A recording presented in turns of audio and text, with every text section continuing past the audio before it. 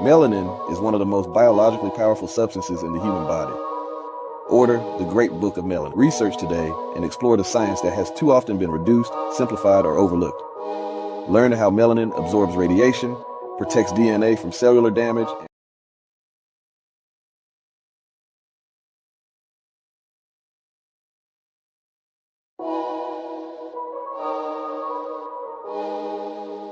Melanin is one of the most biologically powerful substances in the human body. Order the Great Book of Melanin. Research today and explore the science that has too often been reduced, simplified, or overlooked. Learn how melanin absorbs radiation, protects DNA from cellular damage, and influences neurological function. Mechanisms documented across multiple scientific disciplines, but rarely explained together in one place. The Great Book of Melanin research brings these findings into a single, accessible record, connecting biology, chemistry, and human health with clarity and precision. For decades, this information existed across journals, laboratories, and institutions, yet most people were never taught it. Not in school, not in health education, and not in the conversations that shape public understanding. Instead, melanin was reduced to pigment, assigned a color, and set aside because context changes conversations. Order the Great Book of Melanin research and see the research compiled, explained, and placed back into plain sight.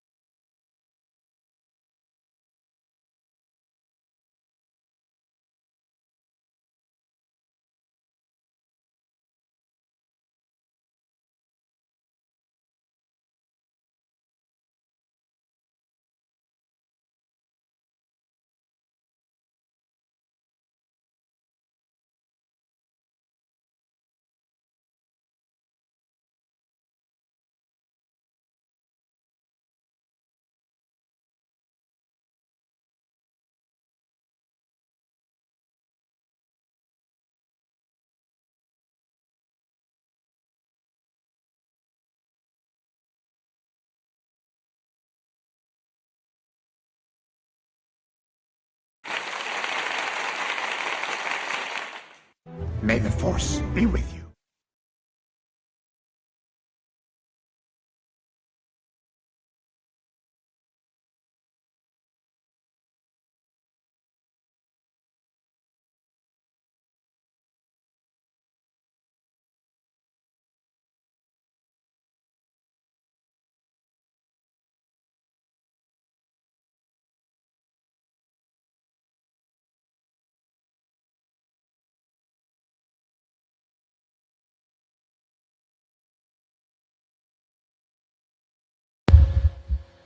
So,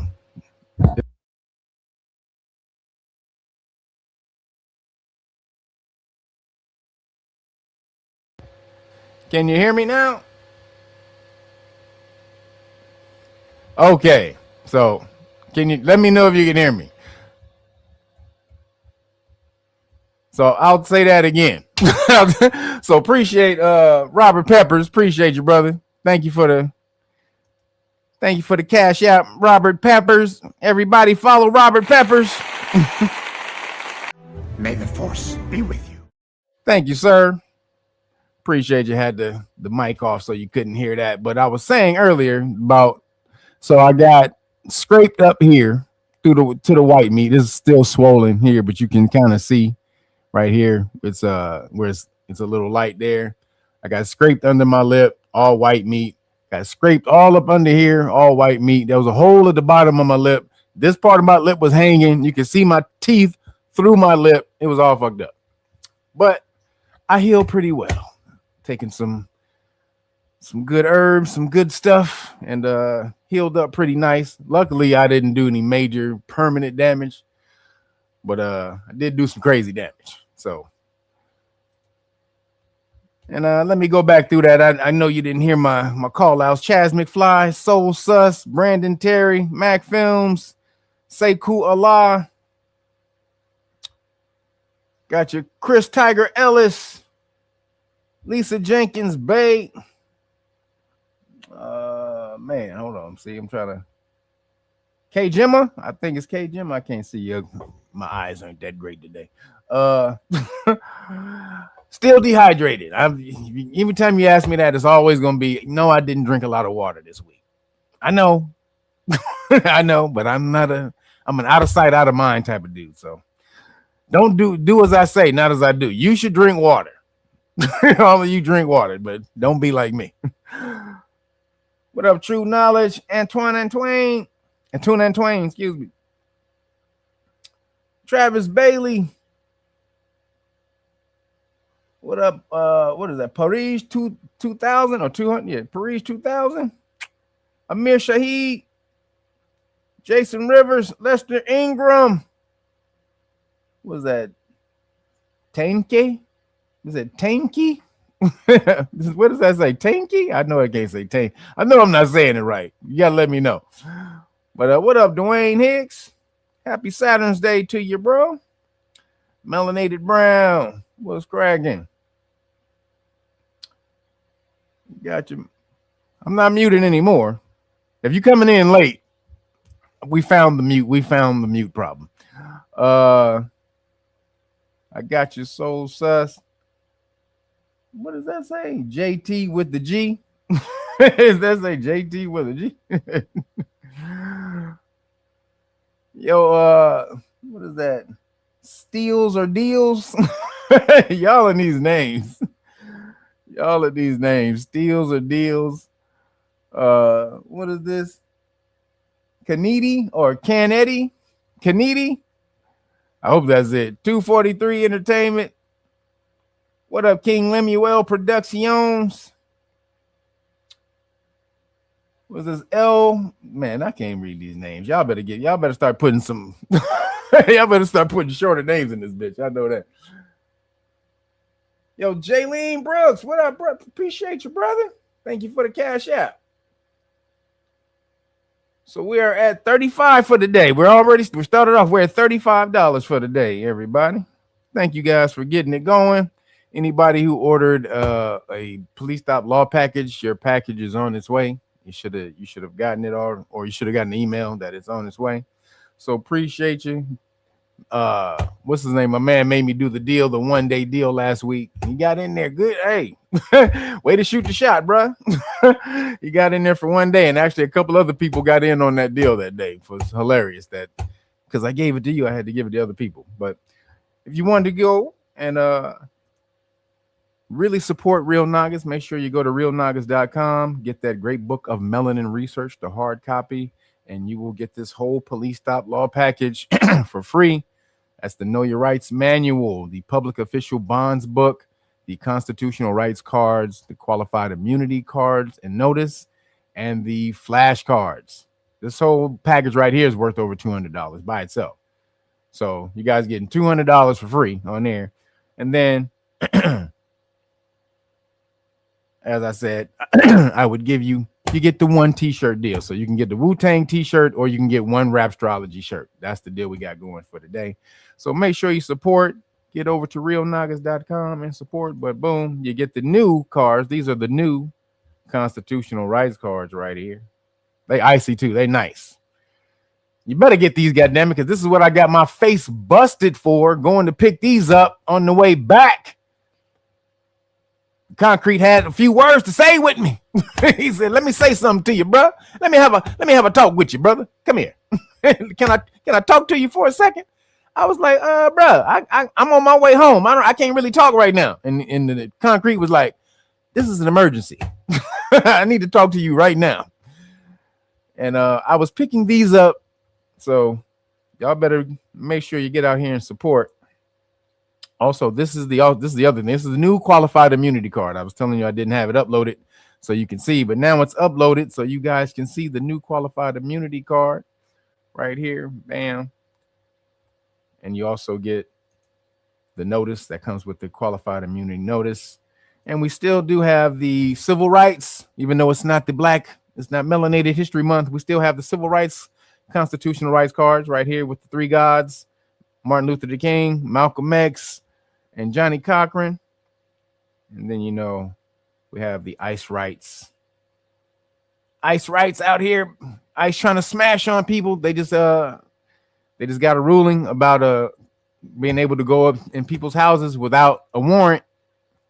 Y'all better understand what's going on right now. There's a few caveats to that ruling. However, if you don't know those caveats, then you're gonna get your ass smashed.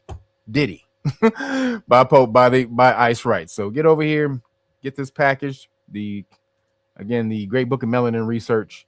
You get the whole Police Stop Law package for free. And you get one of these beautiful Rapstrology shirts right here. Bam. So you get that. That's just two. So this is Rapstrology 1 right there, Rapstrology 2, or Rapstrology 3. You can get either one of these, or you can get the Wu-Tang shirt as well if you want the Wu-Tang. Also, if you want to make sure you want to get out of the corporation known as the United States of America Inc., make sure you get over to patreon.com/realnagas and sign up to one of the status class levels. At the highest level, I will give you the paperwork for free when you can explain it. Yeah, as you can see right now, you learning the law is going to be of the utmost for you to get by in the future. Everything is trying to smash on your constitutional rights. They have to do this. And we're going to talk about this today, but Khazaria has to try to destroy America so it can elevate itself. Khazaria wants to be the world superpower. And the only way to do that is you have to take down the existing world superpower. So it has to be one. It's not a world superpower yet. So in order to do that, you have to kind of take down the main superpower, which is America. Then you move yourself up, position you. Now America and Khazaria will be in the same place, but not really, because Khazaria owns America. And then Khazaria will move up and position itself to be the world superpower eventually. And they're going to do that by suppressing your speech, destroying your constitutional rights over here in America. So if you don't understand, you have the best rights out of anyone in the world. We're going to talk about this today. Girl just got locked up for having a t-shirt on in Australia. 2 years. Just having a t-shirt. So you better get over here. Again, get over to patreon.com/realnagas. Sign up to one of the status class levels. And remember, at the status class, I don't teach you how to take yourself out of the system. I teach you how to have 1 foot in the system and 1 foot out of the system at the same time. That's what you want to do. I'm about balance. If you always come and you ask me this or that, I'm going to say this and that. If it exists, it has its purpose. And so you should find a way to be able to use it at some point in time. So 1 foot in the system, 1 foot out of the system, having all of these documents, your driver's license, your ID cards, your social security cards, all that type of stuff. You have those documents, but they don't obligate you. You can have those documents without them obligating you. Okay, without you being under the jurisdiction of the corporation. You can have those things so you can move freely throughout the system. That's what you want. You want to move freely throughout the system, but you don't want to be obligated to the system. You don't want the system to have any jurisdiction over you. And this is what I teach. 1 foot in, 1 foot out. And any time that you learn anything, that balance is always going to be the best way for you to go in anything. All right. Roger Roche, what up, brother? Man, why you dropping these super chats trying to make me read this on the screen when I told you my eyes is bad, Roger Roche? Appreciate you, brother. Thank you for the super chat. Let's get you back. Fresh out of back to tank. Yep. I'm out of the back to tank, baby. Just like in Boba Fett. Or Luke, when Luke got his hand cut off.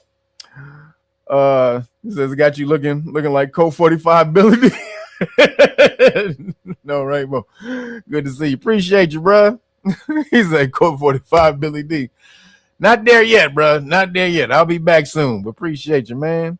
So we had 45 today for the donation goal. We have $45 for today.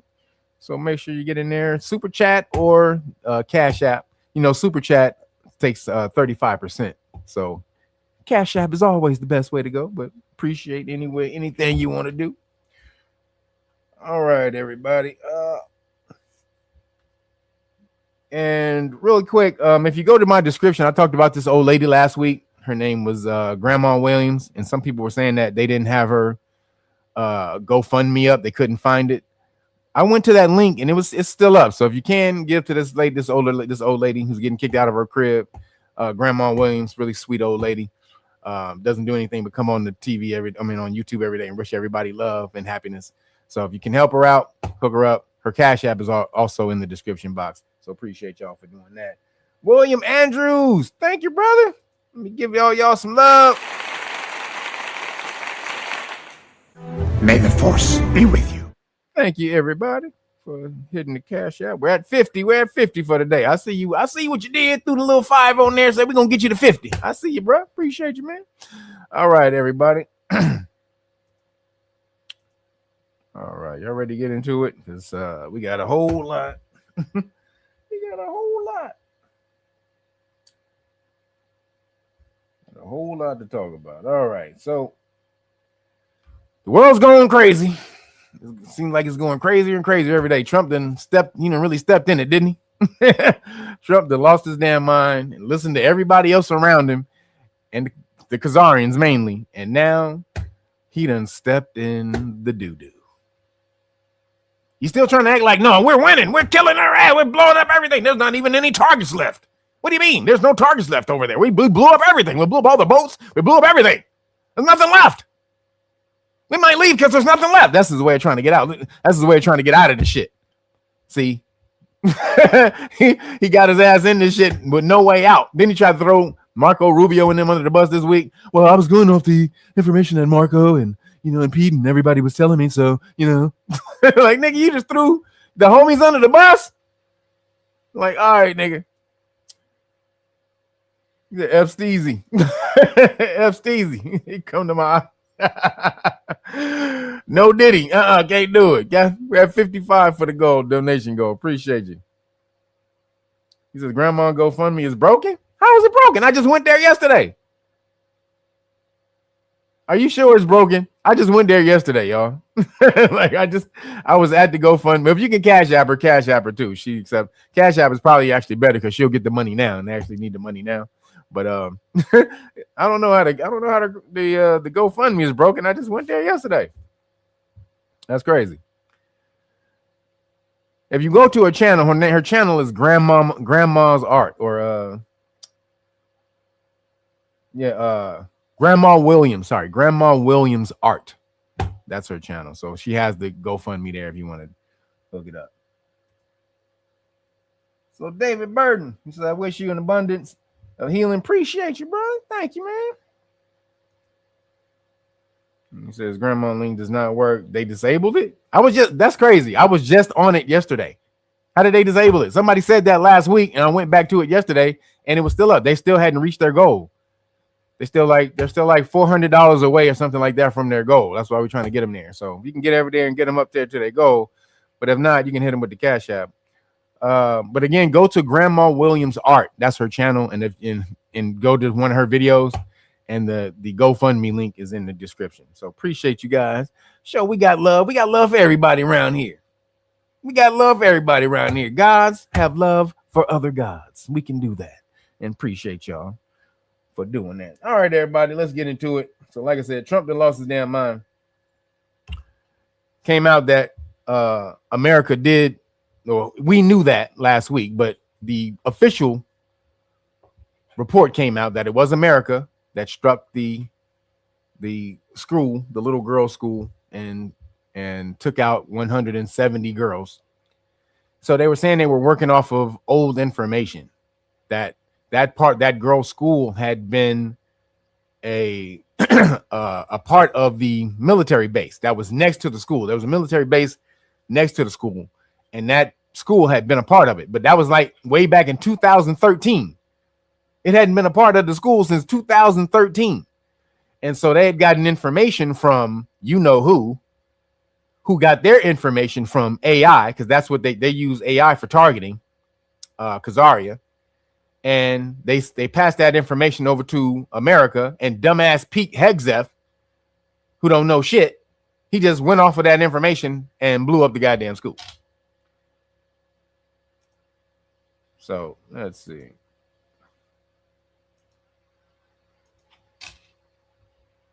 Hold on, let me see if I can work.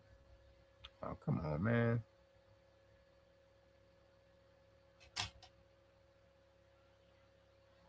Hold on.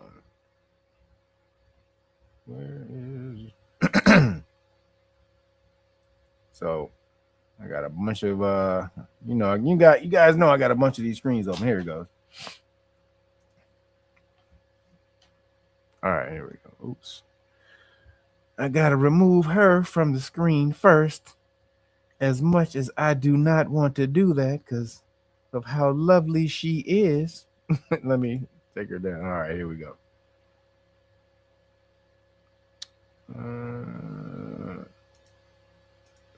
All right. A preliminary military investigation shows the United States is behind the killing of 168 schoolgirls, as well as 14 teachers in Iran. That the U.S. is, in fact, responsible for the bombing of this school. That is from the preliminary findings of our own military's investigation. There have been a lot of other investigations into this that were done by various different media outlets. And they said, yeah, you know, it looks like the United States did this. And now our own military is. Yes, it was intentional bad information to loop America into something that they couldn't get out of. They said, all right, look, this is the military base. So basically, Israel hit them first, and then America double tapped. So the second hit was the school hit, and that was sort of a double tap. And Israel or Khazaria knew if America hit this school, excuse me, they knew if they hit this target, there's no way you can back out now. Now you're in here with us. Now you're Moloch worshipers with us. You took out the kids for us. Thanks. Appreciate it. So we didn't have to do it, but thank you, brother. Now we're Moloch brothers. We're Moloch brothers in arms. Hail Moloch. that's what and then America's like, what, nigga? What? Wait, hey, hold up. Hey, no. But they're not really denying it that much. America's not really denying it. Trump trying to, that's when he threw Pete Hegseth and them under the bus. He was trying to say Iran, it was one of Iran's missiles. Well, Iran doesn't have no Tomahawks. Tomahawks are specifically from America. And if anyone has Tomahawks, they bought them from America. Or they got them from somebody America sold them to. So, nigga, he was tripping. He was like, so he said he was going to take responsibility for it. Then when they actually told him that it was discovered, it was America, then he didn't say nothing. He said, well, I haven't heard that. And then he came out after that. Then he was said, well, you know, I was working off the information. Your son's still in the investigation. I was working off the information that, you know, Marco and Pete and some other person. I forgot the other person. He said that they gave him. So he threw them completely under the bus.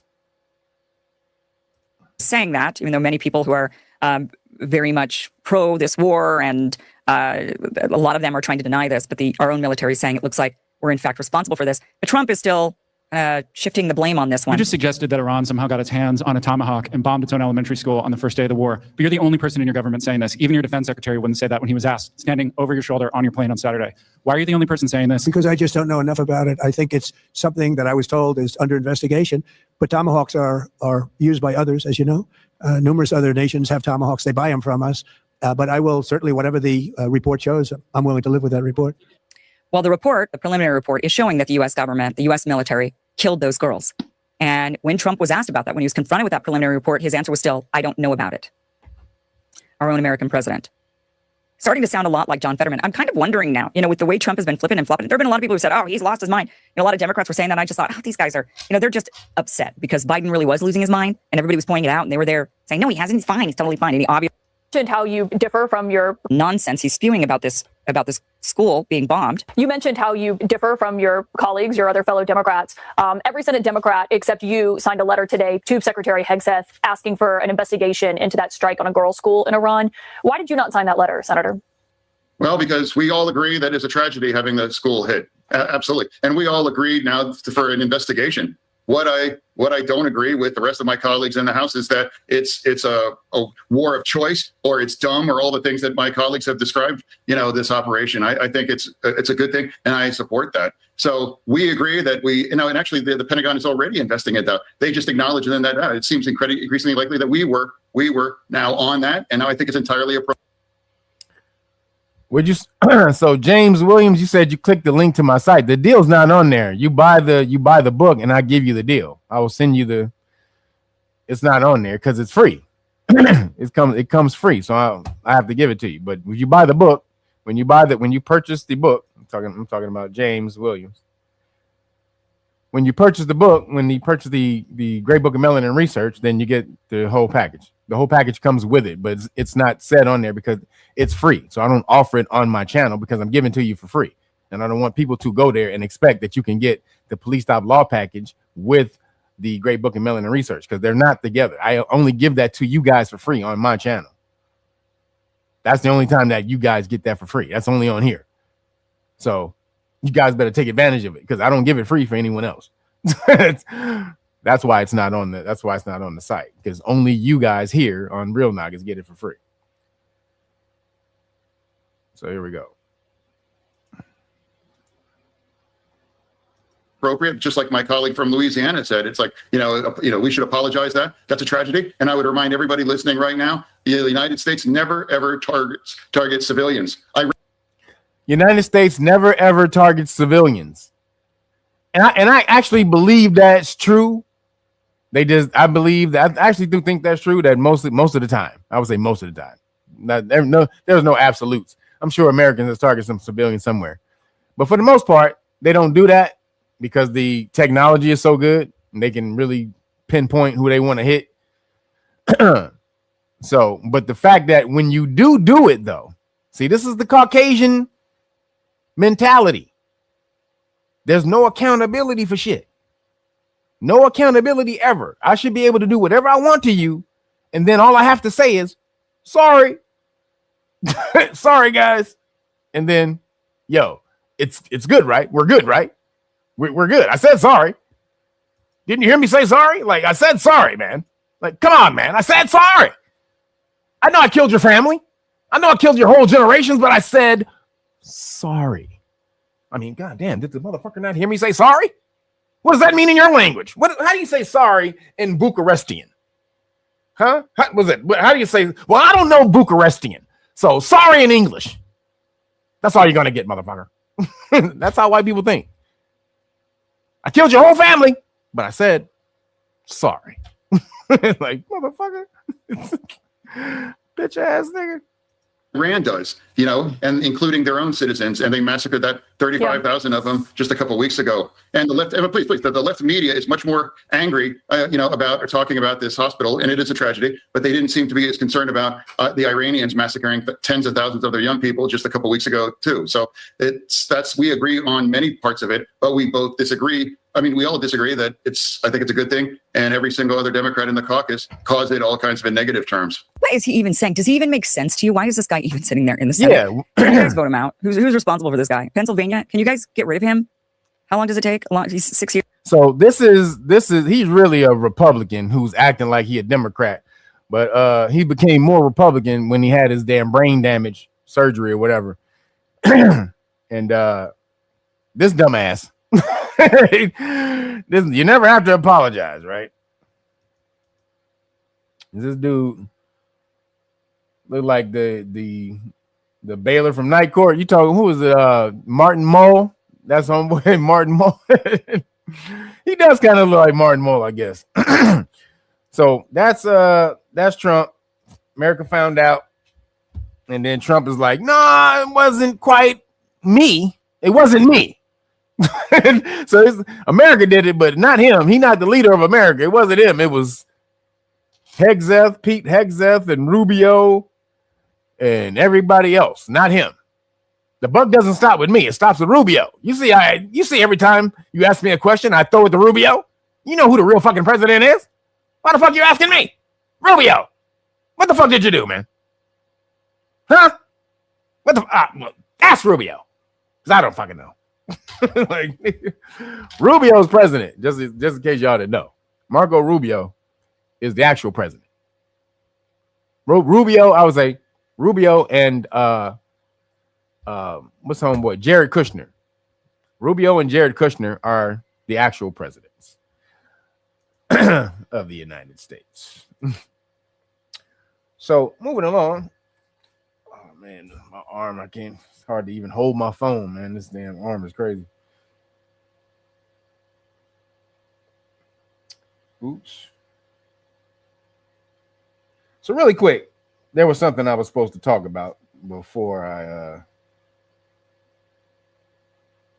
I got into this.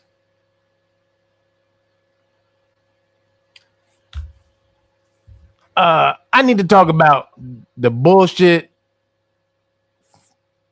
NBA. I got to talk. I was supposed to talk about this before the stories, but since I only did one story, I'll double back and talk about this first. Then we'll get back into the story. Fuck the NBA. The NBA is trying to destroy Kobe's legacy. They've been trying to do that for the longest time. Like Kobe had the hardest time coming up. If you understand the NBA, Kobe had the hardest time coming up after the grape trial. They tried to destroy him, and they couldn't destroy him. Like that's why he's Goddard than everybody else, because the league tried to destroy him, and he still wouldn't be destroyed. That's why he's better than Jordan. Jordan never had the league actually try to destroy his ass, try to take him out of all of basketball. That's what basketball tried to do to Kobe. The NBA tried to do that to Kobe, get rid of that nigga, and he said, "Fuck y'all, I'm Goddard than all of you." And he came back and he showed how he was Goddard. Now, the NBA though is trying to wipe his memory because Kobe is a remnant of the masculine NBA. He was the at his time Mamba mentality. That reminds them of a time when the NBA was super masculine and it was the best. Men were men. They wasn't walking in here with these bitch ass hairdos and these skinny ass fucking shorts. Motherfuckers look like they ain't never did a push up in their life, and all they do is shoot threes. And the NBA sucks. And Kobe reminds them of how dope the NBA was because he was the super basketball mid-range from all over the court type of player. No excuses. I got every shot in the game. Play all defense. No excuses. So his 81 point game is the legend that lives in the NBA. And it lives because even though Wilt Chamberlain said Wilt Chamberlain scored 100 points, no one saw it.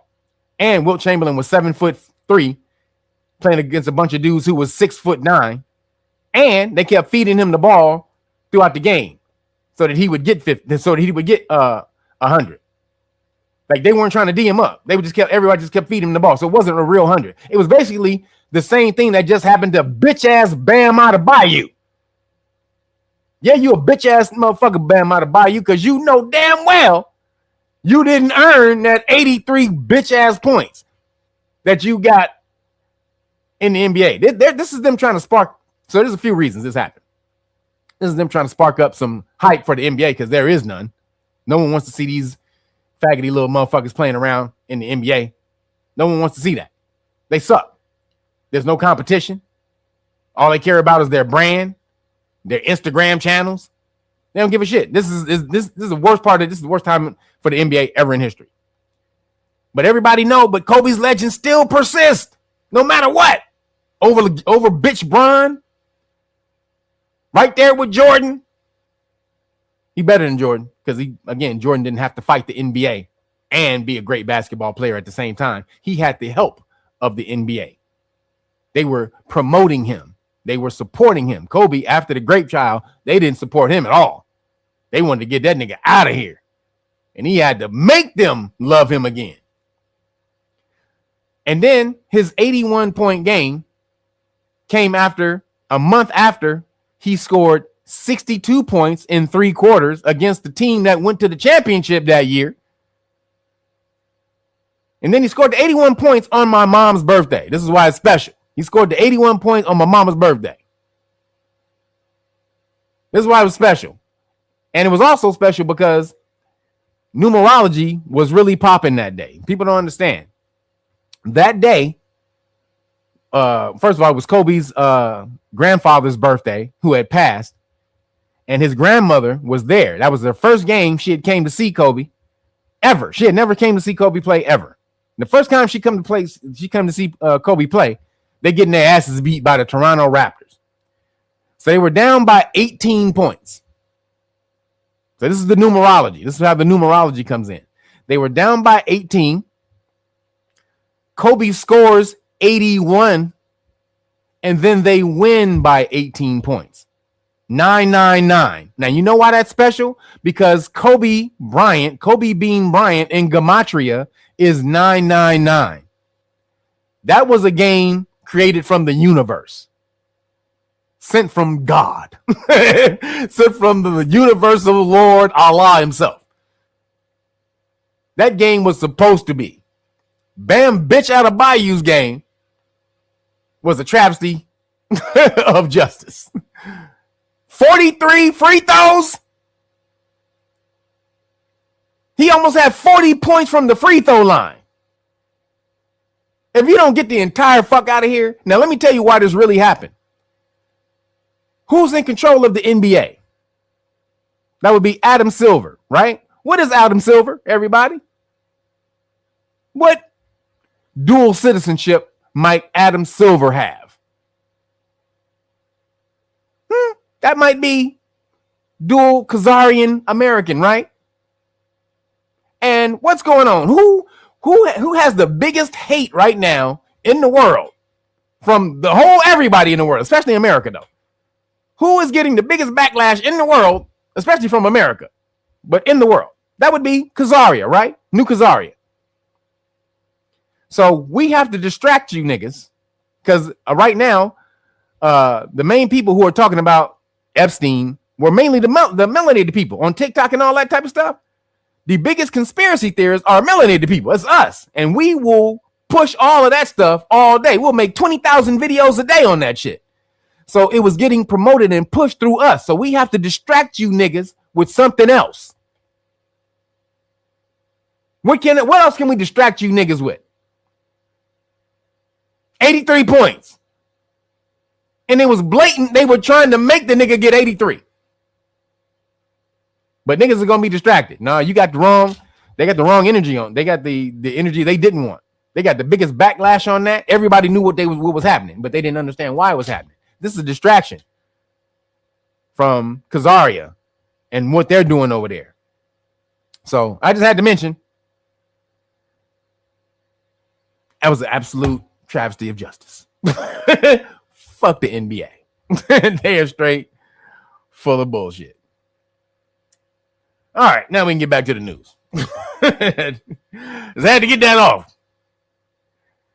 And not to mention, when Kobe scored his 81 points, Kobe shot 61% from the field, was 18 for 20 from the free throw line. He only had 20 free throws. 18 for 20 from the free throw line. Only missed 2 free throws. God damn it. Had like 3 steals, a block, 3 assists. Like he was all over the damn place. Yo, Roger Groves, appreciate you, brother. He says, F the NBA, Kobe Bean Bryant carved perfectly from God. Bam was some BS. I saw the game. Straight set up. Kobe is the shooting guard from God. Absolutely. And so, yeah, the NBA has a mark on it from this. This will mark the NBA badly. Like, seriously. This shows your product is going down the shitter when you have to engineer a player like Bam Adebayo, a career 16-point a game scorer, gets 83. It wasn't like Luka got it or fucking AD or even LeBron bitch ass. It was Bam Adebayo. Bam Adebayo. That's your new name. So moving along. Let's getting back to some real news. I just had to say, but I had to show you that was because that was a distraction. That was conspiracy and distraction from the NBA. They have all their weapons out to distract you right now. Every weapon of distraction, mass weapons of distraction is out for you right now. Then America blew up Iran's oil. So they didn't know what else to do because Iran was kicking their ass. So they had to do something. So now it wasn't America, but it was Israel, not America, but Israel blew up Iran's oil. Set the whole goddamn thing on fire. Oh, let me see if I can find it.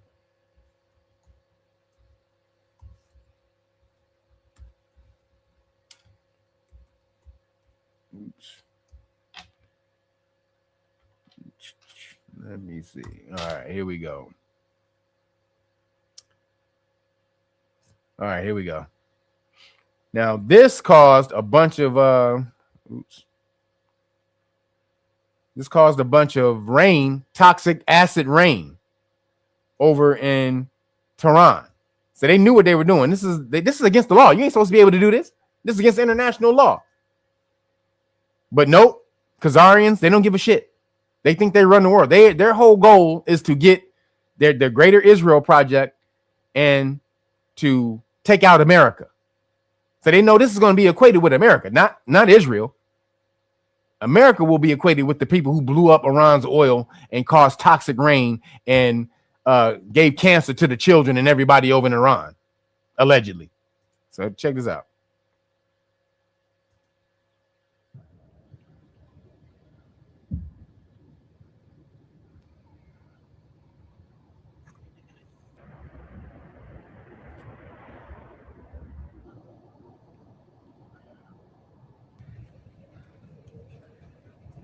They had a bunch of all that black smoke.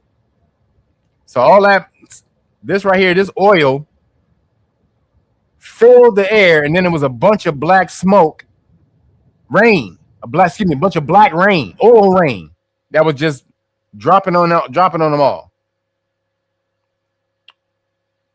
Hold up.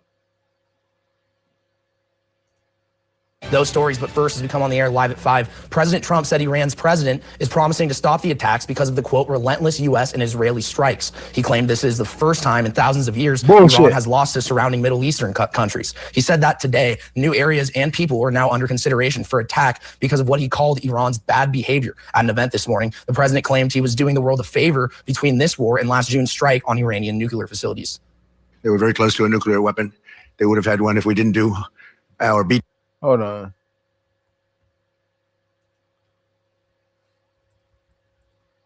Watch this. Hold on.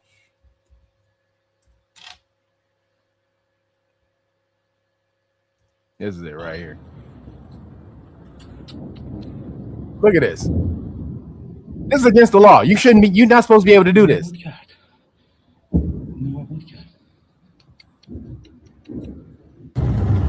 This is a toxic disaster, an environmental disaster. And they did this. Excuse me. They did this to destroy the reputation of America, really. Israel did this.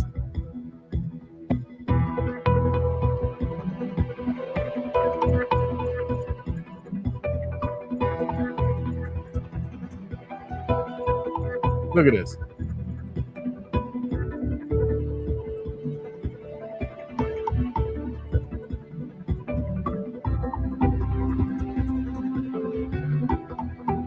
So they did this and they didn't tell Trump, and Trump was pissed. So he called Netanyahu bitch and said, "Hey, nigga," but too late, nigga. His dick's in his balls is down your throat. Trump, you can't speak.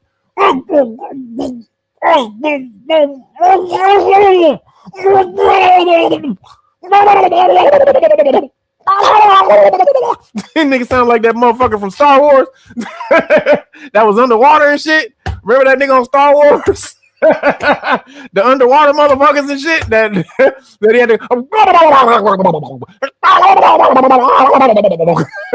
That's what Trump sound like when he mad at Netanyahu trying to tell him to stop Nigga, Netanyahu already got his balls down your throat, nigga. You can't.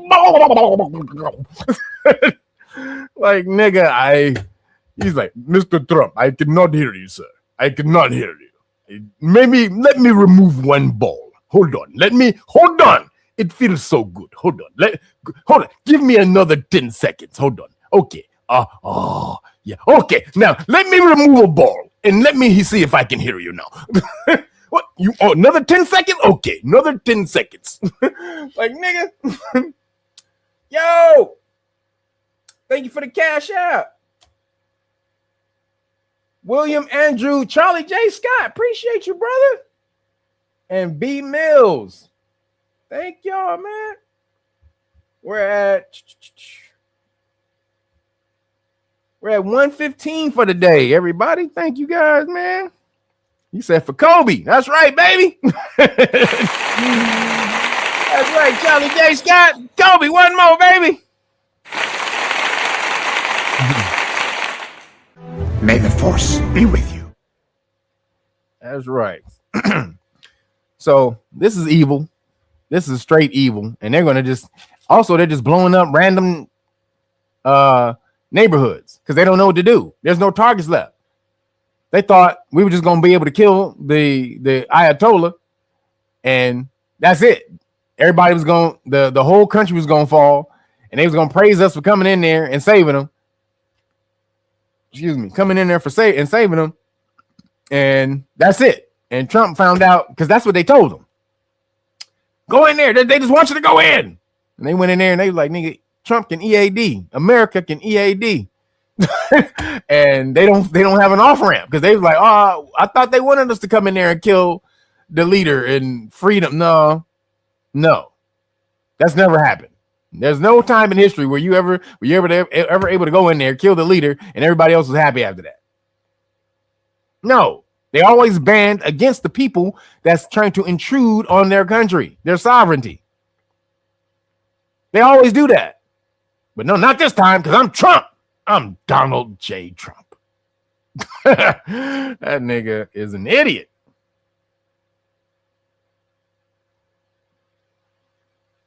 Would you say no audio? Are you just coming in here, Trey Taylor? You must be back. Is my audio good, people? Trey Taylor said my audio is bad.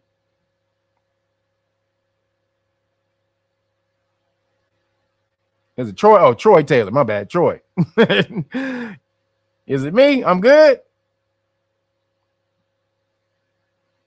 Y'all let me know. Am I good? Oh, okay. I'm good. All right.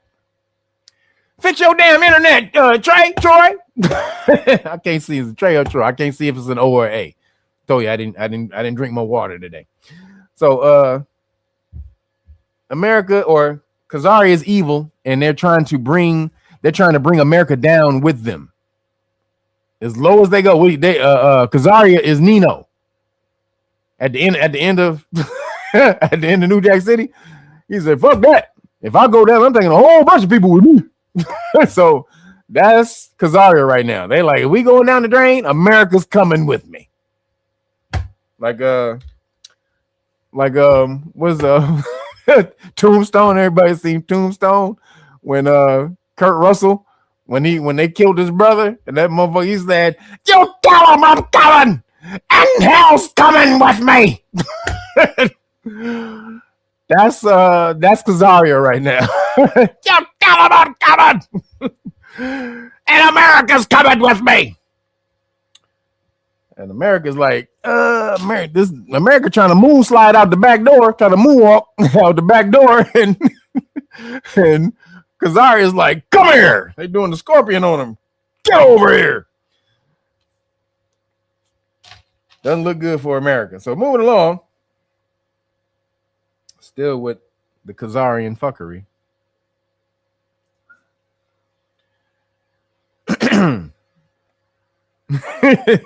Kareem Akbar. It was Kareem Akbar. Straight up. I love Wesley for that one. It was Kareem Akbar. Head of the bank. Vice president of the what's the name bank? And that nigga Christopher Williams is sitting there like, huh? What? What the fuck I do? Like, nigga, me, what? He's a Kareem Akbar.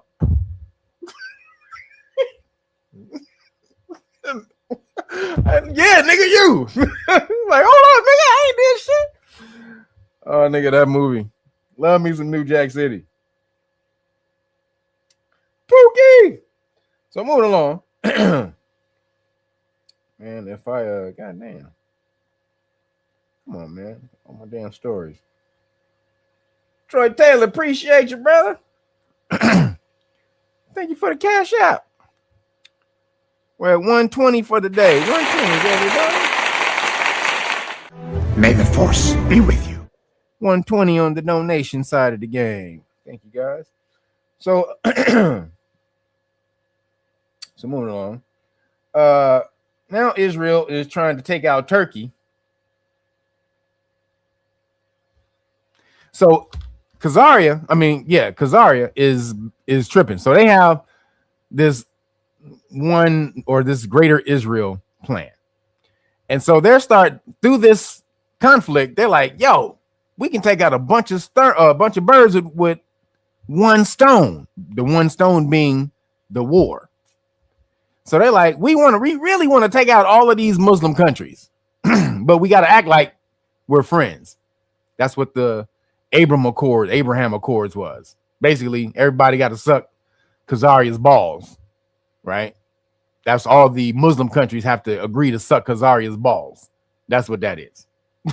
And then America says, oh, we'll give you some deals. We'll give you some trade deals and blah, blah, blah, blah. As long as you agree to suck Khazaria's balls over here in the Middle East, we'll do trade deals with you. So the Islamic countries was like, all right, cool. We'll offer you protection if anything goes down with Iran. That's what they were saying. Well, if Iran attacks you, we'll protect you. That's one of the things. And then that proved to be bullshit, because when Iran launched them missiles over to Dubai and Saudi Arabia and all the rest of them places, America was like, we gotta protect Khazaria. Remember, to Khazaria. We have to protect them. Remember, we got you. We're gonna come in later. Y'all got to deal for yourself right now. But later, when we come and assess all the damage, that's when we're gonna help. Like, nigga, after we get blown off the map, that's when you go, nigga. So the Muslim countries is pissed right now. They are pissed right now, right? And so Turkey, so they know Turkey was like one of the only countries over there with a nuke. So you got very few countries over there with nukes. And now Khazaria says, all right, we got to take out Turkey. So they launched the goddamn missile at Turkey during the war and try to act like it was from like Hezbollah. So this is what they're doing. They're committing a bunch of false flags to the Muslim countries, launching missiles on them, blowing up Saudi Arabia's oil, Aramco, blaming it on Iran. Iran was like, that ain't us. Those are our brothers. Why the hell would we blow up their oil when we know that they can blow up our oil? We're not trying to play the blow up the oil game. That's not what we're doing. We know everybody got that, everybody can lose on that game around here. That's not what we're doing. But Khazaria knows, and they're trying to wipe out everybody. On the low, they're bombing Lebanon. They're holding a goddamn straight bombing campaign on Lebanon right now. Like taking them all out. No one knows. And everybody's like, wait a minute. Why are you bombing Lebanon? Because they'll say, well, Hezbollah, there's some Hezbollah factions in Lebanon. And no, nigga, nah. They want Lebanon. They want, excuse me. They want all these countries. Really, they want Egypt. They want Jordan. They want all of these goddamn countries and all the Muslim countries. And so they'll act like Iran is trying to attack them. But in the meantime, so basically what that does is we can wipe a lot of your infrastructure out in claiming it's Iran, and then get you pissed at Iran at the same time. So this is the main game that Khazaria is trying to pull right now. Then after shutting down so they shut down the Straits of Hormuz, where they ship the oil. After they did that, the oil prices around the world, they shot up to like over $100, like $110 a barrel. So then Trump, he panicked and came out and said that America was winning the war and Iran was about to give up. That caused the market, that caused the oil prices to drop. They shot down just for a second though. Lane Elliott, appreciate you. Thank you for the Cash App. Thank everybody for hitting the Cash App. Thank you. May the force be with you. At 1:30 for the day. 1:30 for the day. Thank you guys. Putting on the donation side of the game. Oops. So that was Trump lying. So he had to panic and lie because he was about to kill the oil market in America. So he lied, that went down. Then he started trying to get the other countries to broker a peace with Iran. He tried to get it was Italy and a couple other countries. They was like, he was like, yo, can you go over there and say that, yo, can we can we chill out for a little bit? And Iran said, EAD, it's in the game. They told him to get your bitch ass out of here. Hell no, we not stopping. We gonna stop when we want to stop. Because they're smashing Khazaria right now. They're smashing Khazaria so bad that you get thrown in jail for releasing one video out of Khazaria right now. But then somebody released one and they showed the cluster bombs hitting. I can't show you that because that was on Telegram. So if you want to see the bombs hitting Khazaria, go to Telegram and go to Real World News Channel and you can see that. they're getting smashed. Then somebody showed a hypersonic. They showed one of the hypersonic missiles getting through. God damn. That shit now. And they were saying, well, maybe it was an AI video, and it didn't look like an AI video because the dude who got it, he said he got it from he was a military guy, ex-military, and he said he got it from one of his military people. He said it was a real video. Let me see if I can find the dude.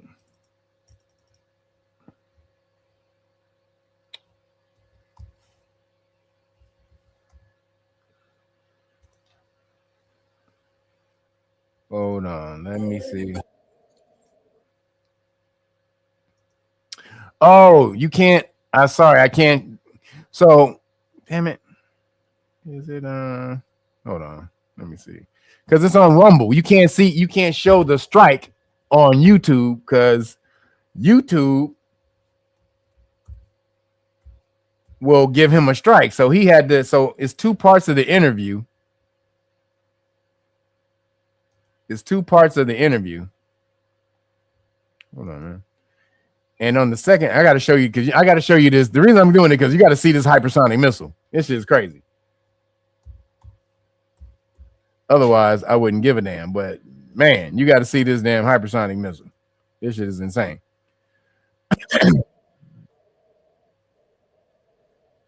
Hold on. Hold on. Wait a minute. What are you doing, man? Oh, because I don't have YouTube. I don't have YouTube. I mean, a Rumble Premium, so it's a bunch of commercials. But let me see if we can share this right now.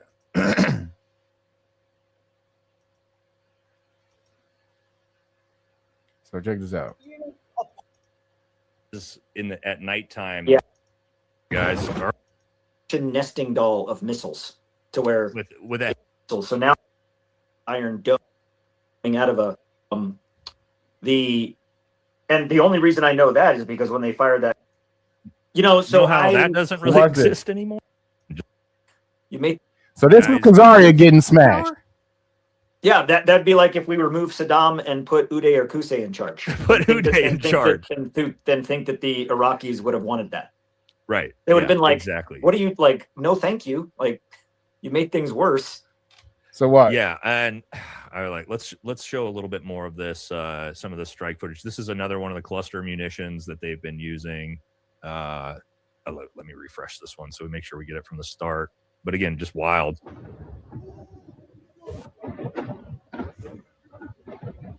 God damn. I mean, also, where's the Iron Dome, Tony? Remember the Iron Dome? You know, so Yo, Khazaria is getting smashed right now. They are getting mangled. Did y'all see that? Hold on. I'm going to see that if I can get the hypersonic missile that he showed. Hold up.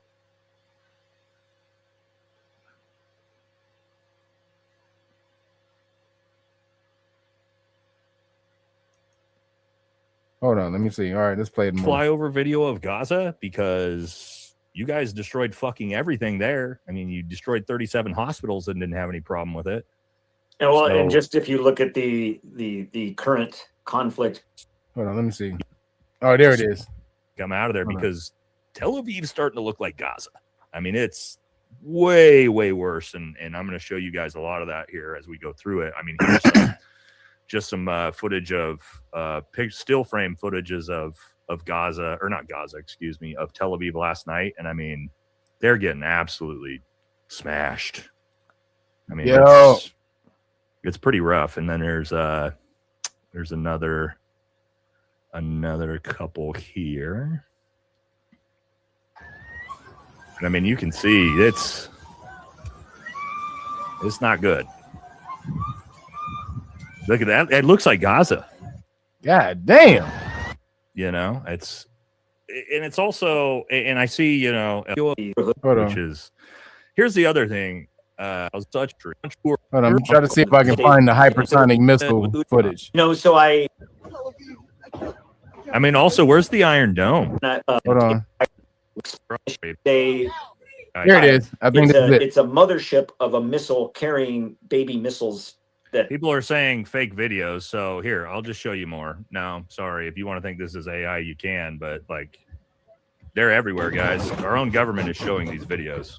Yeah, that they do have them. They and you know it. They're not. They're targeting civilians from a ballistic missile launched by the Iranian regime. So is a civilian apartment building in Bat Yam. Which he's crying about attack. They're targeting civilian, but like people saying this isn't happening. This is an Israeli right here showing you this. Or what's left of it after a ballistic missile directly hit this building. Yeah. Numerous people were killed, hundreds were injured, and there are now soldiers behind me.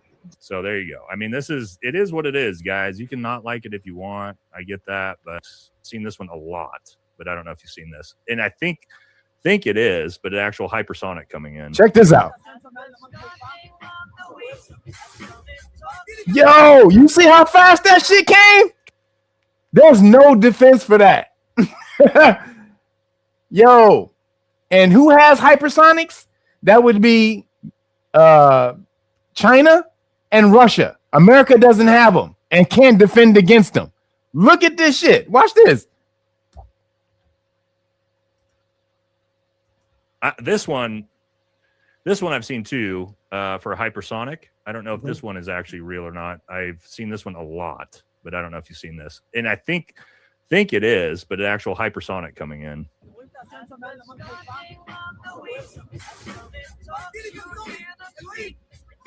Look how fast that came in. Yeah, so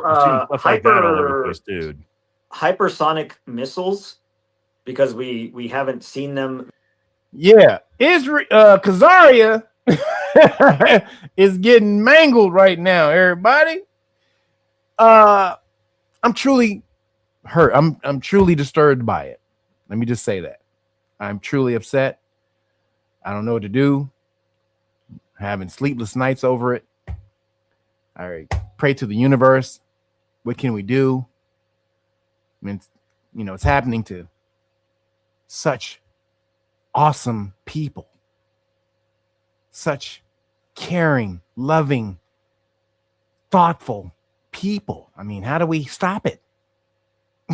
How do we stop it? I don't know. I mean, you guys tell me.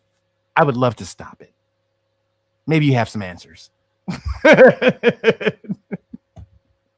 Maybe you have the answers. That's all I'm saying. That's all I'm saying. They getting mollywopped straight up. Straight up. They are getting mollywizoppled over there. They don't want nobody to see that shit. That's what happens. Again, you did that to Gaza, and now the universe said it's on you, bitch. Yo, couldn't have happened to some better people. I'm really hurt. I'm truly upset, and I think I may have to take off for a few months. You know, it's PTSD behind this. May not have any live streams for a few months behind it. I don't know. I mean, once this live stream ends, I'm gonna have to do some soul searching. Everybody, I don't know. Just saying. Jeff Hicks, appreciate you, brother. He said Darlene. He said Darlene OG Ortiz, get well soon. What happened to Darlene? What happened to Darlene? But appreciate you, brother. Something happened to Darlene? I thought she was on the. I thought she was on the show not too long ago. May the force be with you. All right, appreciate you, bro. We are up to, that brings us up to, yo, and Brandon Terry, appreciate you. Came right back on in. We're at, oops, hold on, let me give you some love. May the force be with you. We are at 160 for the day. 160, everybody. Appreciate y'all for the donations. All right, so moving along.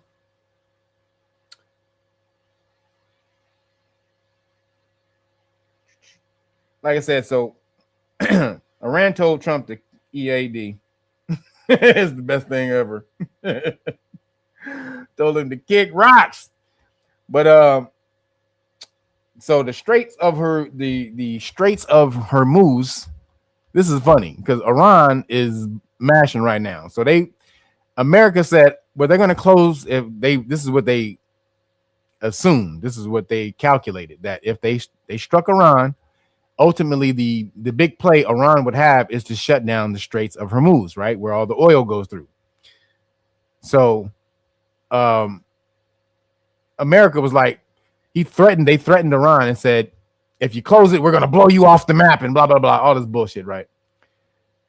Doesn't mean anything because Iran has been planning for this for 20 some odd years. They got landmines and boats and all kind of small boats that drop off bombs and all kind of shit.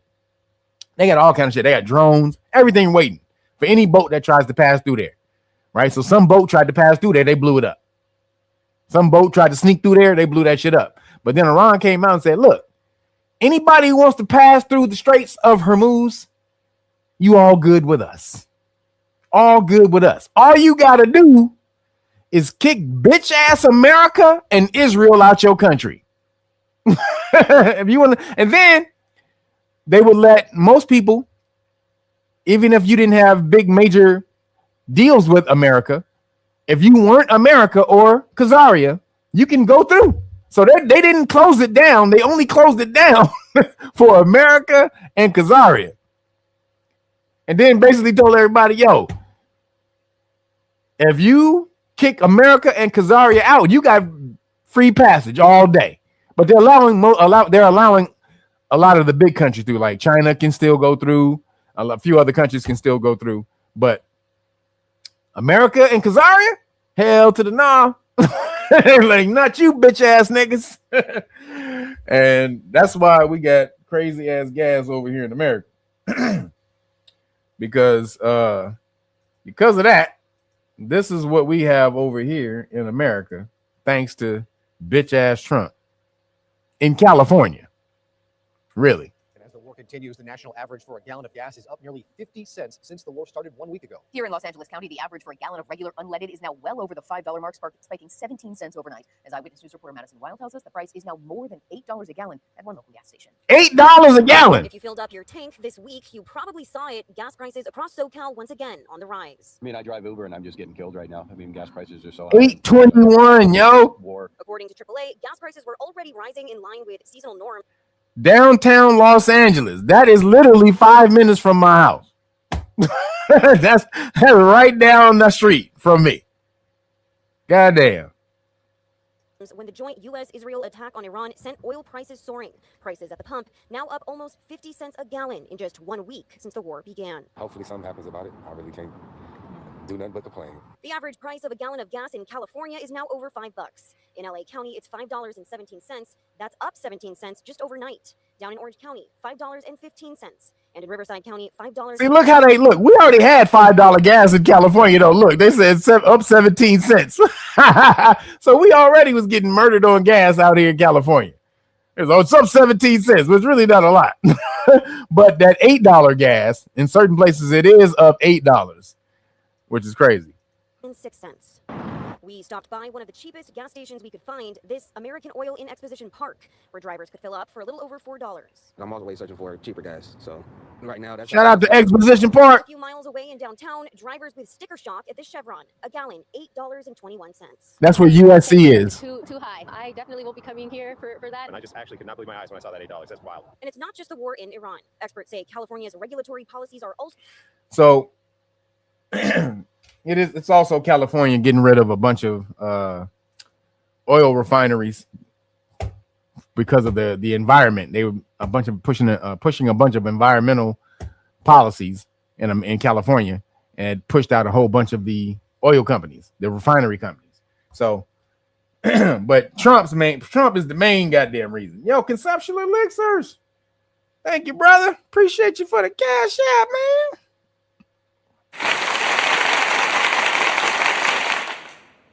May the force be with you. Yeah, 190 for today. Appreciate you, brother. 190, everybody. Make sure we get to the donation goal. Bam. Appreciate you guys for all everything that you can do. Also, the best thing you can do, make sure, let me show you. Get over to rapstrology.com and get you some gear. That's also the other way you can Rapstrology, where hip-hop legends meet zodiac energy. Fire sign first, kick in the door with the style. If you're built to lead, wear it loud. Solid like bass, never shaky, always true. Earth sign drip, stitch for the crew. 2 flavors, 1 fit, switch flow, switch lanes. Rockin' teeth in the hoodie, still top of the game. Hard on sleep. Get over there, Rapstrology. Get you some gear. In the sky with the fire so royal, burning bright, never dim, yeah, we shining loyal. Heart of a line, gold chain on my chest. Spinning, I'm just reading they flows. Look up, every sign got lines of its own. Raps I rhyme like a constellation, bars in rotation, cosmic elevation, tap in. Stars line up, let the bars go off. I read the sky, then I write it in a flow that's raw. Because the universe always has bars. Level up your look at rapstrology.com. Level it up. Level your look up. God damn it. Get on over there at rapstrology.com. While you're in there, get your great book of melanin research. You can get your t-shirt for free. For free. When your star sign lines up with the spot you vibe in, that's Rapstrology. Scorpios sipping spices, Libras with balance in their glasses, Virgos keeping it polished. Whatever your chart reads, we got a bar T for it. Shop Rapstrology. Shop Rapstrology, yeah, damn it. All right, so moving along. Trump was using Space Force. Let me see if I can. To shoot down missiles. Trump was using Space Force. Hold on. To shoot down missiles. Let me see if I can find.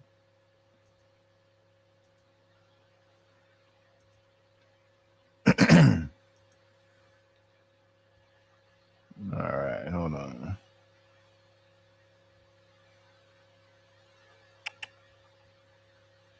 God dang it, where'd it go? Where'd it go?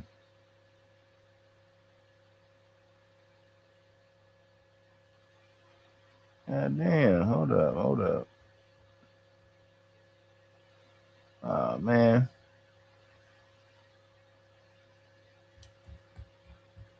me see. Hold on, guys. I think I might have lost the video. Hold on 1 second.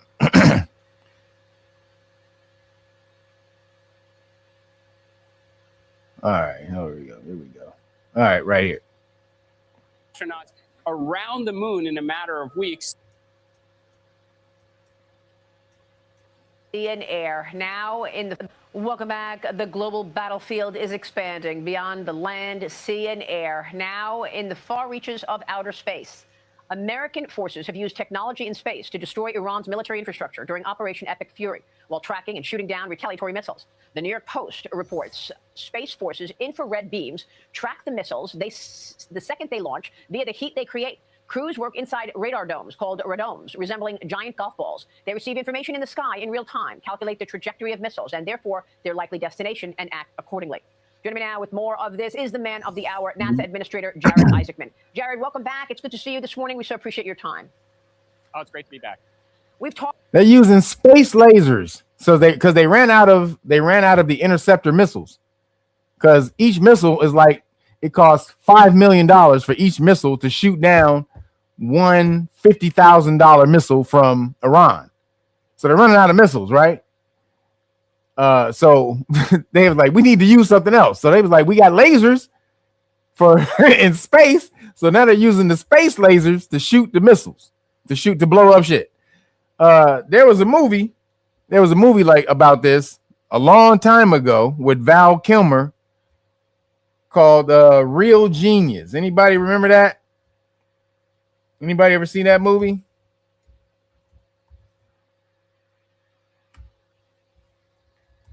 Let me see. Hold up.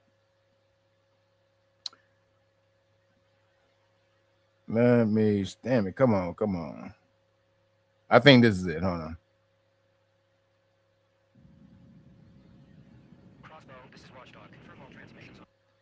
So check this out. This is from Real Genius 30 some odd years ago. I think it may even be 40 years.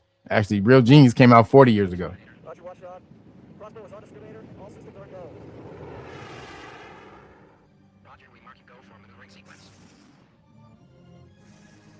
Watchdog, this is Crossbow. I am established. Confirm we are go for arm. Affirmative, Crossbow. At this time, select electrics to max, select vents to open, and select systems to onboard. Roger. Crossbow is armed. Roger, we now have ground confirmation. Rabbit is in the hole. Moving target indicator engaged. Pathfinder is on. I'm going. Sorry, this is as loud as it goes. Scanner on. Target locked. Tracking locked. Roger.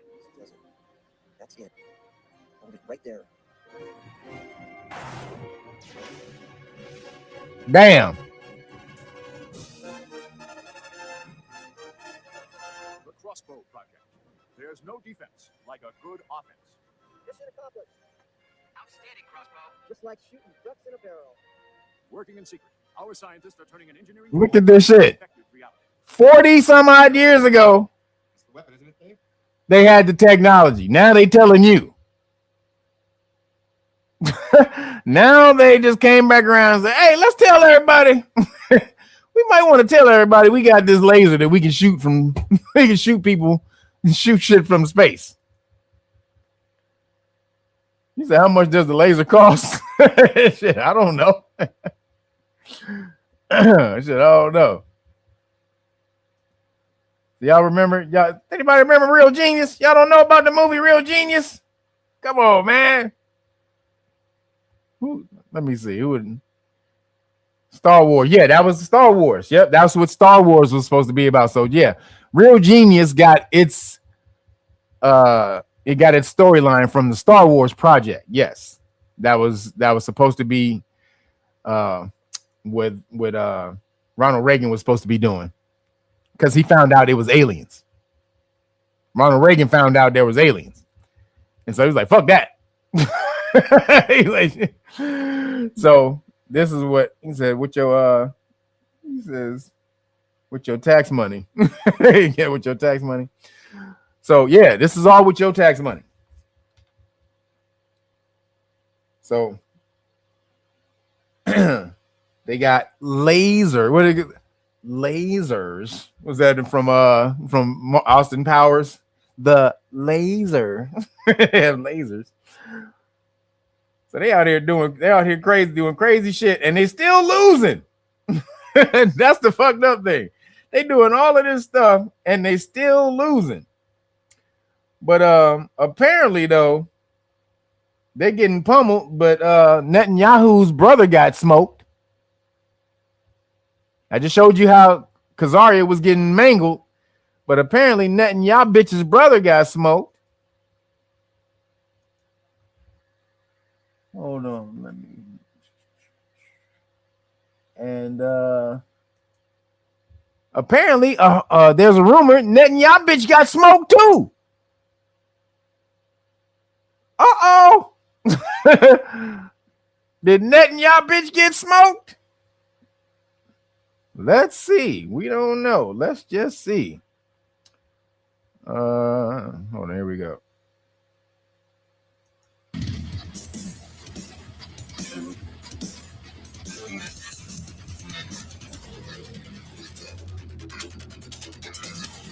Welcome back to the channel, everybody, and we have two big breaking stories for you today. The first being the rumors that have started to circulate the internet that have gained a lot of traction over the last couple of days that potentially old Bibi was actually taken out in a strike earlier in the week. Now, the reason why these rumors are circulating is because, well, they keep putting out AI-generated images and press conferences of him. As you can see, they just can't get the fingers right with AI yet. So we're going to talk about that. Very bizarre. The next one is the unfortunate, sad story that, yes, 6 more dead service members from a Stratosphere refueling tanker going down in Iraq yesterday. And actually have the actual on the ground story from. So altogether, like 17, I think it's like 17 soldiers have gotten taken out for Iran. I mean, excuse me, for Israel, for Khazaria so far in the war. American soldiers, 17 have been taken out for Khazaria so far. Absolute bullshit.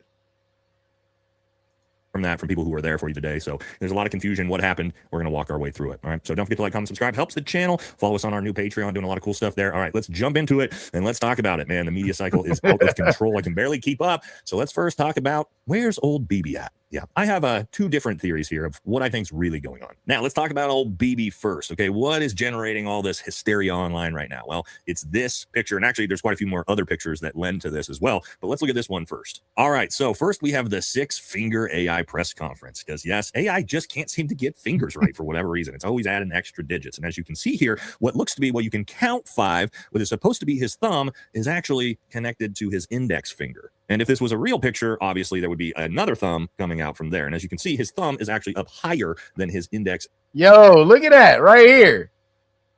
It's connected to his index finger right here. And if you use AI enough, you know AI definitely gets the hands wrong. It gets a whole lot of stuff wrong, especially like words. It'll fuck up words. Unless you got like the super plan program, the super pro, and you got to really tell it to copy the words perfectly. And I mean, you got to really be careful and really baby like with AI. So it does everything you want it to do. You got to explain it to explain all of your information that you want to it like a child. So right here, somebody didn't talk to it like a child and they got that finger wrong. And they got this finger wrong. Also, Netanyahu bitch has not been seen in over a week. So yesterday they were hearing about this. They were getting not backlash. They were getting a bunch of not backlash, but it was a bunch of rumors coming out that what happened to Netanyahu bitch. So they put this video out yesterday. They was like, "Oh, this video, he's here. He's here. He's right here, guys. He's right here." Like, wait a minute. That don't look like, and he has not been seen in public in over a week. So this is crazy. You know what'll be really fucked up? What'll be Trump's karma? What'll be the craziest karma of all time? If Netanyahu bitch got him into this and then died at the beginning, so he leave it all on Trump bitch ass.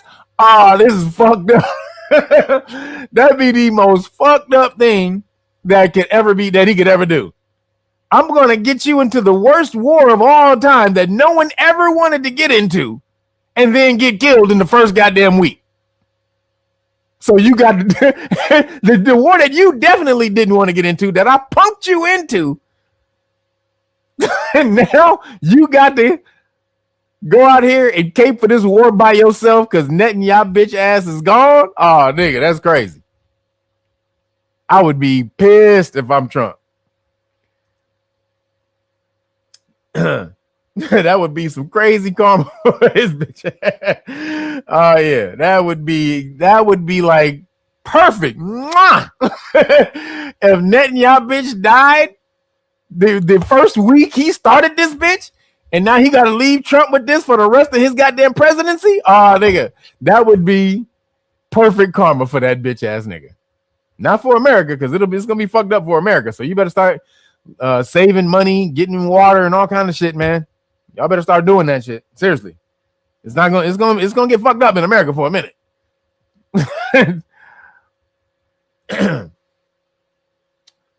No, that's gone viral. The hashtag #SinBaron has gone viral on X. So here we go. In his middle fingers. And if you look at a regular thumb, no, the regular thumb does not come up to here. That thumb is coming out of here. So again, this 6-finger AI curse always gets everybody caught. Adding extra hands, adding extra fingers. Very bizarre for AI. However, that's not the only one that's been put out there. There was also this one from a couple days ago that was very clearly proven to be an AI green screen. So Bibi is definitely not standing there in Tel Aviv or where he's supposed to be. He's somewhere else. But where might that be? Now, the Israeli government came out and refuted this as a fake story, and it wasn't true. He was completely fine. But these things are, you never really know. Let's think about when the Ayatollah got struck. What did the Iranian government come out and say? They said he was completely fine. He wasn't hitting that strike, and that he was in a bunker or something. And then we found out a day or so later that it had been confirmed that he was taken out. So they wouldn't actually most likely tell us this in the middle of this conflict either. And so when you add all these things together, plus these weird, bizarre AI images and press conferences they're doing, people are wondering, is he still with us? Now, there's also a second theory of why this is all happening, and that is because he is in hiding, that he fled the country and is hiding in Germany. And that story also gained a lot of traction because of this. The Wing of Zion, the prime minister's plane, took off from Nevatim Air Base at 12:10 p.m. It flew off the coast of Israel for 4 hours before flying to Berlin. It landed in the German capital this evening at 8:30. Now, that was supposedly at the beginning of this conflict. And so what a lot of people think is rather than him being taken out, he's actually just a giant coward in hiding, right? Kicked off. So they're trying to say he hiding. But he had went back and did a live some type of live interview or whatever after one of the bombs hit Tel Aviv. So he was around everybody in the bomb in one of the strikes. So he did go back after the strike, after it was struck, or after Tel Aviv was struck. So we did see him there among the damage. So even if he did go to Germany, he went back among the damage. So now we don't see him though. And like I said, who is this guy? Oh, Valhalla. So he's an ex Green Beret. He's ex Green Beret. Pretty good. He's pretty good. Yeah, he's right down the middle. Like he's I guess he's registered conservative, but he's not. He'll call out anybody. He don't give a shit. He'll call out Trump. He'll call out the Democrat. He'll call out anybody. That's why anybody who will call out anybody, meaning you just call balls and strikes, that's who you should fuck with. Nobody. I'm not on anybody's side. I'm on the truth side. I'm on the side of the truth, and that's who you should fuck with. So Valhalla, I got hip to him from Ian Carroll. They did a live stream once, and he was breaking down some stuff in Ian Carroll's live stream. I was like, who this cat? And then he had he was breaking down. That's how I found him. He was breaking down the gun that they said was used to shoot Charlie Kirk, because he's ex Green Beret.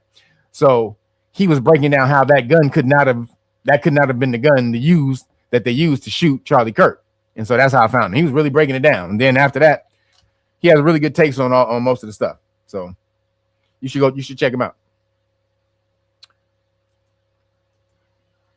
Off a war and then immediately fled the country so he himself wouldn't be in danger while he left his countrymen to get bombed into oblivion, which would actually make complete sense at the same time as well. And we're also hearing that most of his officials have also fled the country with him. But what makes it even more interesting is that Israel's also denying that story. They claim that he's never left and that he's been there in country this entire time. So it does raise the question, if he's there in country, why are they putting out bizarre AI images in press conferences?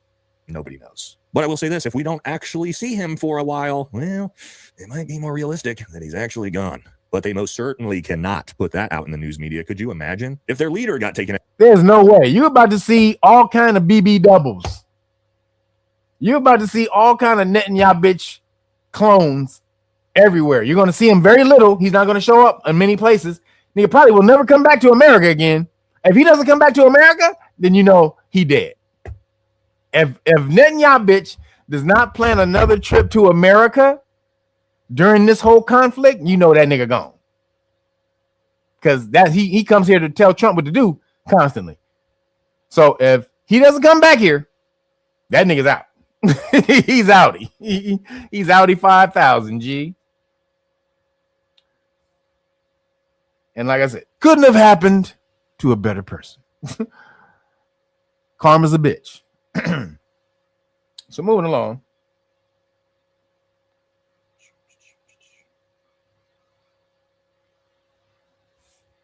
So there's a bunch of false flags, or I would say attacks, attempted attacks that have been happening in America the past week. I guess the past week and a half, ever since the war started.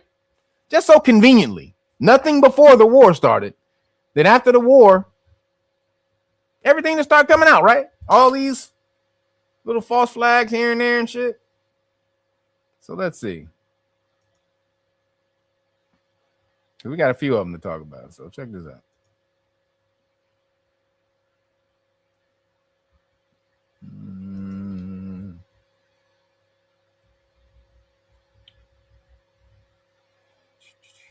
Hold on. All right.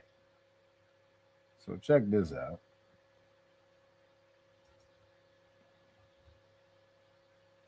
Well, actually, not this one. Not this one yet.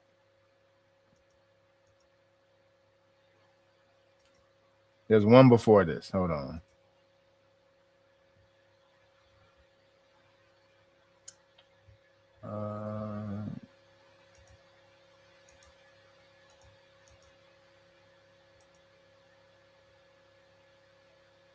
All right. I think this might be it. Nope. Goddamn, that's not it either. Sorry. Hold on. You know what I'm gonna do? I'm just gonna play that. That's what I'll do. I'll play this. Get it back on here. Man, I have so many videos to show you guys. It's hard to get through these damn videos. The YouTube be trying to hide my videos, but I gotta show you. So here we go.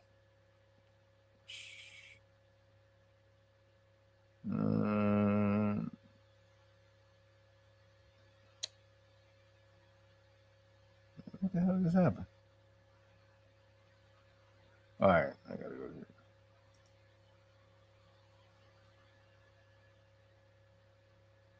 This is it right here. All right, here we go. The first IED attack in New York City in 9 years happened this weekend, with one suspect saying he wanted something bigger than the Boston Marathon bombing, and the other saying, as far as why he did it, ISIS. As far as how he got there, you had Jake Lang, a January 6th rioter, Trump pardon recipient, organizing a rally called Stop. So he's Khazarian. And he's a January 6th rioter, apparently. But he's Khazarian, but he claims white supremacy. So I've seen this dude on a few other channels. So he out here be sparking white supremacy, blah, blah, blah, blah, blah. Like he's a Republican, but he's Khazarian.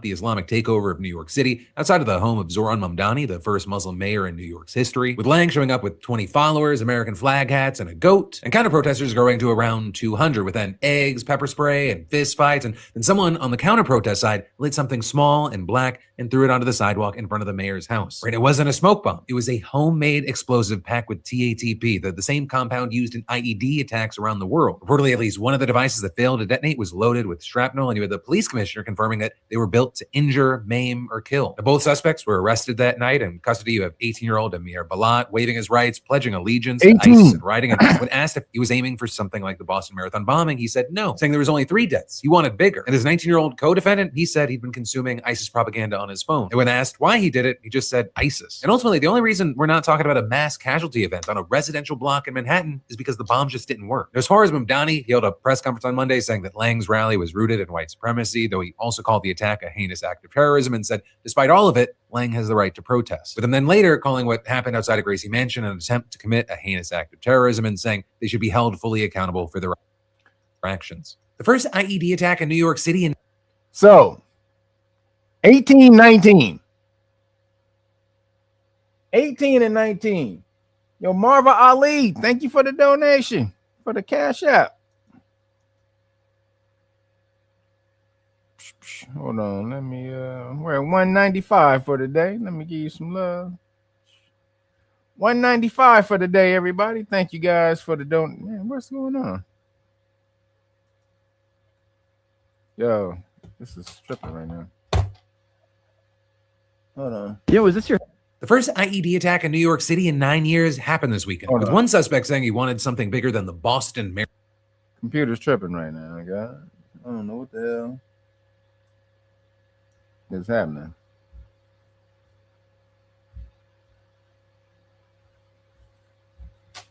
Yo, sorry, hold on. This computer's starting to trip.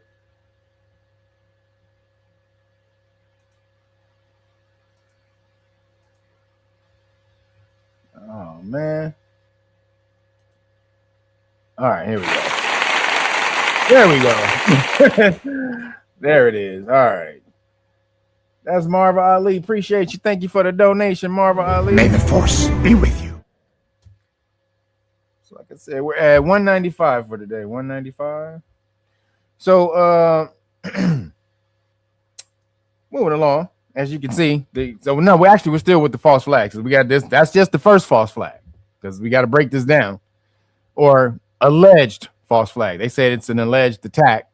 There was also supposedly there was a car parked next to Mamdani's house with an alleged bomb in it that didn't go off. So somebody parked a car next to Mamdani's house. This is right after the two kids, 18 and 19, who shouldn't know any goddamn thing about ISIS. ISIS hasn't been active since Trump's first term. He took out ISIS in his first few months in office. So they ain't been active in like 10 years. But all of a sudden, after the war starts with Iran, ISIS was never connected to Iran. And then they asked them, why did you do it? And they said they had been consuming ISIS material the whole time. Does this sound like a goddamn psyop to anybody? These two young ones were indoctrinated with ISIS propaganda for about a few weeks. And then all of a sudden, where they get the goddamn know-how to put that goddamn type of bomb together, an IED together? Again, ISIS has not been active in over 10 years. Trump took them out. Trump took out ISIS in his first term, his first year in office. He took out ISIS. Killed most of them. That's what he did. That's how he took them out. On Black Ops. The military came to him and said, look, we can take out ISIS in a week. We just don't have the go ahead. But we got to, that means that's because they have to go and invade somebody's country with Black Ops, right? And do some low key shit. So Trump, he didn't give a shit. He's like, hell yeah, do that shit. You give a fuck? You give a fuck, nigga? Fuck Obama. Fuck out of here, nigga. Hell yeah, nigga, go in there. Take them bitch ass niggas out. And so they went and took out ISIS, Trump's first goddamn term. Yo, appreciate you. Mr. Big Boy Swagger. What is Big what? Mr. What?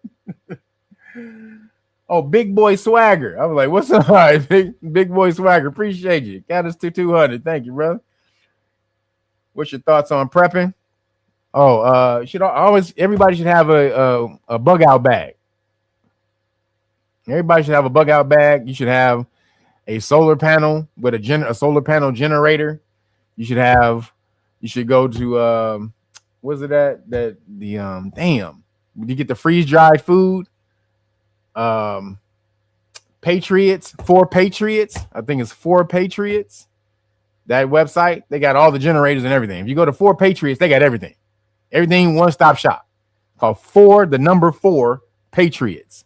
And they got the super huge generator too that can do your whole house, or they got the small ones. They got the food box. They got a box. I have one of those boxes that last 25 years. 25 years worth of free freeze dry food. Yeah, get all of that shit. Ask the goddamn look. It's better to have it and not need it than to need it and not have it. I'm always that guy. it's better to have hand skills and not need them than to need hand skills and not have them. It's always been my philosophy. So keeping on with the false flag. So that's just the first thing that happened. These two kids all of a sudden screaming, what is it? ISIS, and then throwing IEDs that they should have no idea how to make. And luckily, they probably didn't know how to make it. That's why it didn't explode, because they was 18 and they didn't know what the fuck they was doing, which is why it didn't explode. Or it could have been made not to explode. Whoever told them how to make it told them it was going to explode, but no, it wasn't going to explode, and just wanted to drum up the fear of it happening. That's what I think. I think that whoever told them how to make it told them it was going to explode, but didn't tell them the correct way to make it. So knowing it wasn't going to explode. Because if that happened, then you got a super huge investigation after that shit. So they didn't want all the back, they didn't want all the smoke. They just wanted the fear in the public. They didn't want the actual smoke. They wanted the fear smoke. So check this out. Because this is also another thing that just happened. Look at the sheer number of squad cars here. I've never seen anything like it, other than maybe the Blues Brothers. We are going to be asking some tough questions today, and it's probably going to ruffle a few feathers. Heck, it might even get us canceled, but I think the future of America, maybe even the future of the world, could depend on us asking these questions. First, let's talk about the attack on the Michigan synagogue yesterday, which the FBI is investigating as a targeted act of violence. At Temple, Israel, and they say a major scene was reported there. If you're familiar with the area, this is located on... So just out of nowhere yesterday, a synagogue was attacked. Do you see this? Now, remember, we talked about the propaganda investigation that Khazaria did back in the day towards the end of their war with Gaza. Not really the end, but towards the end of them publicly being at war with Gaza. They said that they checked the temperature of America, and they found out that America is not fucking with Israel, Khazaria no more. No, we good. We good. We out of here. So they said, then they did a study to see whether they could turn America back to loving Israel. And they was like, nah, not gonna happen. Gen Z is totally gone. You can get the boomers and some of Generation X, but millennials and Gen Z is gone. And Gen A, definitely. They all gone. So they said in the study, it was easier to turn America against Islam than it was to turn them back to loving Israel, Khazaria. This was the study. They just did. I did the story on this a few months ago. Then they put $100 million towards it. $100 million towards this propaganda campaign. Yo, Savannah Walter, appreciate you. Thank you for the cash app. Appreciate you. We're at 210 for the day. May the force be with you. So, damn it, I just lost my train of thought. You made me lose my train of thought. Hold on. Damn, what was I saying? Made me lose my damn train of thought. What? With 10,000 gigawatts, 10,000 gigawatts. What was I? Damn, what was I just saying? It made me lose my damn train of thought. Oh man, just lost my damn train of thought. I had a point I was getting ready to make. Then you hit me with the cash app. Then I forgot. What was the point? What was I saying? Yo, put the last thing I was saying in there. Oh, 100, right. The propaganda campaign, $100 million that they put towards turning America against Islam. So now all of a sudden you start to see so the first time it happened, the first attack was supposedly in this bar where this dude from Senegal just happened to show up with talking about he happened to shoot, so he shot a couple of people in the bar. Nigga had a Palestine shirt on, talking about free Palestine, whatever. hate it. I hate it. Like, he had all the goddamn flags to say, I'm a big terrorist. Right? Who goes out with all these goddamn billboards, Palestinian flag shirt on, free, all this and that, fucking Iran, something about Iran or whatever, and from Senegal, nigga, Africa. This is how you knew it was bullshit. You got a nigga from Africa. Niggas from Africa don't be pulling off that, don't be doing this shit. That's how we knew it was bullshit. Niggas from Africa, melanated people, period. We not mass shooters and and serial killers like that. That ain't how we do shit. We got to beef with you. We coming at your ass. Mass killing and all that. That's not really how we get down. Yo, B Royal, appreciate you. Thank you for the cash app. Thank you for the cash app, bro. May the force be with you. All right. So we already know. So, oops. Hold on. So now let me show you guys what's been going on, because Khazaria, again, we don't do that type of shit.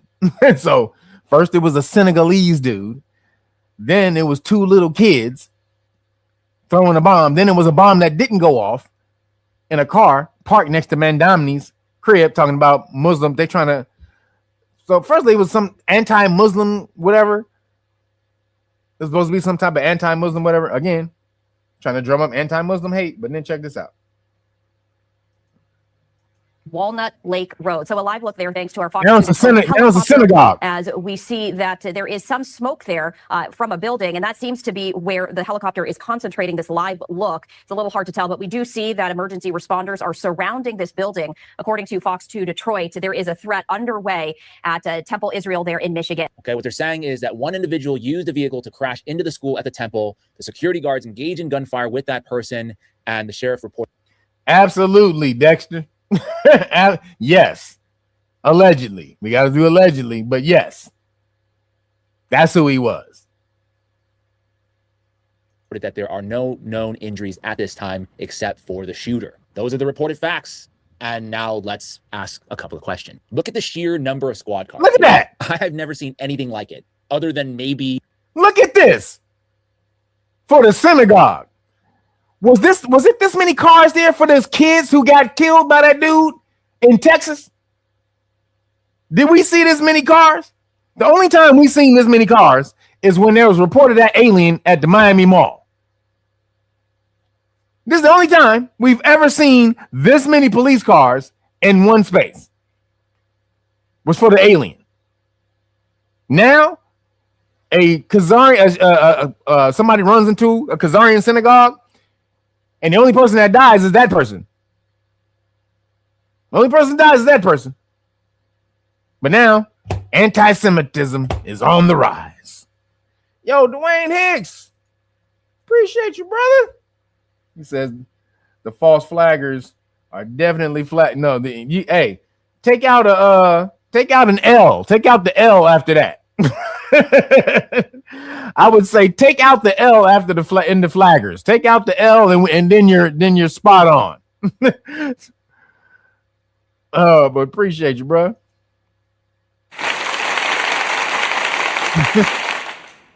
May the force be with you. You just misspelled it. Just saying. Yeah, they playing like a fiddle. So again, it's insane how much publicity and push and focus the Khazarians get. Like, nigga, this has to go. This is insane. Look at this shit. The Blues Brothers. Injuries at this time except for the shooter. Those are the reported facts. And now let's ask a couple of questions. Look at the sheer number of squad cars here. I have never seen anything like it, other than maybe the Blues Brothers.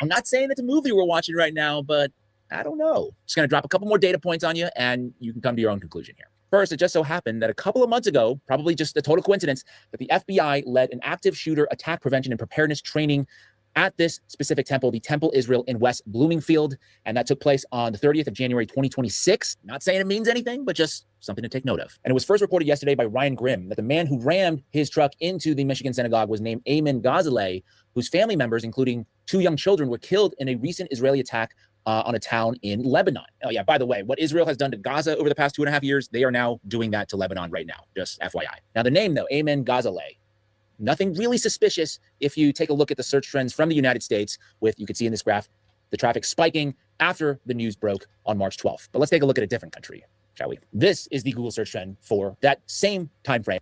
Yo, real quick. Sharice Reed, appreciate you. Thank you for the cash app. Thank you for the cash app. We're at 213 for the day. 213. May the force be with you. All right, here we go. Filtered for the state of Israel. What do you notice? There's something let's go back on March 12th. But let's take a look at a different country, shall we? This is the Google search trend for that same time frame. Let me go back real quick. Gaza over the past 2.5 recent Israeli attack on a town in Lebanon. Oh yeah, by the way, what Israel has done to Gaza over the past 2.5 years, they are now doing that to Lebanon right now, just FYI. Now the name though, Ayman Ghazaleh, nothing really suspicious if you take a look at the search trends from the United States with, you can see in this graph, the traffic spiking after the news broke on March 12th. But let's take a look at a different country, shall we? This is the Google search trend for that same time frame, filtered for the state of Israel. What do you notice? There's something not right here with this timestamp. Something is up. Again, the perpetrator, again, is being looked up in Khazaria before the incident happens. All coincidences, right? Every Charlie Kirk shit. Now this. All coincidences, everybody. Don't breathe anything into it. Stuff. Like I said, I don't know exactly what that means other than my spidey sense is going off that there might be some potential boondoggery going on. I'll just put it that way. And Google, as far as I'm aware, has yet to come out with any sort of statement or explanation for all these weird search trends, not just for this particular incident, but for many others we've seen over the past year. But regardless, even putting all of these weird conspiracy theories aside, the incident is having its intended effect. Matt Walsh tweeted yesterday, if you're keeping track at home, that's 3 Islamic terror attacks in the span of 2 weeks. To which I responded with this. You can go ahead and pause to read if you like. Once again, I'm not coming to any conclusions, just doing a little bit of noticing, which noticing, by the way, has been identified by the ADL as a hate symbol. Okay, they say the term noticing what they're doing is considered hate to the Khazarians. Do you see how they make everything that you do against them hate? Well, then that's just what they got to be then, motherfucker. Because you ain't going to be sitting up here acting like nobody can motherfucking look at you, talk about you, say nothing about you, anything, and just you can do whatever the fuck you want and nobody can say nothing? Fuck out of here. Then that's what it got to be then. What's going to happen? People are going to start wearing those titles with pride. Anti this and that. Yeah, you goddamn right, bitch. That's what people are going to start doing. It's about to become a symbol of pride. That's what you're doing. You're flipping the energy. You're literally burning out all of the energy in that word. So now it will become a word of pride for people who hate you. term noticer is a reference used by anti-Semites to refer to themselves. Usage of the term occurs primarily on social media, especially in the form of screen names and on bios. But hate you with a good reason, because you dropping bombs on babies. Now, I hate you because you Khazarian. Hate you because you drop bombs on babies. Let's get that straight. For what you do, not for what you are. Although it may be found in other contexts. Usage of the term occurs primarily on social media, especially in the form of screen names and on bios, although it may be found in other contexts. Think about the irony here. The ADL wants to basically pathologize the act of noticing patterns, making observations. Why? Why would they want to do that? Is it because maybe when you start noticing things like the FBI training at the scene months prior or weird search trend anomalies, so as a result, the media now has to maybe work overtime to redefine what it is that you're seeing? Speaking of which, let's do a little bit more noticing, why don't we? Starting with the CEO of the ADL. We are seeing Jewish people, the Jewish state, blamed for the war in the Middle East. That is wrong. It is wrong to scapegoat. It is wrong to hold Jewish people accountable for something you don't like on the other side of the planet. And we really need leaders on all sides, in politics, running for office, podcasters, to stop with the conspiracies, to stop with the accusations, and then tell us, but we oppose anti-Semitism. You don't get to say you're opposed to hate if you're trafficking in hateful conspiracy theories. Everyone needs to dial down the rhetoric, to take a step back, and to start doing something to stop this epidemic before it gets even worse. I totally agree. In fact, I couldn't agree more. It is 100% wrong to conflate the Jewish diaspora, the Jewish community, Jewish people with the state of Israel and with Zionism. I've literally been making this point for years now. But guess who's been pushing the exact opposite? You cannot take the Zionism out of Judaism. You cannot take the Zion out of the Jewish people. You can't. Sounds like he's saying that Zionism is inseparable from Judaism. Now, here's another post from the ADL, this time talking about AIPAC, the Israel lobby, and they say, quote, any suggestion that AIPAC, an American organization, quote unquote American, is anything but pro-American is flat out wrong and offensive. It's fine to disagree on policy, but it is a dual loyalty trope dog whistle to denigrate the integrity of Americans working towards a strong U.S.-Israel relationship. A dual loyalty trope. Let's see who's violated that trope, shall we? We as Jews need to realize we have a commitment to Eretz Israel. We have a commitment to Medinat Israel. And you cannot take the Zion out of Jewish identity. We as Jews have a commitment to the state of Israel, and you cannot take Zion out of the Jewish identity. That statement made by anybody else would be considered extreme anti-Semitism, according to the International Holocaust Remembrance Alliance, the IHRA working definition of anti-Semitism. And it says right here, accusing Jewish citizens of being more loyal to Israel or to the alleged priorities of Jews worldwide than to the interests of their own nations. That is the dual loyalty trope that he's referring to, that he accuses others of violating, when in fact it is himself that uses that trope constantly. So I don't know any other conclusion I can come to other than Jonathan Greenblatt is an anti-Semite. Let me know if you agree. And under his watch, he's telling us that half the world now holds, quote, intense anti-Semitic attitudes. Let's take a listen here. When we did our first global survey of 100 plus countries in 2014, and we worked with the market research firm Ipsos, based here in Paris, to do these surveys. In 2014, we found that 26% of adults worldwide had entrenched or extreme anti-Semitic attitudes. 26%. That's more than 1 billion people. We thought that was a lot. When we ran the survey last year, in 2024, that percentage went from 26% to 46%. 2.2 billion adults and change. Should he not get fired for this? I mean, if I were the CEO of a company and my job was to, let's say increase profits, and every year I'm losing more and more money, the board would fire me in a heartbeat. You can't go for years and years and say the criticism of Israel. So Israel. Sorry, I had somebody come, had to check somebody at the door.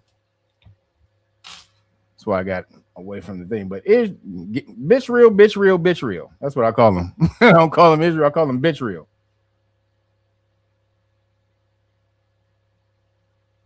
Yo, so then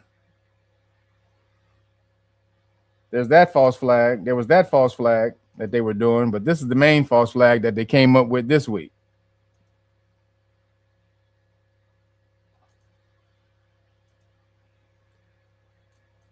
Aren't going to believe it. But the news report, potential false flag alert, false flag incoming. The warnings are starting to come in. I don't think anyone's going to believe this. And even if it were true, I think what's interesting is people just aren't going to believe it.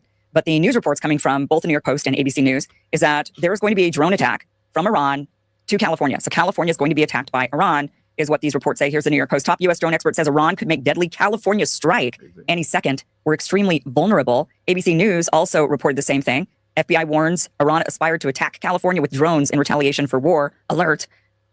California is, how would they even attack California with drones? There are so many other places in the United States that would be much closer to Iran. Iran cannot reach California in any way, shape, or form, but they're trying to drum this bullshit up. Look, that fear. Why are they doing it with California? Because of Gavin Newsom. That's why. They're trying to, they want to hit Gavin Newsom's state so that it will be hard on him when they try to run for the election this year. Than California, you would think New York, Florida, anywhere on the East Coast before you go all the way over to California. Exactly how would Iran get these drones from Iran all the way to California is a big question that people, when they see this, they automatically think, oh, really? I mean, how is that even potentially possible? One thing that I'm thinking in my mind is if this is a false flag, which many people are thinking it's a false flag, then whoever is behind the false flag, which would be maybe Israel, maybe the United States, in order to drum up support for the war. The Trump administration is realizing that there's no real support for this war. American people don't want this. They didn't vote for it. And so, maybe, I mean, I have a hard time believing that our government would kill our own people. But then again. So if I'm going to do a false flag anywhere, the place I hate the most, Trump, is California. This is the place he hates the most out of any place in America is California. So he's like, fuck this shit. If I gotta hit one place, let it be California. That's probably what he told him. Fuck it. Hey, California. Fuck Gavin Newsom. Do it in California. They're degenerates anyway. Then again, stranger things have happened, and that certainly has happened in the past. So we can't put anything past the government. And I think that's what the people of America have realized, is that you can't really put anything past your government, and that they are suspicious, and they maybe would attack their own people. But why California? Well, Trump hates California. He absolutely hates California. Gavin Newsom has come out and criticized the war. Trump wouldn't want to attack Florida. That's his home state. He wouldn't want to attack New York. That's his other home state. So where would you attack? Well, you'd attack Gavin Newsom in California, and then you'd blame it on him and say, see, you weren't paying attention to all the terrorists who are running rampant in your state because of that wild immigration policy you have. So you could kill many birds with one stone by having an attack of some kind happen in California. Now, I will say that the White House press secretary has denied this. She says this post and story should be immediately retracted by ABC News for providing false information to intentionally alarm the American people. They wrote this based on one email that was sent to local law enforcement in California about a single unverified tip. The email even states the tip was based on unverified intelligence. Yet ABC News left this critical fact out in their story. Why? To be clear, no such threat from Iran to our homeland exists, and it never did. But wait, Trump says there are sleeper cells. They try to hit us back. Have you been briefed about how many Iran sleeper cells there could be inside the U.S. right now? I have been, and a lot of people came in through Biden with the stupid open border. So we know where most of them are. We've got our eye on all of them, I think. Is it dozens? They came in through the open border policies of sleepy Joe Biden, one of the worst president in the history of our country. And we've got our eyes on all of them. But the war itself is being prosecuted at a level that nobody's seen before. It's pretty amazing to watch. There's also rumors that Gavin Newsom might run for president. So if you're going to stage a false flag, either you're going to do it or you're going to let your friends in Israel do it because they do all the things that we're not allowed to do. Right? So you'd allow this false flag to happen because, one, you want to drum up support for the war. Two, you want to crush your opponent. And that the leading. So this is the game plan. False flags, attack out of the country, false flags within the country, allegedly. Just scare the shit out of everybody so that you will love Israel again. Then in Australia, like I told you earlier, Australia is throwing a chick in jail for 2 years, an 18-year-old chick in jail for 2 years because she had a shirt on that said from the river to the sea. Like their mash out on the world and free speech is crazy. They're really trying to take control of the world. And America is the last bastion of free speech, of free any goddamn thing. They know this. So slowly they have to do it here. They have to do it subversive ways, say this, say that, just like they tried to say with James Lee just said, that if you're a noticer, then that's also anti-Semitic. They just name everything you do is anti-Semitic. That's how they'll try to do this. A noticer, because I noticed that you full of shit. Wait a minute. I noticed that you full of shit. So that means I'm anti. Get the fuck out of here. Their whole thing is crumbling. Everything they're doing is all crumbling. They got booed at the Olympics. Their athletes got booed at the Olympics. So, goddamn. It is looking terrible for the Khazarians at this moment. But all of this, again, started happening when the Epstein files came out. Right? All of this started popping off because of EPSTEEZY. And Trump was like, I'm in there how many times? Like, you're in there quite a lot, sir. Fuck that shit. Bomb Iran. So because he's in there more times than Harry Potter is mentioned in the Harry Potter books. That's what when you go through there, he's mentioned more times than Harry Potter's name is mentioned in Harry Potter books. That's crazy. And then the investigation that they got rid of about the girl who met with the FBI 4 times. Like 4 times? She met with the FBI 4 times? And nothing? And then they just removed that investigation. That information is getting ready to come out, and they redacted it. Not even redacted. They just removed the whole goddamn investigation out of the files.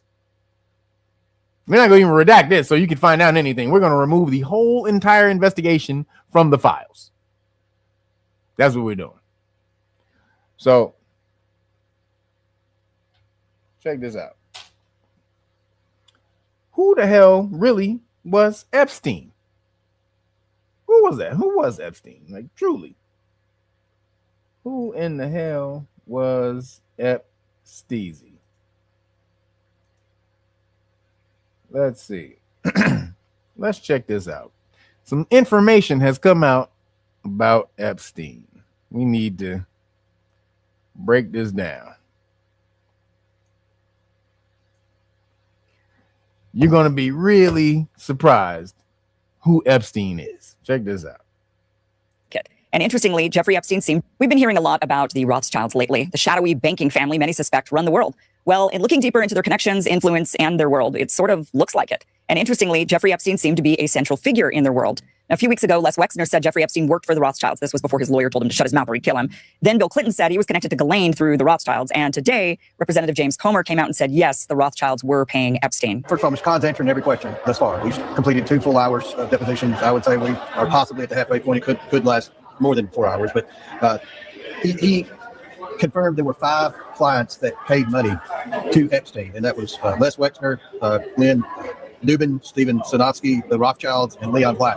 We've already deposed Wexner, and we're going to be deposing Leon Black very soon. Why not the Rothschilds? We deposed Wexner. We're going to be deposing Leon, whatever his name, Black, whatever. And then, but no, I heard you say Rothschilds, but I didn't hear you say I'm deposing the Rothschilds. What happened to that?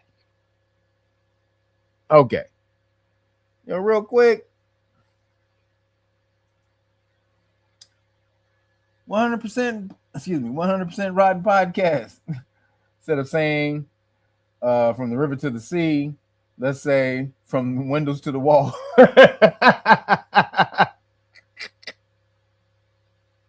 To the window, to the wall, to sweat that down. Oh, that's hilarious. All right, we are at what, 235 for the day? 235, man. Appreciate you, everybody. Let's get it in. Get the donations. I appreciate you. That's hilarious. So here we go, March. Yeah, what about deposing the Rothschilds? I doubt we're going to be seeing. We pretty much got to watch this whole story because she did an investigation. Well, her producers did an investigation and she just did the story, but they went deep. Check this out. That anytime soon. So now you may have seen this from the Epstein files. This is an email sent by Jeffrey Epstein to Peter Thiel in 2016. And in that email, Epstein writes, quote, as you probably know, I represent the Rothschilds. I was hoping to find a way for the bank that manages $160 billion to get involved in tech. It has been the best client list in the world and ancient products. It can wait. Good luck in China. Okay, so he's not saying I know some Rothschilds. He's saying I represent the Rothschilds. And he talks about the bank that manages $160 billion with the best client list in the world. Now, fast forward to 2018, the head of Swiss Rothschilds Bank is Ariane de Rothschild. She's emailing back and forth with Jeffrey Epstein about Hitler's homeless shelter. She says, quote, he says, quote, I thought you'd find... Watch this. Listen to this. This is insane. Listen to this bull crapola. Oops. Hold on. Dang. Right here. Oh, no, damn it.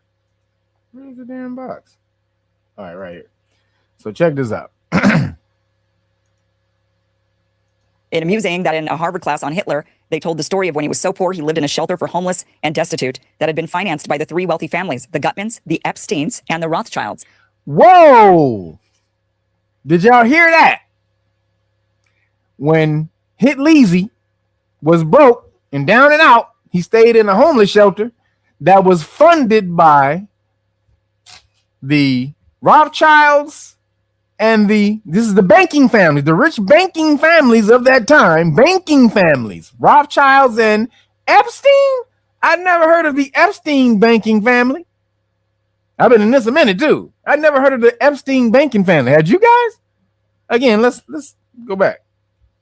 And forth with Jeffrey Epstein about Hitler's homeless shelter. She says, quote, he says, quote, I thought you'd find it amusing that in a Harvard class on Hitler, they told the story of when he was so poor he lived in a shelter for homeless and destitute that had been financed by the 3 wealthy families, the Gutmans, the Epsteins, and the Rothschilds. It turns out to be accurate. Now, Ariane. The Gutmans, the Epsteins, and the Rothschilds. She isn't amused. She fires back. and says, you know, it doesn't matter whether the story's about generosity or not, or, you know, that it's still a conspiracy theory and it's pathetic. But then Epstein doubles down and says, first, it turns out to be 100% true. Hitler was selling his clothes and artwork and living in a shelter funded by Jews. Epstein, Rothschild, and Gutman. No conspiracy. The Epsteins were the Vienna bankers, bought their bank on the ring, hence still Palais Epstein, which is kind of interesting. So in one email, you have Hitler, a Jewish funded shelter. So Palais Epstein is the bank that he bought in Vienna. You can still go see it. It's a big giant palace that you can tour in today. It's called Palais Epstein or Palace Epstein. Yo, Curtis Neal, appreciate you. The Boosie now, appreciate you, brother. Thank you for the cash out. May the force be with you. So Palais Epstein. So it's big giant. You can look it up online too. You can do like online tours and go all the way through it and look it up. So check this out. The Epstein name, the Rothschild name. Hold on really quick though, before we're gonna get back to that, but I want to show you this though.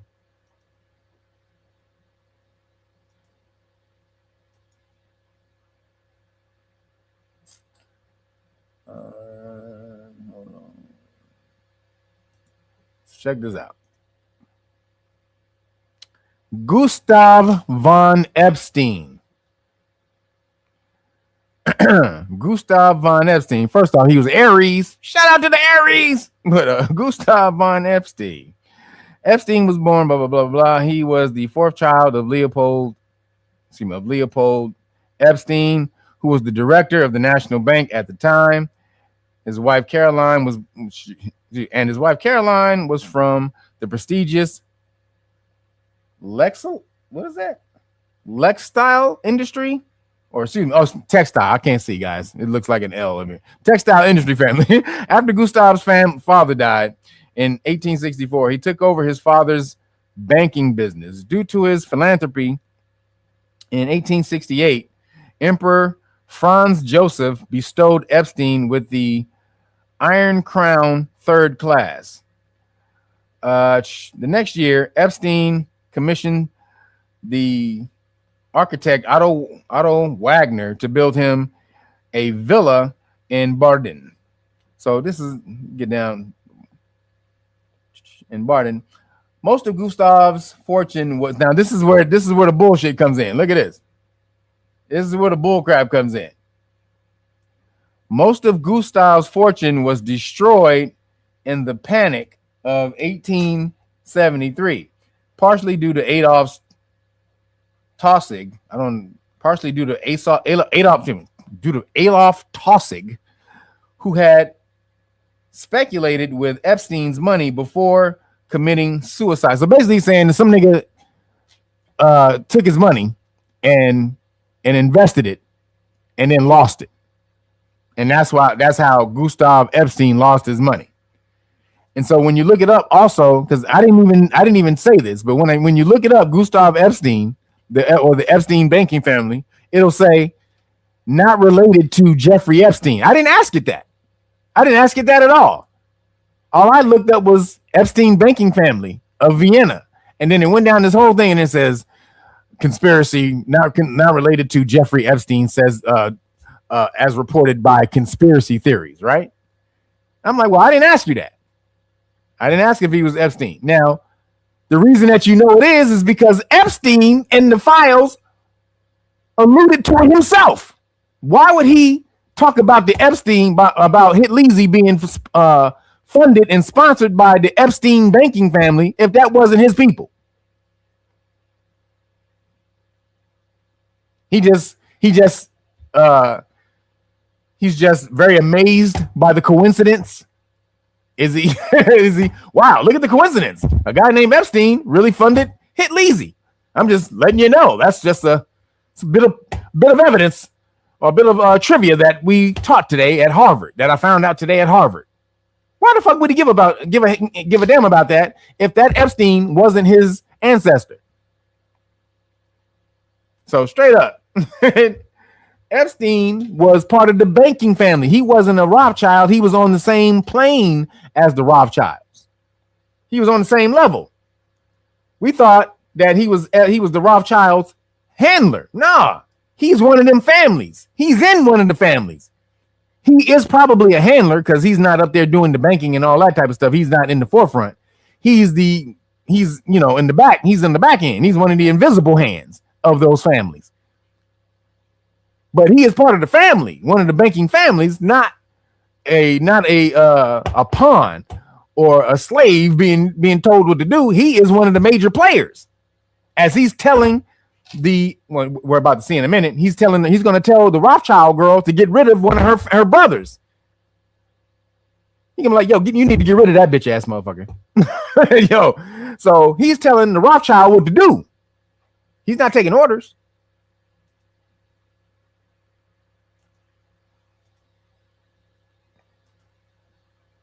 And a Rothschild banker trying to bat the whole thing away as pathetic.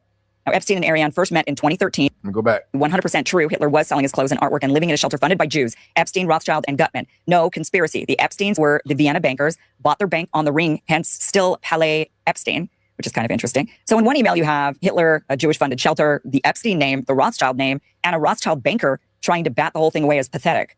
Now, Epstein and Ariane first met in 2013, introduced by Oslo Accords diplomat Tarji Rod-Larsen. And within months, Epstein is emailing former Israeli Prime Minister Ehud Barak to get him in front of her. One of the DOJ released emails shows Epstein setting up a breakfast between Barak and Aron de Rothschild. Now, Epstein is playing social engineer between a Rothschild banker and an ex-prime minister. And right around that time, another email appears, this one from Epstein to Barak, talking about Iran. And in that email, Epstein writes, quote, hopefully someone suggests getting authorization now for Iran. Look, you see where the war coming from? Epstein is still alive. This is being pushed by Rothschilds and the bankers. They want the war. They want Iran to be taken out. They need Iran to be taken out because they need to move Israel, or they need those resources at the very least, but they really want to move Israel into that land ultimately. He's not talking about a charity grant. He's talking about war. So put those two together. Epstein arranged private breakfast between a Rothschild bank CEO and an Israeli ex-prime minister. And Epstein told that same ex-prime minister, hopefully someone suggests getting authorization for a war with Iran. Okay. Now, by 2013, the U.S. Justice Department was cracking down on Swiss banks for helping Americans hide money. Ariane's bank, Edmund de Rothschild, is in trouble, and she turns to Epstein. Emails reported from the DOJ files show Ariane confirming the final settlement figure with Epstein, $45 million. And Epstein answers with the math, including $10 million for lawyers' fees and $25 million for me. I think you'll find a total below $80 million is quite a bargain. And a few days later, the U.S. announces that Edmund de Rothschild will pay a $45 million fine, exactly what they just discussed. How's that? So in a contract dated October 5th of 2015, it shows Epstein's Southern Trust Company, based in the Virgin Islands, entering into an agreement with the Rothschilds Group. Angelo summarizes it this way. A document dated October 5th, 2015 shows Epstein, through his Southern Trust Company, entered into an agreement with the Rothschild Group valued at $25 million. The contract covered risk analysis and algorithm-related services, with Epstein listed as president of Southern Trust. So he basically got the Rothschild Bank off of some bullshit they were doing on the back end and said, all right, your fine is only going to be $45 million. And for me getting you this $45 million fine instead of an $80 million fine, you're going to give me $25 million. That's my price. That's my price for hooking you up. 25 mil. And according to reporting based on those same emails, after that deal, Epstein started giving Ariane advice on how to deal with her own family. One email has him telling her, I think you should prepare a custodian motion against Benjamin, giving him the choice between you filing the motion or him voluntarily resigning. He has lost control and is a danger to both you and the family. So that's Jeffrey Epstein, the Rothschild representative, telling a Rothschild which Rothschild should be pushed out of the bank. So if you're making this up in a thriller, it would feel like pretty on the nose, right? Now, the emails show that Epstein wasn't just brokering fines. He was trying to use Ariane's bank to fund Ehud Barak's private cyber weapons venture. We've all learned the hard way that when tech companies say they care about your open source AI platform that runs entirely in your browser, no privacy while you still can. Really quick, Gail Low. Thank you for the cash app. 240, we're at 240 for the day. Everybody, 240. May the force be with you. 240 for the day. Everybody, let's get to the goal. Make sure we get to the goal. What the hell is going on right now?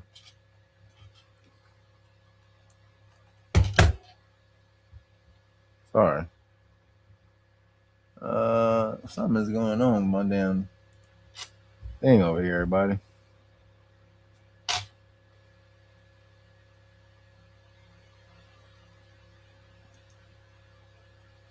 All right. Damn it. What in the hell is going on? Yo, really quick. Something is damn. Something's going on with this damn live stream, everybody. I can't.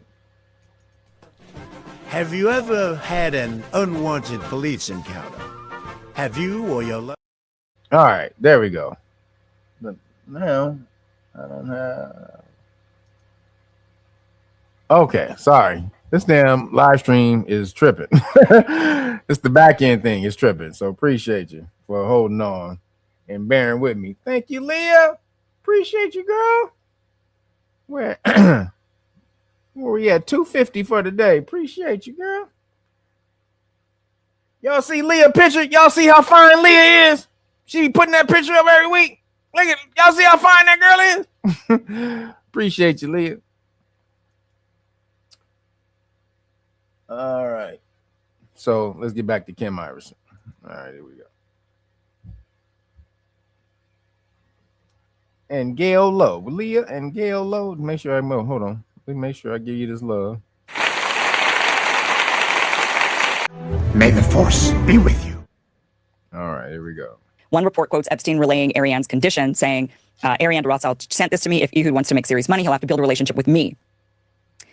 Epstein then tells Barak he needs to give her time, attention, stable, reoccurring, predictable, where, what, when is what he says. So former Israeli Prime Minister, Rothschild banker, and Jeffrey Epstein in the middle, choreographing the relationship and talking about serious money and war with Iran in the same slice of time. So this is a small, tight network. In a recent deposition, Bill Clinton was asked why he was friendly with Ghislaine Maxwell, and he answered that he had mutual friends, Lynn and Evelyn de Rothschild. Watch this. During Ms. Maxwell's interview, she stated that President Clinton was her friend, not Epstein's friend. Is that accurate? I'd say that it was accurate to say that I felt closer to her than him. And for the record, why was that? Because I had seen her more, and because she was very good friends with Evelyn Rothschild and his wife Lynn, whom I knew and was in regular touch with.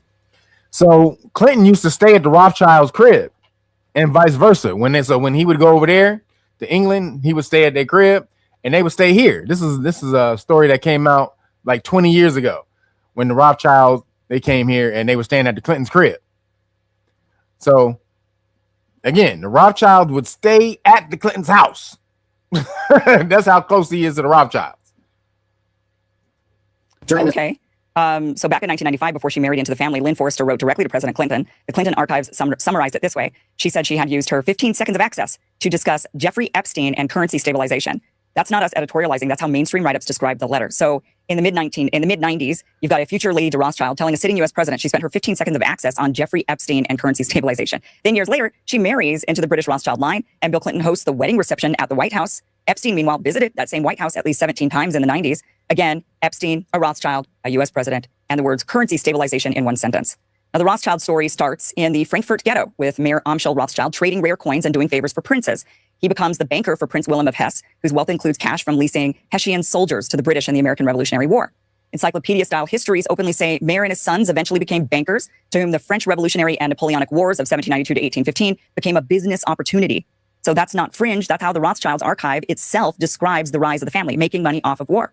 Now, Mayer sends his 5 sons out like an early modern franchising operation. He sends Nathan to London, James to Paris, Solomon to Vienna, Carl to Naples, Amschel stays in Frankfurt. The 5 arrows on their logo there commemorate that network. And Nathan uses fast couriers and better intel to front run the bond market after Waterloo. The exact numbers are debated, but he later calls it the best business I ever did. He later arranges a... Yo, what y'all don't know is this symbol right here. This symbol right here is the symbol for the Anunnaki symbol for heaven. This right here, this is the Anunnaki symbol for heaven, or the heavens. When you go look it up, or the not Anunnaki, but Sumerian. Let me say Sumerian. This is the Sumerian symbol for heavens, for the heavens. It doesn't have arrows; it just has the lines, and at the end of the lines are they're not arrows. They're like, they don't look, they're like, it's hard to explain. They're like cuneiform points at the end, sort of. Like if you look at cuneiform writing, how it's very jagged and pointy, the edges of the sticks look like that. But this is the Sumerian symbol for the heavens. The loan big enough to stabilize the Bank of England in a crisis, and from there the family funds or underwrites a secret loan so the British can grab a 44% stake in the Suez Canal Company. Major help to the Vatican struggling finances, state building loans to Greece, Brazil, and others. So you don't have to believe they secretly own every central bank to see the obvious. For about a century, if you hilarious. Leah, you got you some fans, girl. You got you some supporters. Yeah, Leah's off the chain. Straight up. Shout out to Leah again, girl. Appreciate you. She's been supporting me for a long time on Real Naga, so appreciate you, girl. For Western Empire needed money for war, canals, or colonies, the Rothschilds were on the short list of the people you called. So for over 80 years, Rothschild's London house chaired the London gold fixing, the twice daily call where a small group of bullion banks agreed on a benchmark gold price. And that direct role ended in 2004 when NM Rothschilds and Son walked away from the bullion business and sold its seats to Barclays. Now moving to the 21st century. So Rothschilds used to they used to be on the board that affected the gold price. That was back in the day. So everybody still thought they were on it, but they sold their seat to Barclays in 2004. Now, I still think they're still in charge. They're still in control. They just didn't want to be. See, when they started to get really out there, when videotapes, these VHS tapes started to really be passed around and the internet started, this is like the late 80s, 90s. They started to pull back from public. They were like, oh shit, people starting to know about us. All right, we got to pull back. People started making documentaries about them and shit. The Money Masters documentary. If you haven't seen the Money Masters, that breaks down the whole gambit. Again, you should watch that. It came out in the late 90s. Money Masters. Movie's about 3 hours long. Breaks down the whole thing. History of money, everything.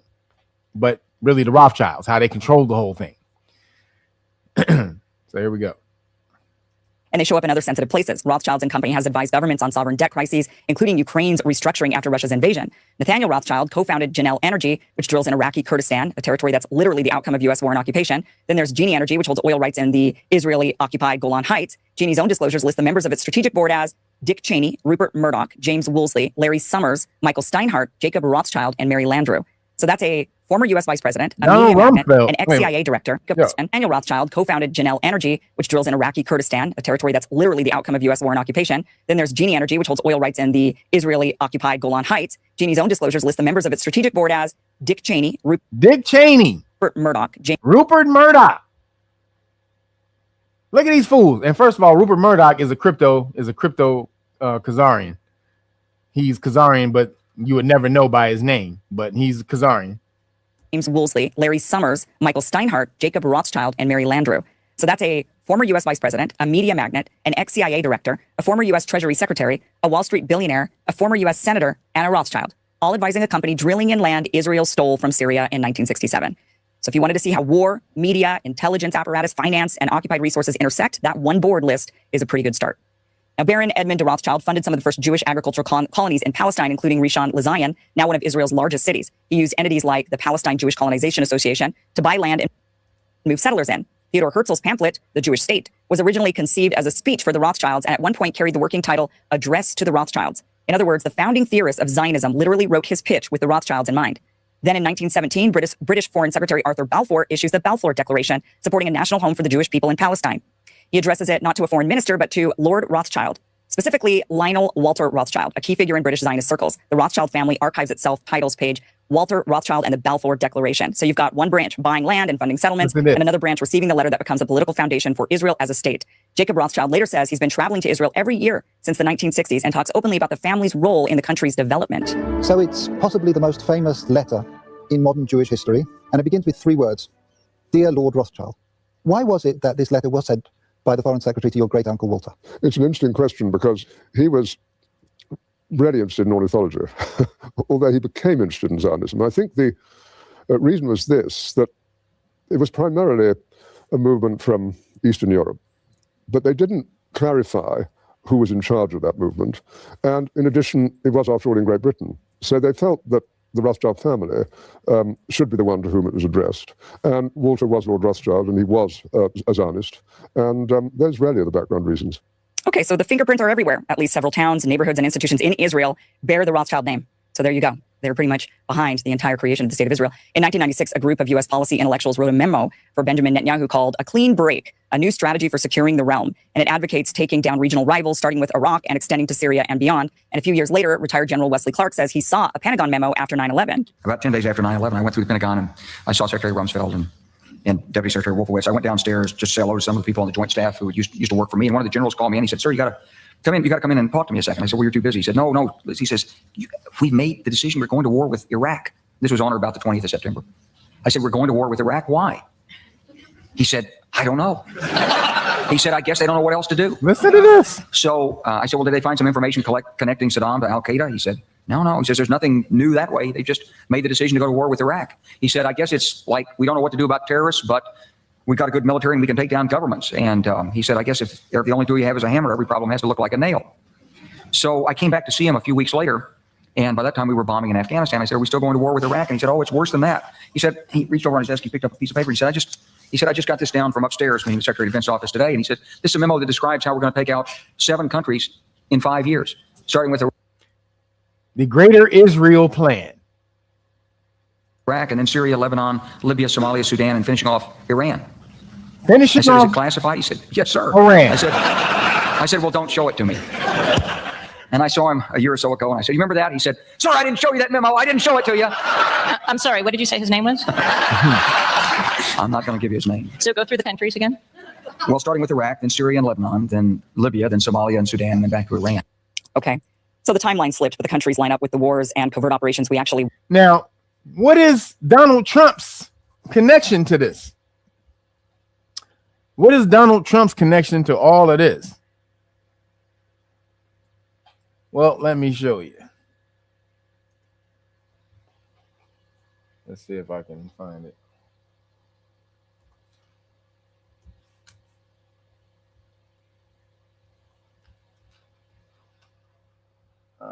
Let's see, Donald Trump.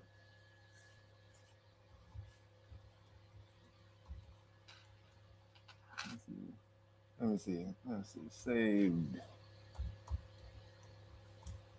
Saved by the Rothschilds. Let's see.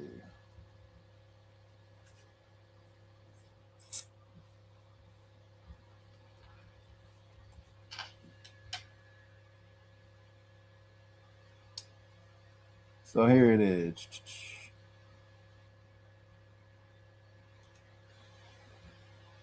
If we can see this. Let's see if I can blow it up. Oh, they're gonna make me. Oh, they're gonna try to make me buy the damn account. Hold up.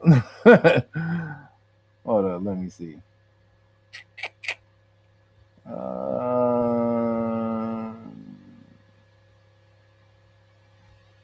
Damn it. Let's see. Save.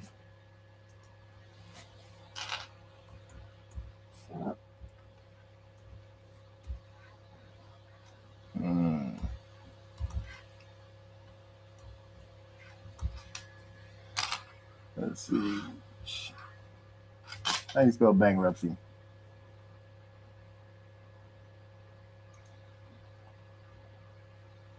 God damn it. Spelled it wrong, but whatever. Yep, there it is. All right. So in the 90s, there it is. There it is. In the early 90s, Wilbur Ross, a banker then working for Rothschild Inc., played a key role in restructuring Donald Trump's debt to prevent the Taj Mahal Casino in Atlantic City from completely collapsing. See? Here are the details of 90s financials. The crisis, Trump's Taj Mahal Casino was failing shortly after the 1990 opening, burdened by over $1 billion in debt, with $3 billion owed to lenders. Damn. Rothschild's role, Wilbur Ross, heading the bankruptcy advisory practice at Rothschild Inc., represented the bank holders to whom Trump owed massive payments.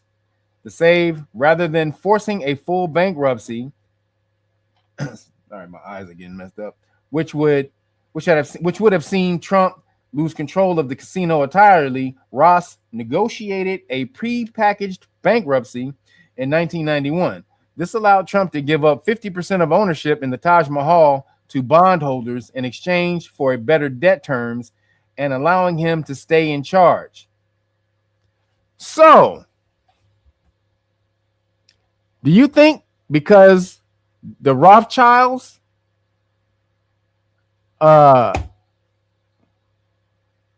saved Trump,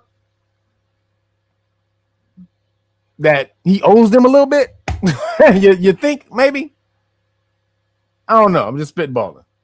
You think that Trump might owe the Rothschilds a little something because they saved him from bankruptcy, from going broke in 1991? I think maybe. And then that might have been when the deal was made for him to pledge his daughter to Jared Kushner, because they were together when they was kids. Jared Kushner and Ivanka Trump, they played together when they was kids. They was promised to each other from kids. So you got this whole shit going. And that's how Trump and Epstein know each other, because Epstein was probably Trump's handler from the Rothschilds. That's who was handling Trump for the bankruptcy.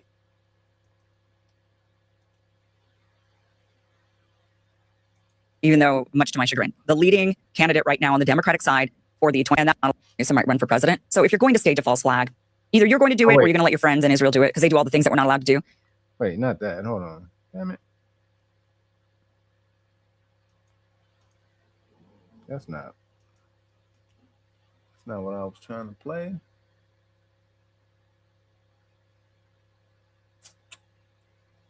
Hold on.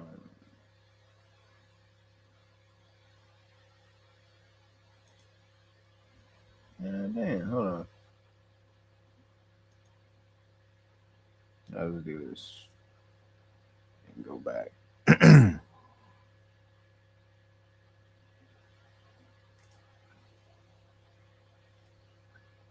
Sorry, what did you say his name was? I'm not going to give you his name. So go through the countries again.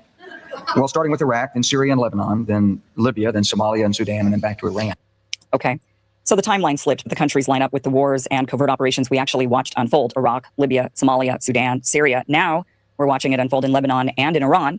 And in the background of the bombs and sanctions, another pattern: central banks reorganized, oil contracts written, sovereign debt restructured with firms like Rothschilds and Company, sometimes standing by to advise. So when you see Jeffrey Epstein writing to Ehud Barak, hopefully someone suggests getting authorization now for Iran, while representing a Rothschild bank and coaching an ex-prime minister on how to tap Rothschild money for a cyber weapons venture, it starts to feel less like a random email and more like a window into how this world actually works.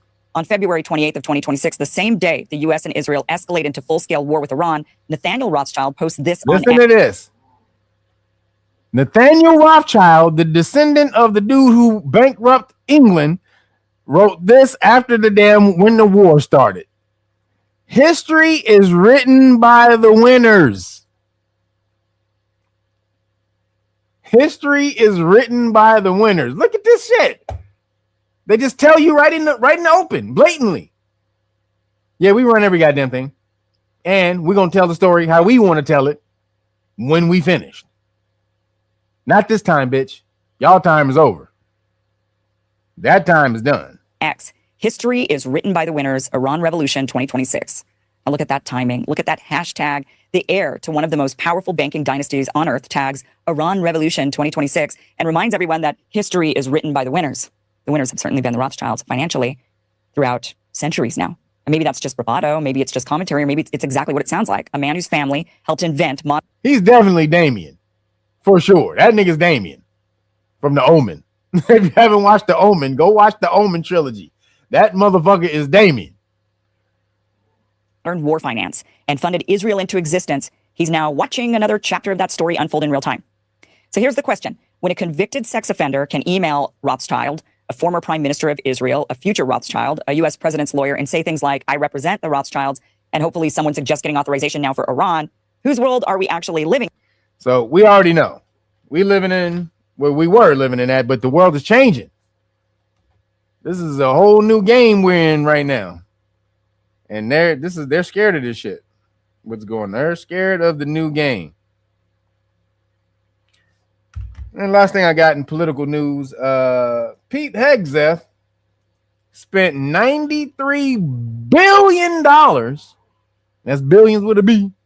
He spent $93 billion on lobster. on lobster for the military.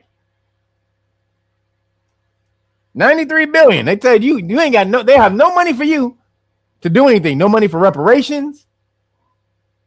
They can't pay people on, they can't pay people what was it? The SNAP. Remember they suspended you for SNAP? They try to kick everybody off SNAP. If you ain't this, if you ain't that, then you got to get off SNAP. But wait a minute, you can do all of that, but then trying to be fiscally responsible. But now you can spend 93, not million, billion with a B on food in 1 month. $93 billion in September 2025. Goddamn. And it's called, I told you about this story when Biden left office. It's called throwing gold bricks off the Titanic. When you get a budget and you don't use the budget, you have to use it all before the time ends up, or you get less money next time.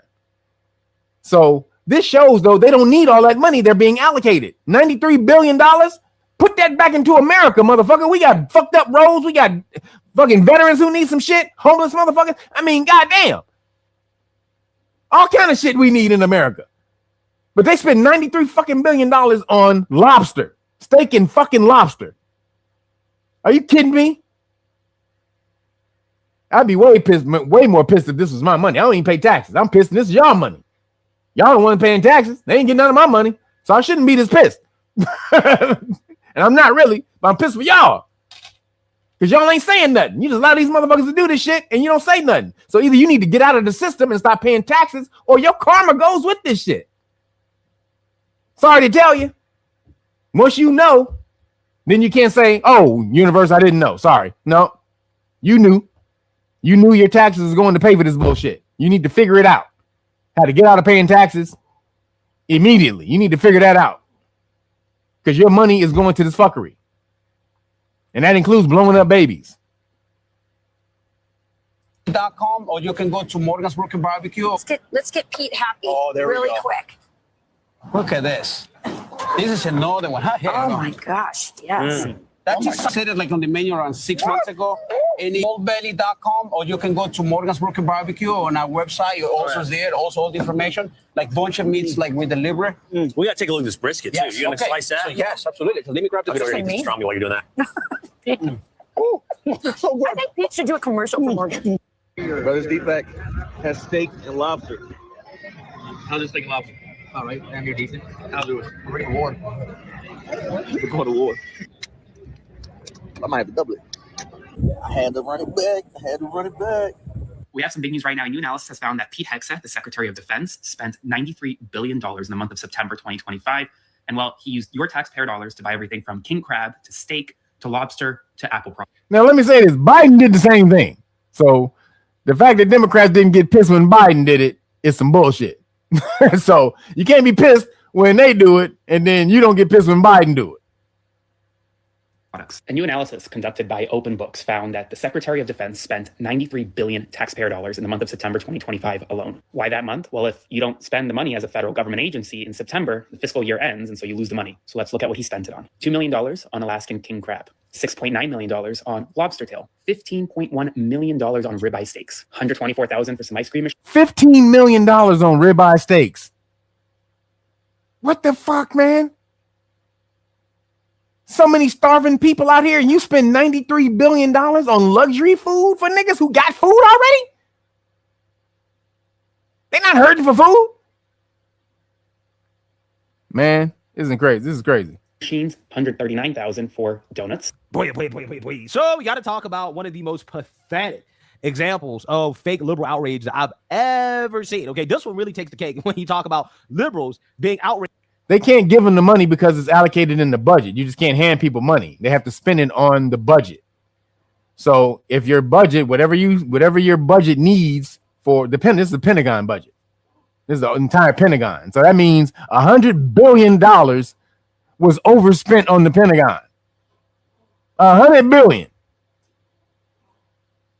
What the fuck? We all know that the fucking that's some countries. That's more than most countries military budget for the year. But America overspent by $100 billion. That's crazy.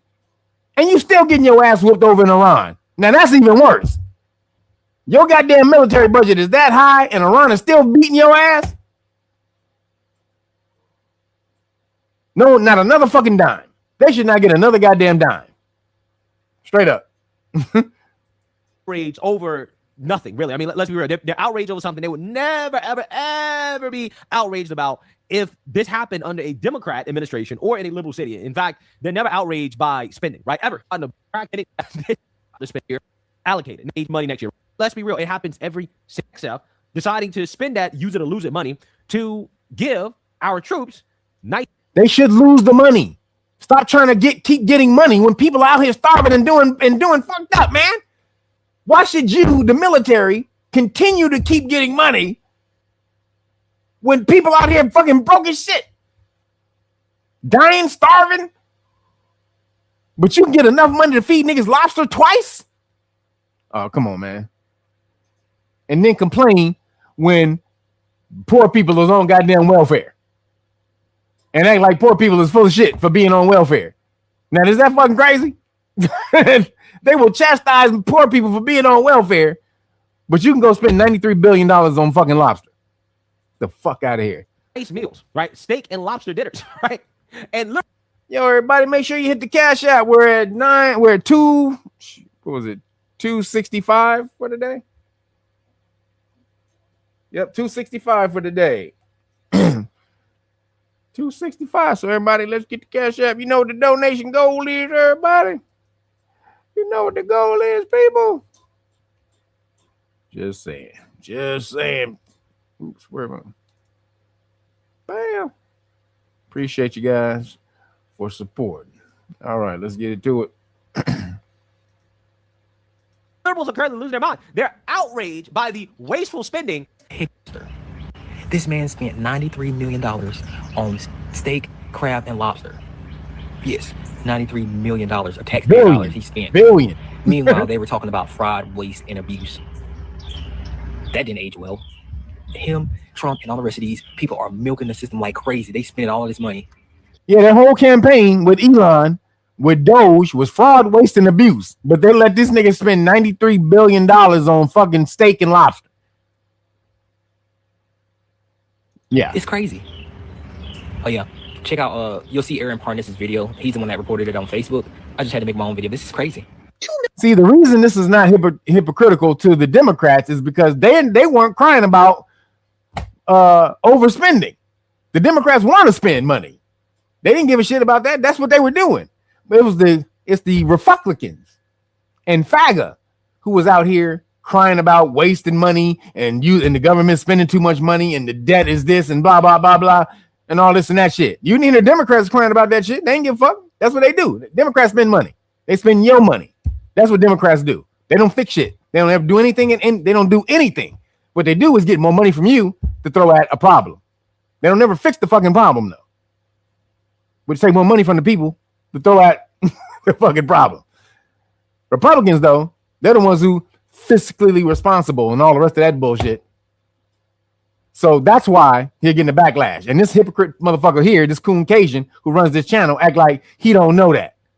It ain't just Democrats, nigga. It's the Republicans were the ones talking shit about overspending. It wasn't the Democrats.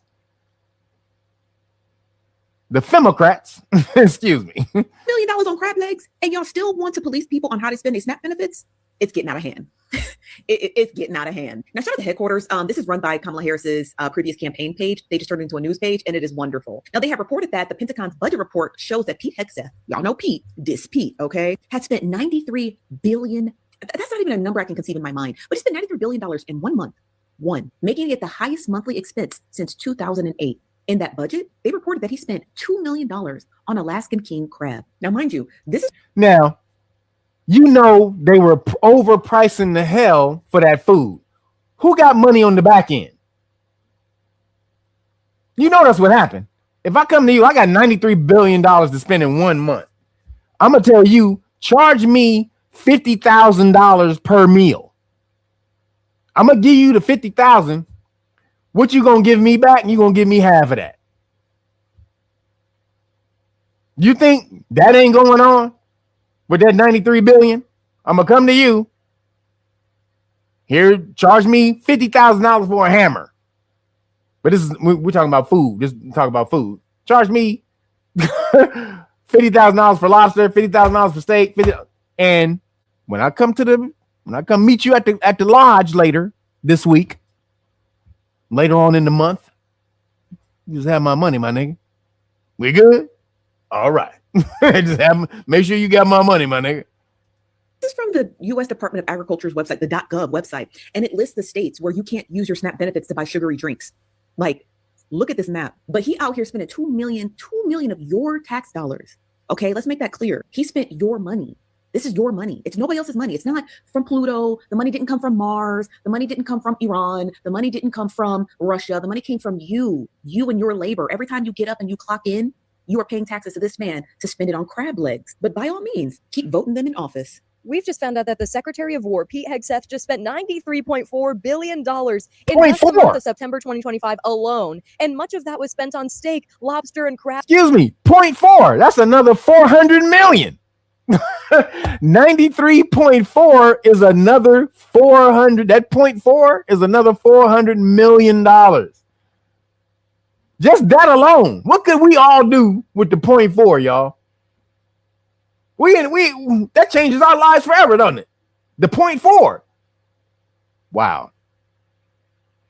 Crab dinners, ice cream machines, and fucking chairs. They spent $2 million on king crab, which they have done 5 times already. They have spent $6.9 million on lobster, as well as a whopping $15.1 million on ribeye steak. And this doesn't even mention all of the other countless food items they bought with millions of dollars to feast on, including chairs, tiered fruit baskets, and fucking ice cream machines. It's been noted that these kinds of expenses have popped up every single year that Trump was in office, including during his first term. Pete Hegseth needs to be put on trial immediately for this clear misuse of taxpayer dollars. $93.4 million spent in the month of September in 20. So this is how he gets the military on his side. He overspends on military, and then they all for him because he knows the one true way that you run a country is because of force. And then because of policies and all the rest of that shit, it's because you got the niggas with the guns. So I'm gonna bring all the niggas with the guns on my side, feeding them, hooking them up with vacations and all kind of shit. So when the shit goes down, they're gonna be loyal to who? Me. That's who. So 93 bill of your money going on straight bullshit. Goddamn. Goddamn. That's insane. So moving along, no Skittle news today. Skittles weren't skittling that hard. But so moving on to the science and the weird.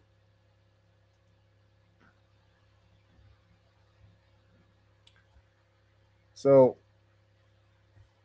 now you know I did that. Where's my book?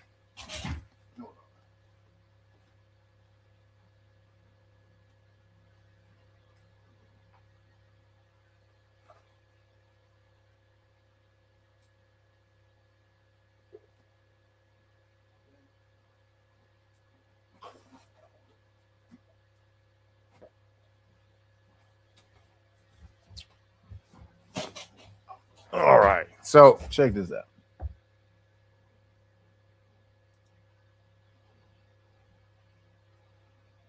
Hold on. Damn it, where'd it go? Here it is. All right, so check this out. Now, we talked about Trump being a time traveler. I've said this a bunch of times before, and it breaks down in this book right here that I showed you guys. This book, this is Baron Trump's novels. And this is when he had a Baron Trump travels to the future. This dude named Baron travels to the future, meets a dude named Don, whatever, and Don is rich, and he becomes president and all the rest of that shit. Remember that? Yo, Lee Sykes, appreciate you. He's Dragon Moses. Dragon Moses. Appreciate you. We're at 267 for the day. Thank you, guys. So check this out. Mysterious Trump airships appearing in 100-year-old sketchbooks spark time traveler theories. Now, we did this, but we talked about this a while back. So it says, a wild theory claims President Trump may be a time traveler with clues scattered through art and literature. For more than a century.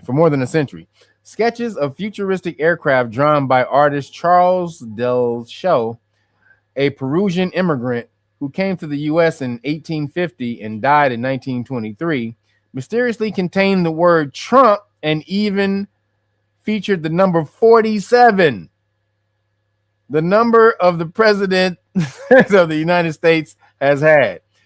Before his death, Del Show created depictions of fantastical flying machines that he called arrows, which often resemble a mix a mix of early airships, balloons, and primitive airplanes.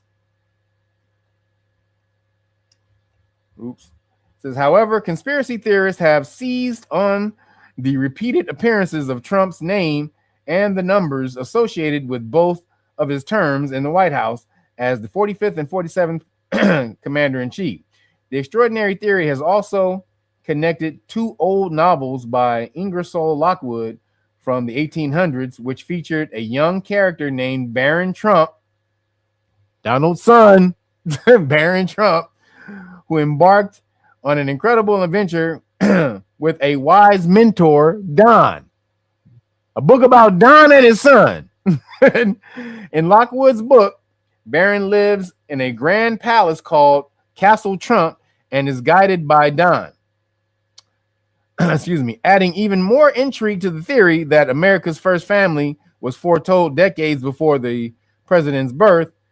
While some have claimed that the artist and author have some mysterious method of knowing the future, others have claimed, without evidence, that the similarities prove that the Trump family has some time travel technology and used it to influence the world events. Again, going back to the Future, Biff. That's Back to the Future Part 2. That's Biff. Donald Trump. They said Biff, the character in Back to the Future Part 2, when they go back and he takes the almanac back and he gives it to his young self, and then when he goes back to the future, he becomes rich. That dude he became when he was rich in the future was supposed to be Donald Trump. Yo, go watch Back to the Future Part 2. That's supposed to be Donald Trump. The dude, when he goes back in time, he finds out that Marty McFly has a time machine. He stows away on Marty McFly's time machine, goes back, finds the old Biff, the young Biff, and then he gives Biff the almanac. Then it goes back to the future with Marty McFly. And when they get back, Biff is super rich. He a billionaire with a super hotel, owns a hotel that looks like Trump Tower, or it looked like the Atlantic City? Was the Trump's Towers in Atlantic City? What was that called? I forgot what it was called in the Atlantic City, but that's what it looked like. And he looked like Trump. They made him to look like Trump in the movie. So it says one person on social media claimed either Trump is a time traveler or someone put in 200 years of work to make a guy who wasn't even born yet look like he is one. Now, why does this hold any weight? Because when Tesla was killed, all of Tesla's work was given over to Trump's uncle, who was the main head professor at MIT. So apparently 38 trunks were given to Trump's family, and only 35 went back to the government. Allegedly. And this was a story in the Science magazine or something like years ago. So that's how we figure Trump has the time machine or the time travel knowledge, is because he got it from his uncle. They took all of Tesla's information, all of his shit.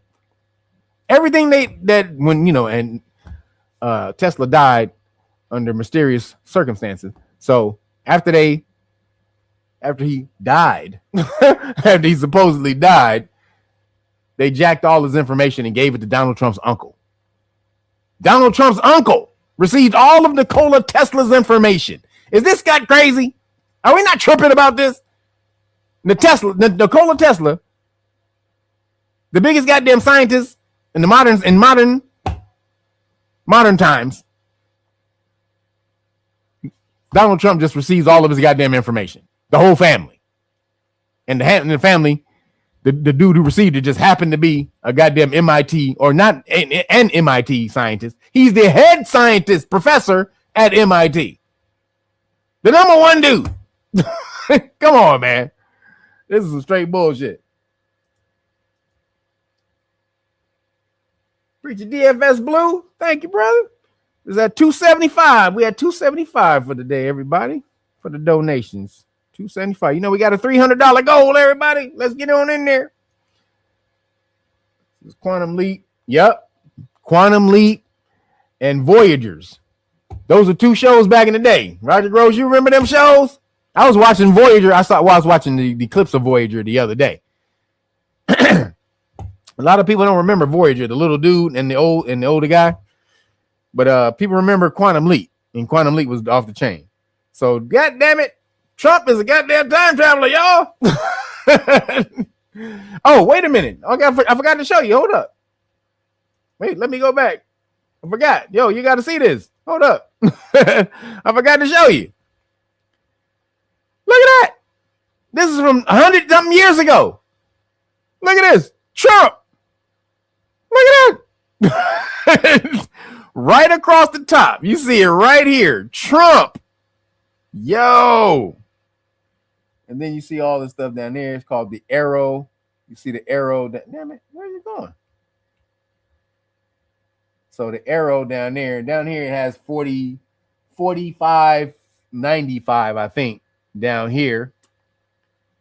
But so Trump right there. And then you keep going down. Here's another one. And then boom. Arrow Trump. Again.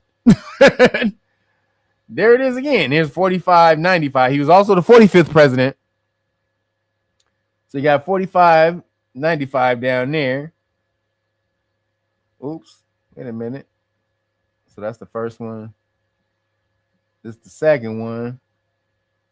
And boom. Oh, it's only those two? Oh, I guess it's only those two. But damn. Yo, oh, wait a minute. Here it is again. Trump. Look at this. Come on. This nigga just drew this with all this Trump shit on it. Why would he be drawing something with Trump all over it? What would that mean to him in the past? Trump. This just happened to do this out of nowhere. Just Trump. Come on, man.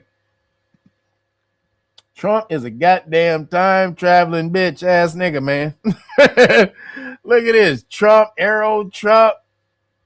Look at this. Oh, this the book. Barron Trump's Marvelous.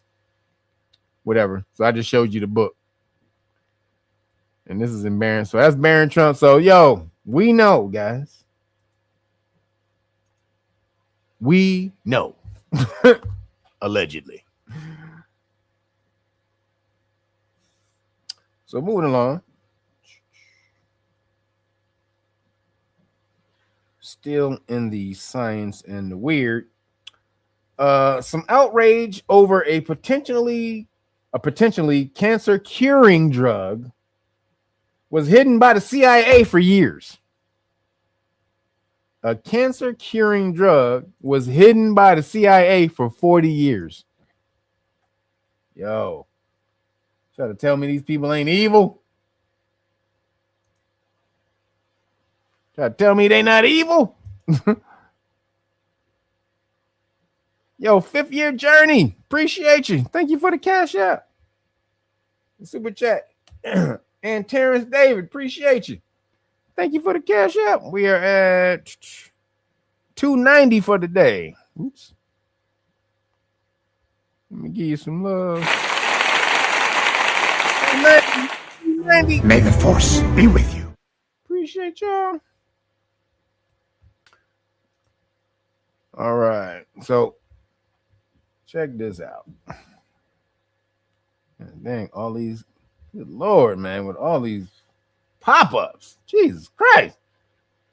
So it says, outrage over potentially cancer curing drug hidden by the CIA for years spirals as new patent surfaces.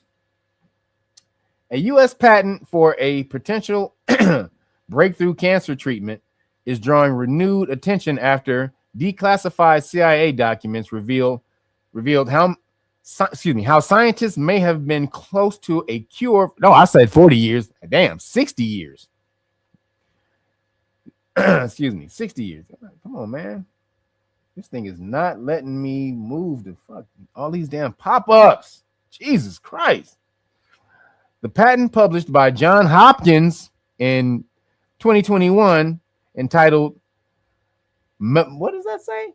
Mebendazole. Wait, mebendazole, yeah. Polymorph for treatment and prevention of tumors outlines how specific formulations of the drug, mebendazole, may be used to target cancer cells. Mebendazole has been used safely for more than 40 years, 4 decades to treat parasitic worm infections in humans.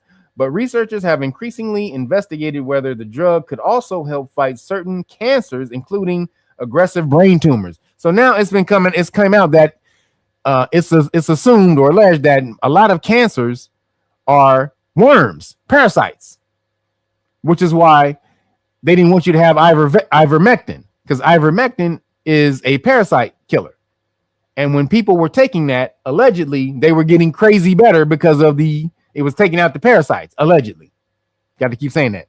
But you can buy ivermectin from Peter McCullough. He sells it in America now. It's over the counter. You can buy it from him. I think it's a lot, though. I think it's like $400 for a bottle or some shit. But it kills parasites. That's what it does. And so that's why it would be, and that's why cleanses work. When you do a cleanse, most times you do a cleanse, you're killing off parasites in the body, especially if you do a parasite cleanse, like Dr. Russell or Dr. Sebi. Those are parasite cleanses. They give you tinctures to kill parasites in your body. So cancers allegedly may be caused by parasites.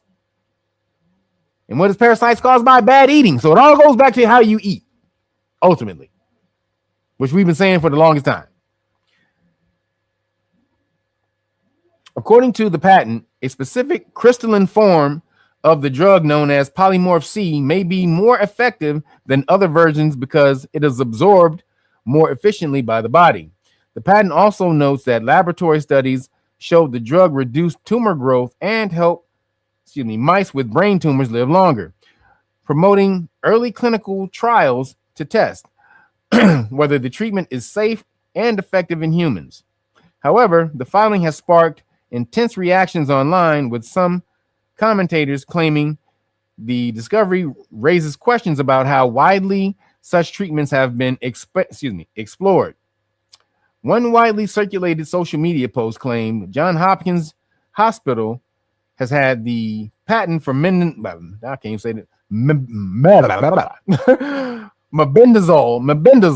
polymorph for the treatment and prevention of tumors for a long time. This was suppressed because the cancer industry makes $225 billion a year on designer drugs. The outrage follows a declassified 1951 CIA report circulated online describing Soviet research that found similarities between parasitic worms and cancer cells and suggested that anti-parasitic drugs could disrupt tumor growth. That was from Russia. Yo, that's why you got to do the cleanses. I do my two cleanses a year. I do my 2 cleanses right now. I'm back on the Deweys. I know. I'm back on my Deweys. I needed something to pick me up, man. I was sitting over here broken ass arm and shit. I needed something to pick up my spirits. And Dewey said, "Hey, man, you remember me? You remember the love we had before you kicked me out the house?" And I said, "Dewey, I love you, man. Come on back, brother. Come on back, Dewey. So Dewey's back on my Deweys. Had to get back on my Deweys, but I've been doing my cleanse in the next couple months, so I'm good.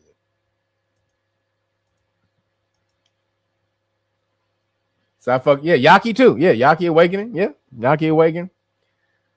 He wasn't that good at first, and then when he went and did his, because when he first came out, he was saying a whole lot of shit that wasn't right.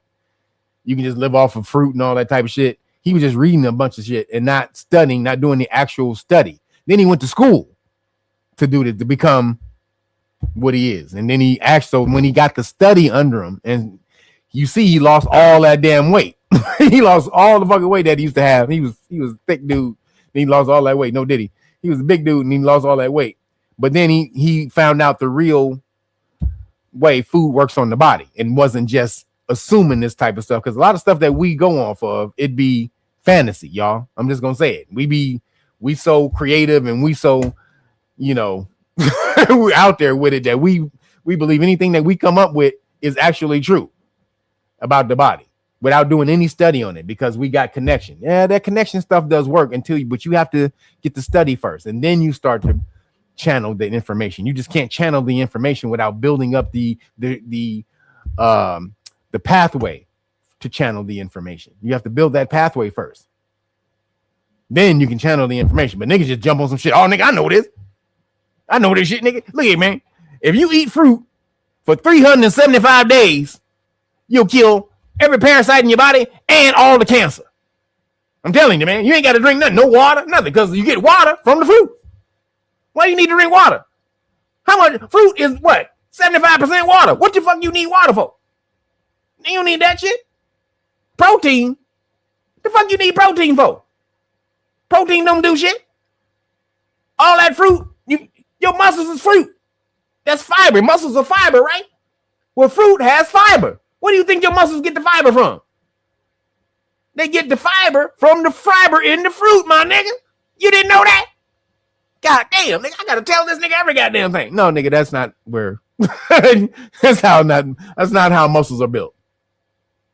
And niggas be on this shit all damn day, and they sound good and get 1 million followers behind them who don't know shit also. So shout out to Yaki for going and actually getting the knowledge. He went and studied and then got the real information and then started teaching. Because the first time he was teaching shit, I was like, he full of shit. Somebody showed me Yaki. I was like, this is bullshit. I'm a nutritionist for 30 years. So I know how food works on the body. I know the effects of food. So when I saw his shit, I was like, nigga, you cannot live. No. Try to live off fruit forever, nigga, and see what happens. You get scurvy, nigga. People live off fruit forever, get scurvy. You get protein. Your muscles are protein. They built with protein. Your immune system is built with protein, peptides that you get from protein. So, again, shout out to brother Yaki for getting his knowledge. Shout out to brother Yaki for getting the knowledge. But as you can see here, just do a cleanse. Just do your parasite cleanse. Do your parasite cleanse. And you be off the chain. It says, Kev, them Deweys. Man, I'm trying to tell you, they are cracking them Deweys, man. They should call them Dewey crack. Crack Deweys. That's what they should call them. Crack Deweys. It says, you're on, brother, man. He's been on point all along. No, he hasn't. No, he hasn't. Do you got where have you studied? I've got all the knowledge. Again, I've been a nutritionist for 30 years. When I first saw his videos, he was full of shit. He ain't always been on point. If he was always on point, why did after he started his videos, did he have to go get certified? Why did he go get the knowledge at the school after he started his whole shit? Because people were killing him. People were coming back like, nigga, that ain't it. No, nigga, that ain't it. No, nigga, that ain't it. So if he was truly on point from the beginning, why would you have to go get knowledge from white folks? Why would you have to go get the white man knowledge at school? If he was downloading it from the universe, from his ancestors, why would he have to go study that shit? and get certified or get whatever he did. He got his degree. He didn't get certified. He got a degree in the shit. He got like a PhD, like a degree or a PhD or some shit. He went hardcore in it. So why did he do that if he already had the knowledge? Come on, bro. Stop playing. So just do your cleanses and you'll be good. Moving along, still in the science and the where am I now? In the science and the weird.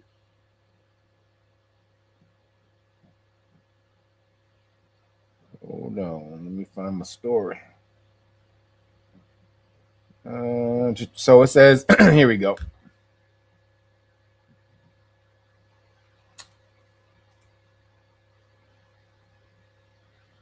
Is this it? Wait a minute.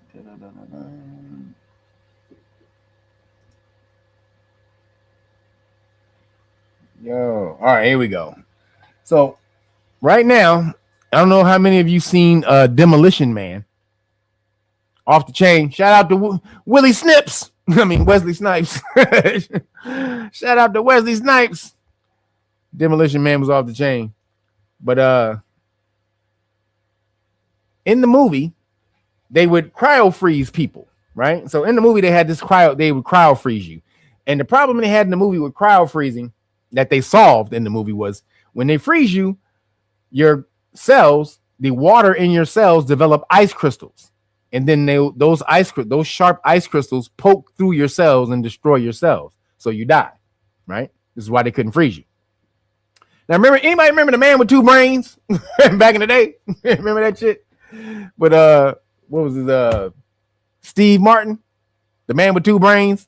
This goes back a minute. If you remember this, you go back a minute. But the man with two brains.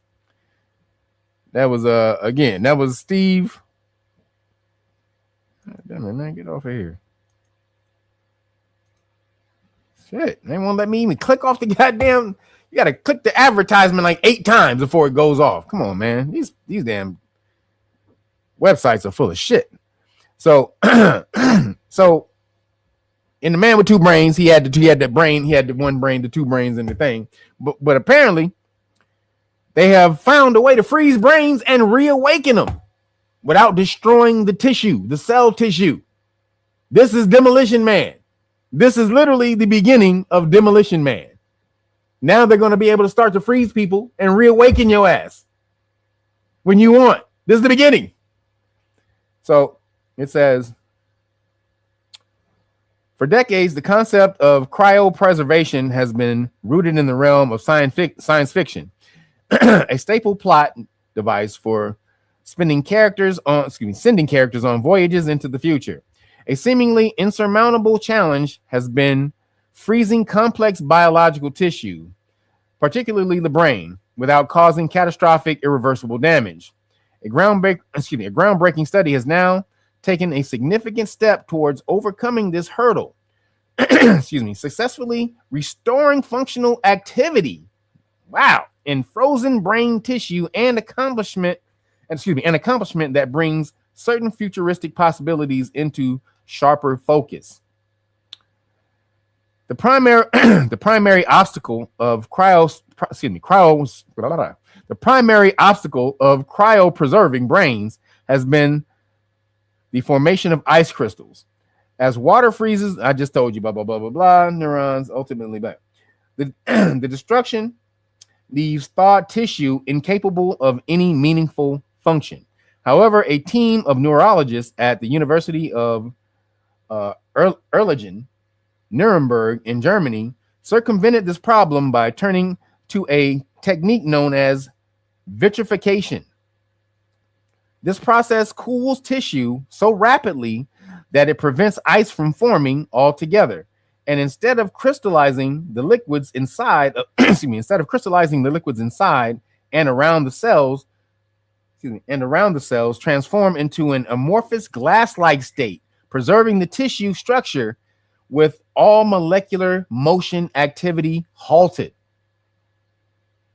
So it's like glass. It's like a It's like taking a glass, freezing you in glass. Instead of a crystal, they create perfectly. So glass is stable. Glass is very stable. So apparently, they turn your cells into glass, and then they're able to reform them into tissue later. The true test came with rewarming. The researchers meticulously thawed the brain slices, then probed them to see if any indication of life remained. Microscopic analysis revealed that the delicate neuronal and synaptic membranes had served the process intact. Future tests showed that the mitochondria, the tiny energy sources within the cells responsible for metabolism, were functioning without signs of damage, according to the last study published in Proceedings of the National Academy of Science. So apparently they can freeze you and reawaken you now. I think they've had this science for a long ass time. I think they've had this science for a long ass time now, and they just now getting it out to us. I'm sure they've been using this for the military. They have med beds. They got those med beds that can regrow limbs. Apparently, those med beds can, if you got a cut off arm, it can regrow your arm. That's the back to tank that my man was talking about. The back to tank. Yo, we're at 275 on the donations for the day. 275 for the donations. No, where we at? Did somebody give a donation? Wait, hold on, my bad. No, we're at 280. My bad. Sorry, 280 for the donations. 280 for the donations for the day. Appreciate you guys for everything you gave. So moving along in the science and the weird still. So it says the days are dragging. Excuse me. Days really are dragging. Length of days on Earth is increasing at an unprecedented rate, and scientists say climate change is to blame. So I want to read you this story, but I have some other stories that we have to get to. Hold on. So I have to get to this. I'll get to this one next week. Yo, Wayne Richards, appreciate you. He says, thank you for, he says, for B1, for sure. We're at 285 for the day. 285,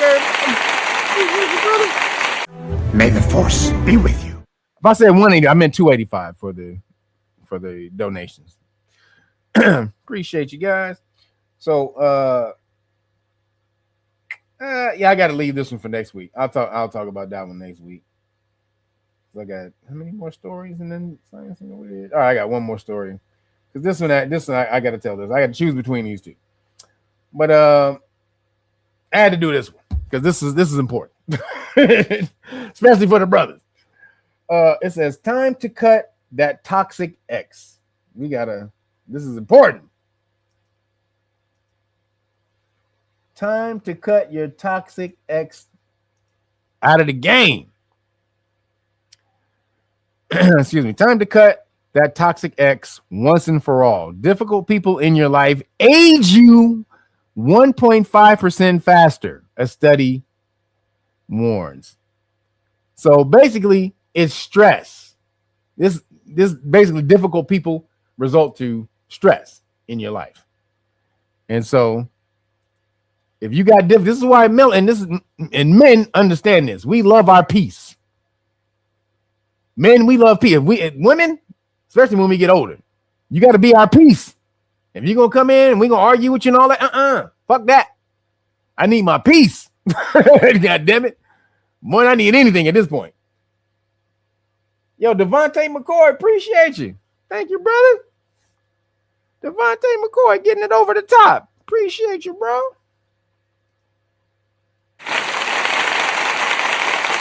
Getting over the goal today. May the force be with you.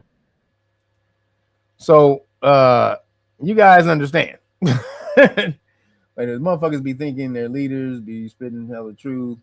Any motherfucker telling me that I don't need to drink water is at the odds. Who said you? Who told you you don't need to drink water? Who said that? Somebody told you don't need to drink water? And if you were talking about me, you need to get the sugar daddy out your ear. I didn't say that. I said do as I say, not as I do. I said you drink water. I said I don't drink water because that's just how I am in my life. It's not on the forefront of my mind until I get thirsty. That's why I'm dehydrated and it's hard for me to see when I do this because I'm doing so much shit. I don't really think about drinking water. I don't think about drinking liquids. I don't drink a lot of shit at all. But for you, if you want to sit in here and I wasn't talking about you, and if I'm miscategorizing your super chat, then my bad. But if you talking about me telling you not to drink water, that's not what I said.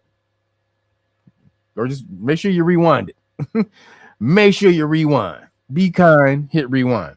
All right, so difficult people in your life stressing you the fuck out. We say, yo, hey, yo, what happened? What happened to peace? Peace. Straight up. Hey, yo, what happened to peace? Peace. Yes, melanated people, especially men, we need our peace. This is all men, not melanated men. All men, we need our peace especially when we get older. That's number one on the list. If you're not gonna bring me peace, salam alaikum. Assalamu alaikum. So it says, having a difficult person in your life could be aging you quicker. A study has warned whether it's lingering ex, a toxic friend, a rude neighbor, or a frustrating colleague, most people have at least one individual in their life who creates problems. Not me. Not me. God damn it. It creates problems. Now researchers have found these hasslers really do affect your health, raising your stress levels and speeding up biological aging by 1.5%. This means your internal age, based on how healthy cells are, is higher than your actual chronological age. And it can even, and it can have implications. Sorry, hold on. Refocus this in on here. So now I can see it. You guys can see it. I can't see it. Here it goes. All right. So it says, and it can have implications for health and life expectancy as it signifies your cells are deteriorating faster than they should be, which is linked to chronic diseases such as cancer and dementia. Each additional hassler is associated with faster biological aging, the team from New York University said. These are especially pronounced effects when the hassler is a family member, because you can't get rid of them. You're always around. They always around in your goddamn face. Leave me the fuck alone. Get out of my face. That's why when it's a family member, you can't get rid of them unless you just hardcore like that. You say, hey, get the you about that life. But usually your family member, you can't tell to get the hell out, to get the hell out of here most of the time, unless you get pissed. This study highlights the dark side of social connections. Social connections can wear down physiological resilience and hasten aging and the development of multiple morbidities, meaning death problems. So again, if you got crazy chicks in your life, this is also for bosses. If you had a job where your boss just stresses you the hell out, you need to get out. You need to get the fuck out. I'm just saying, you need to get out. Stress, what's the word I'm looking for? It's not worth it. That's not the word I'm looking for, but it's just not worth it for you to do that. For you to sit in stress for your whole life. And when you stress, when you stress, it contracts your your valves on your heart valves. That's why they when you have a heart attack, the doctor will tell you to have as least stress as possible, because stress constricts your heart valves. Like it contracts them a lot. Anger, stress, fear, all of those things makes your body, your heart, especially your organs, contract really tightly. So having a crazy motherfucking bitch in your life or a crazy nigga if you're a woman, because they go both ways. Women, you can get stressed out by crazy ass niggas too. Straight up. It ain't just a man thing. Kids can be stressed out from bullying at school, or be stressed out trying to please their parents, trying to live up to some super pedestal, some crazy idea that their parents had for their kids, that the kid like, nigga, that ain't me, my nigga. That ain't what I do. I don't get down like that. That kid is stressing out, trying to please your ass. Stop stressing that kid. You aging the shit out of that kid. So peace in your life is valuable. This is why I don't have any social media. Not really, unless it's for Know Your Rights Foundation.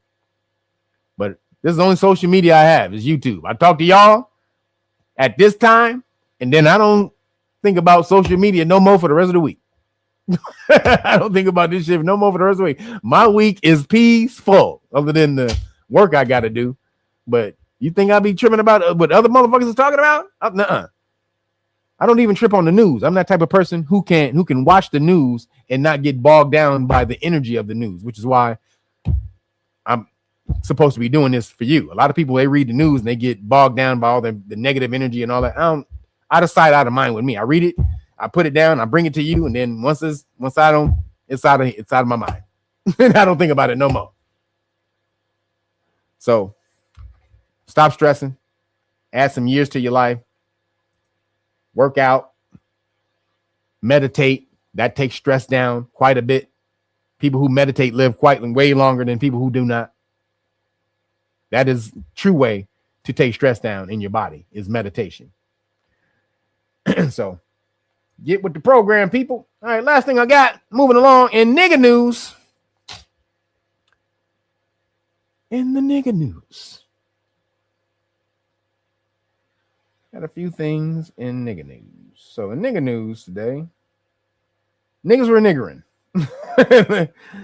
Niggas were kind of niggering today. Let's see what we got.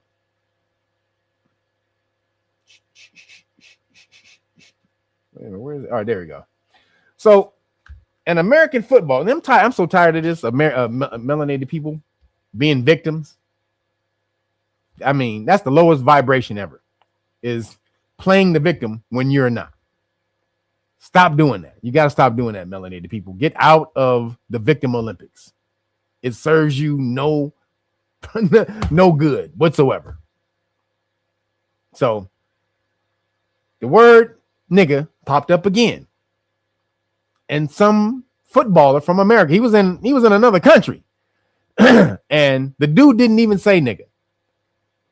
I forgot what country they're in, but the guy was Italian, completely spoke Italian, was talking on his phone and said, one woman gave him a flower and he said amiga, which means friend. That's the feminine form of friend. Amigo is the masculine. Amiga is the feminine when it's a woman. So he said amiga. And this dumbass nigga, football player from America, who's over in that country, lost his damn mind.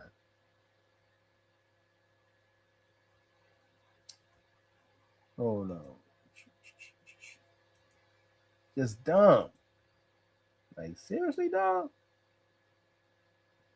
Hold on. Now I lost it. Damn it. This happens. Oh, here it goes. I found it. So check this out.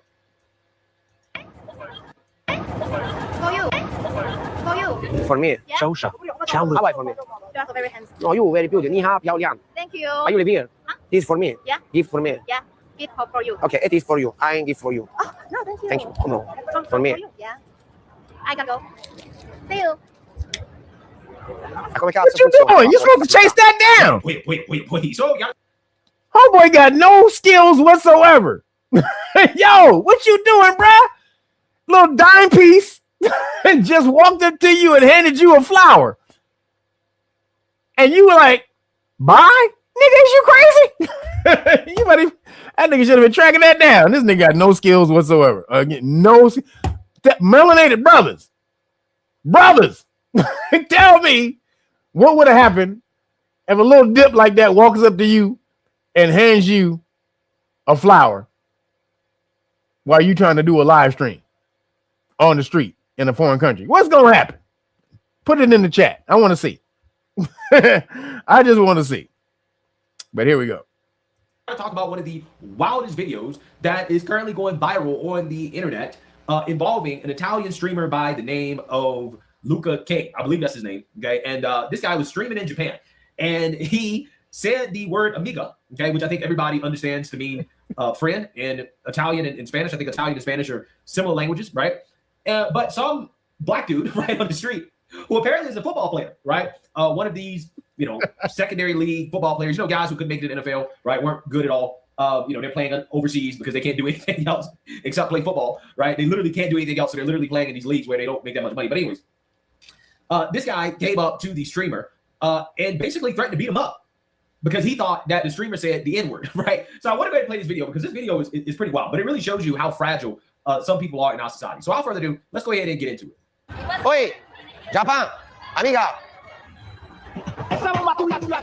Abbiamo preso il palo, sia io che l'americano. Palo. Questa era la 7, sì, era la 7. Mio fratello. Bufalino 420 ha donato 1 euro. Grazie per l'euro. Intanto buonasera. Sono entrato adesso, come sta andando oggi? Vedo che la connessione regge perlomeno. È un inizio. No, mi dissocio. No, bro. You my fan, Don't you. say my. You my fan. No, I ain't no fan. Oh. I ain't no fan, bro. I ain't no fan. This No, gonna be wait. my. Okay. That's not cool to say. Yeah, don't say my. Che cazzo volevo?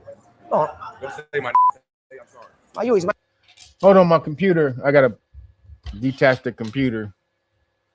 It's running out of power. Hold on. All right, here we go. It should run better.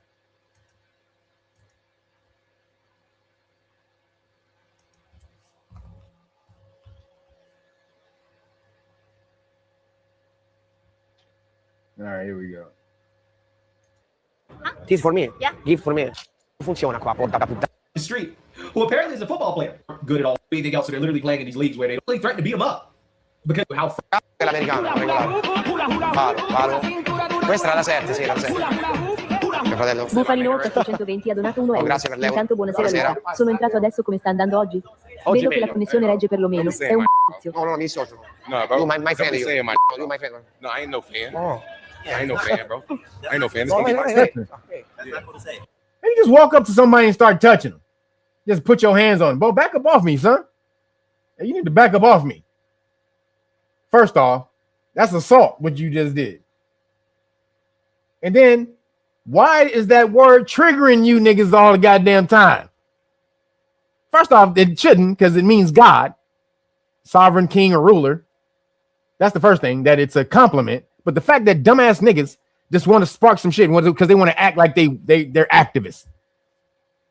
I'm down for the cause. Sit your dumb ass down, nigga. Nigger. Yeah, don't say my. Volevo, che cazzo volevo? No. Don't say my. Say I'm sorry. Ma you is my friend. No. Say I'm sorry. No. You're sorry. No, you're sorry. I'm sorry. You're sorry. Sorry. For saying my. Right. No. This is what I don't like for banties. No good. This. Right. You say my. No. This is no. What did you say over there? You said I'm sorry, right? Sorry. You're sorry for saying my. Right. I don't speak. No, you do speak. You said my. I heard you say. No. Me dissocio. 5 seconds to apologize. No. Open hand. No. Okay. Right. Where you going? Say I'm sorry. For Sorry. Say I'm sorry. What you gonna do? Sorry. I'm sorry. You sorry. It's no problem. Hey, I think per parole no. Would y'all say I'm sorry? Nah. Because if you hit this dude and beat up somebody in a foreign country, your ass going to jail forever, fool. You going to jail forever, nigga. I would have let him hit me. If I'm this dude, I'd let him hit me. Do what you gonna do, nigga. You idiot. Who don't understand other languages but think that motherfucker, I'm supposed to abide by your language in my country, in another country. Are you insane? Dumb niggas. And let me tell you something. He don't know shit about fighting. Anybody who got braids, they ain't really about that life. They not about fighting. Because any real fighter knows that a nigga with braids, all you gotta do is grab his hair and I can control him. I mean, this is for everybody. Anybody who has braids in your hair, you tell a real fighter that you're not a fighter if you got braids in your hair. Because as a true fighter, I know that all I got to do is get control of your braids and you're done. Period. If you get control of a person's head in a fight or you take their back in a fight, they're usually done if you know what you're doing. So this fool acting like he's some type of gangster with his little gay ass braids in his hair. Let me know. These don't even know what the hell he doing. He don't know how to fight. But he can pick on this dude because he a little scrawny Caucasian kid, little Italian kid. Yeah, he's a bitch. Sorry. Ooh, I should slap you anyway. Ciao, ciao. Ma che cazzo vuole questo? Ma questo è sto scemo. Mi dissocio, ma che cazzo vuole? Che cazzo ha detto questo? Ah, vaffanculo, va sto deficiente. Sto coglionato. Incredible. Absolutely incredible stuff, man. So apparently, this guy is a journeyman American football player by the name of Malik Stanley. He played for the Munich Ravens and other similar Euro teams. Apparently, the reason why he's in Japan, again, I read this, but I'm not sure if it's entirely true, that he's now playing football, American football. This is in Japan. He's trying to tell an Italian person in Japan to stop saying nigga. Is he stupid? He's done. Yeah, he's done. He's done. Japan, so that's the reason why he's there. I don't know. But this is apparently the guy, right? According to the internet. Stanley, and these are my best moments of the season. Yeah, that was my next question. How would you compare like your Mexican team, so to say, to the teams that you've been in Europe? Oh, I would just compare. The only comparisons would be a championship team, and those wouldn't even compare, honestly. So if you could times Rainfire by 4, that would maybe compare to the Caudillos. Okay. So the very high level, high standards. He got a mystical starter. There are very, very high level, right? He got a mystical starter kit. For definitely in Chihuahua. Okay. So need to. My bad. Hold on. My bad. That was funny. That was funny. That was my next question. How would you compare like your Mexican team, so to say, to the teams that you've been in Europe? Oh, I would just compare. The only comparisons would be a championship team, and those wouldn't even compare, honestly. So if you could times Rainfire by 4, that would maybe compare to the Caudillos. Okay. So the very high level, high standards, and the infrastructure over there are very, very high level, right? Very high level, yeah. For definitely in Chihuahua. Okay. So still need some work in Europe, right? I would. So we don't need to keep watching this nigga's interview because he's stupid. Dumb as hell. He's stupid as hell. He sounds like, wait, what you say? He sounds like it's some sweet tarts in this. I don't know. You never know. You never know these days with these niggas and their braids. That's all I'm saying. He said, yeah, man, right. So, again, melanated people have to stop being so damn sensitive. Stop letting people control you with words. Words can control you. Then that's the very first thing. That's the very most minor thing that I can control you with is words. I own you. If all I got to do is utter some words and I control you, I can elicit any emotion out of you that I want with a word or a couple of other words or artful words put together. I own you. I own you. If I can make you move with words, I don't control that body, but if I can just speak some words and make that body move the way I want it to move, I own you. So there's that. So moving along, still in the nigga news. Damn it. Still in the nigga news.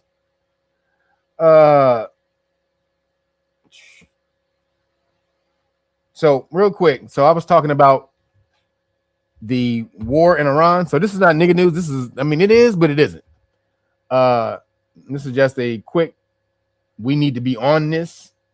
So the war in Iran is going to mess up the oil in America. As I told you, Iran is only holding America and Israel's oil through the Strait of Hormuz. Excuse me. That's going to mess up. Hold on. That's going to mess up the oil and as everything that oil relies on, or that relies on oil, that relies on petrol. It's going to affect a lot of stuff. But petrol is going to be changed in the future because of, you see all the oil fields getting blown up, the oil tankers. Oil's going to be messed up for a minute. They blew up some oil refineries. It takes a couple of years to get oil refineries online. So it's about to be crazy. But there was a dude I told you guys about some years ago called Nature Jab. Remember that dude, Nature Jab? I forgot. I don't know his real name, but his channel is Nature Jab. When I first showed him to you guys, he had like 8,000 subscribers. And on his live streams, he would have like 60 people on his live stream when I found him. Now, he's off the chain. So this is the dude. This is the guy. If you don't remember this guy, he's the one who makes gasoline out of plastic. And when I found him, he had 8,000 subscribers with only like 60 people in his live stream. And then he blew up. He just mashed out on the social media. And shout out to him. He blew himself up. He doesn't even like social media, but he's great at it, which is crazy. He's young. So then he got backing from Serena Williams' husband.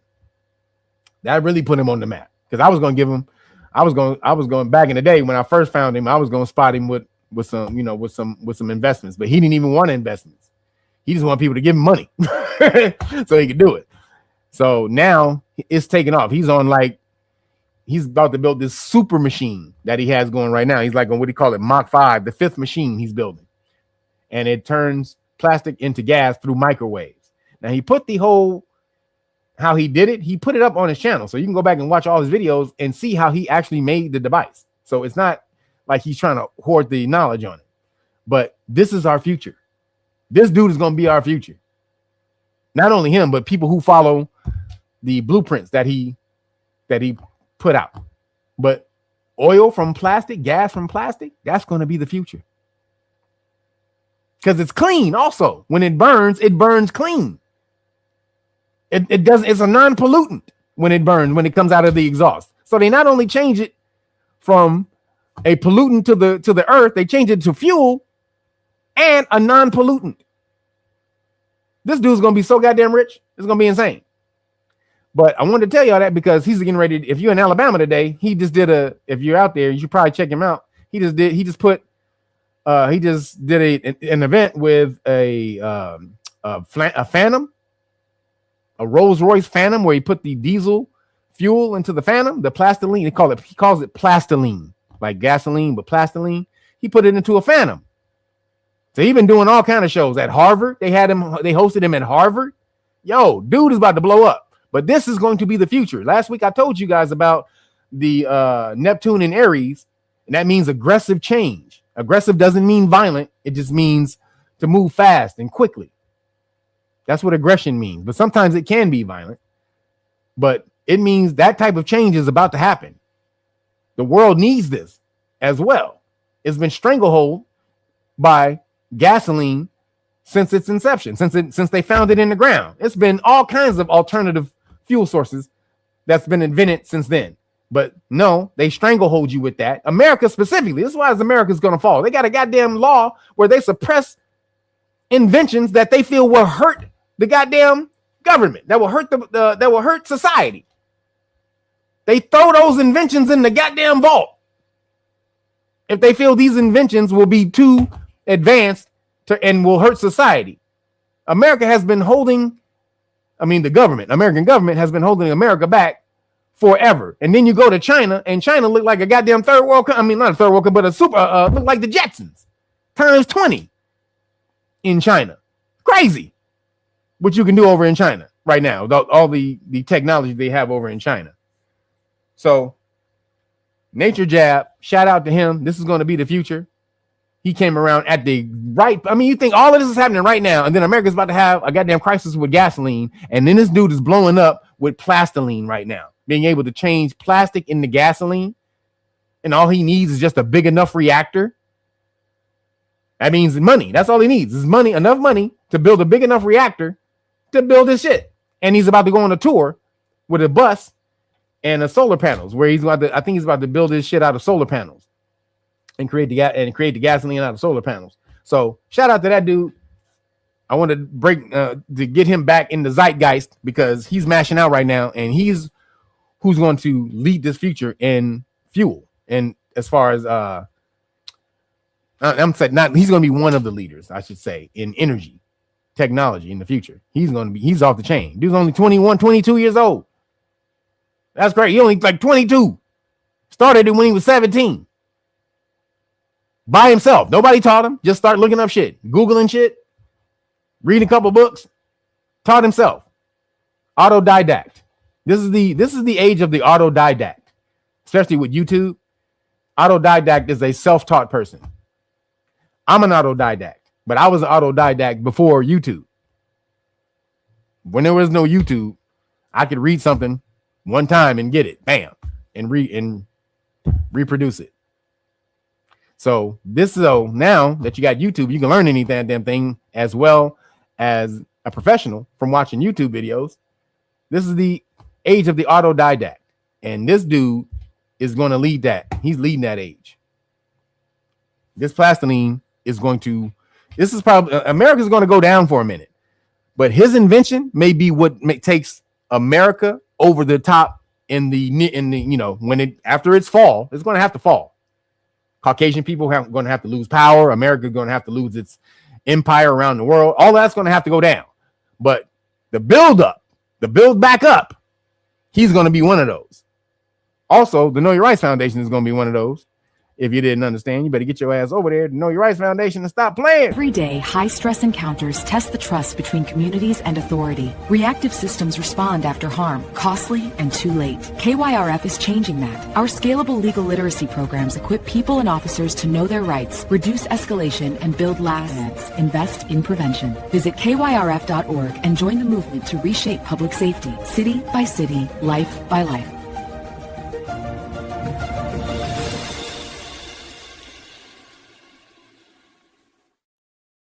This is one of the things that you're going to need. We're going to need inventions. Anybody who has a great invention, get off your ass and build that shit. That can help America, that can help the world in the future. If you had that idea, this is the time to build. Anybody, I'm telling everybody, if you got an invention in your mind that you've been sitting on, do that shit now. This is the time that's going to bring, you're going to bring that to fruition. This is the time for it. Neptune and Aries, these are the two things, ideas and the will to do it, the will to bring it to fruition. An idea and will, that's all you need. This is the time for inventors, creatives. You're going to take over the future. If you are creative enough, sit your ass down, figure it out, build something new. Because again, America is changing and it's going to need that. When it builds itself back up, you're going to be a part of the new future of America. All you new inventors and all that type, do it. Get with this guy. Get like this guy. So moving along. And also make sure you get that law. You're going to need the law in the future. You're going to need ideas, but you're definitely going to need to learn the law so that we can rebuild this shit once it falls. We can't have chaos. We're going to have order, and there's going to be some order that comes out of the chaos. How will that happen? That's going to be with you understanding the way the system used to be, not building it the way it used to be, understanding the way it was built, but building on top of that. Building on top, making it better. But you can't make it better if you didn't know how it worked in the first place. So that's why we're here, Know Your Rights Foundation. But moving along, still in the nigga news,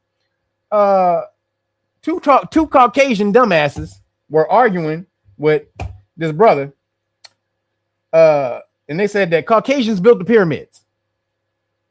And now remember I showed you this channel back in the day. This is not the same channel, but is the We Was channel where they try to debunk that we was anybody in history, even though we plastered all over the goddamn walls with paintings and carvings and statues and all that shit.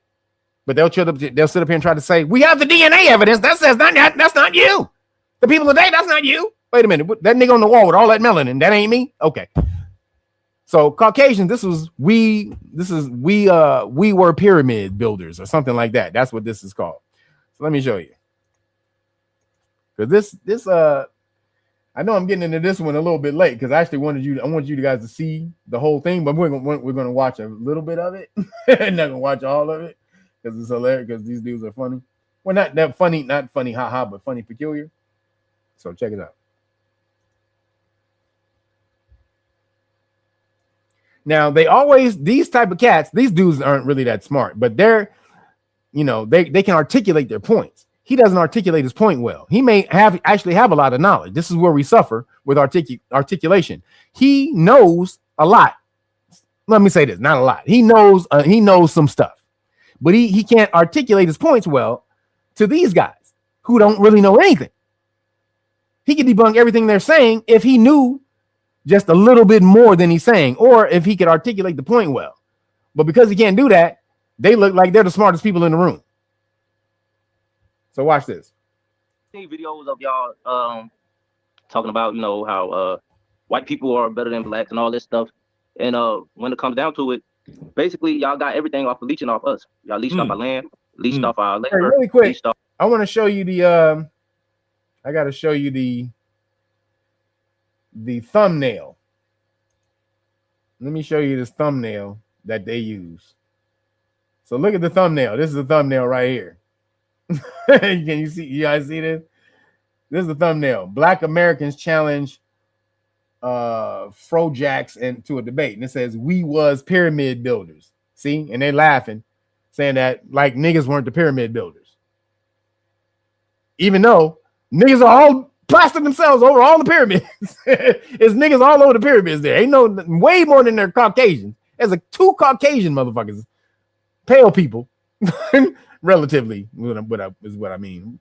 There's like, as far as is what we can see, there's like 2 pale people on the pyramids, but no, we didn't build them at all. So let's get back.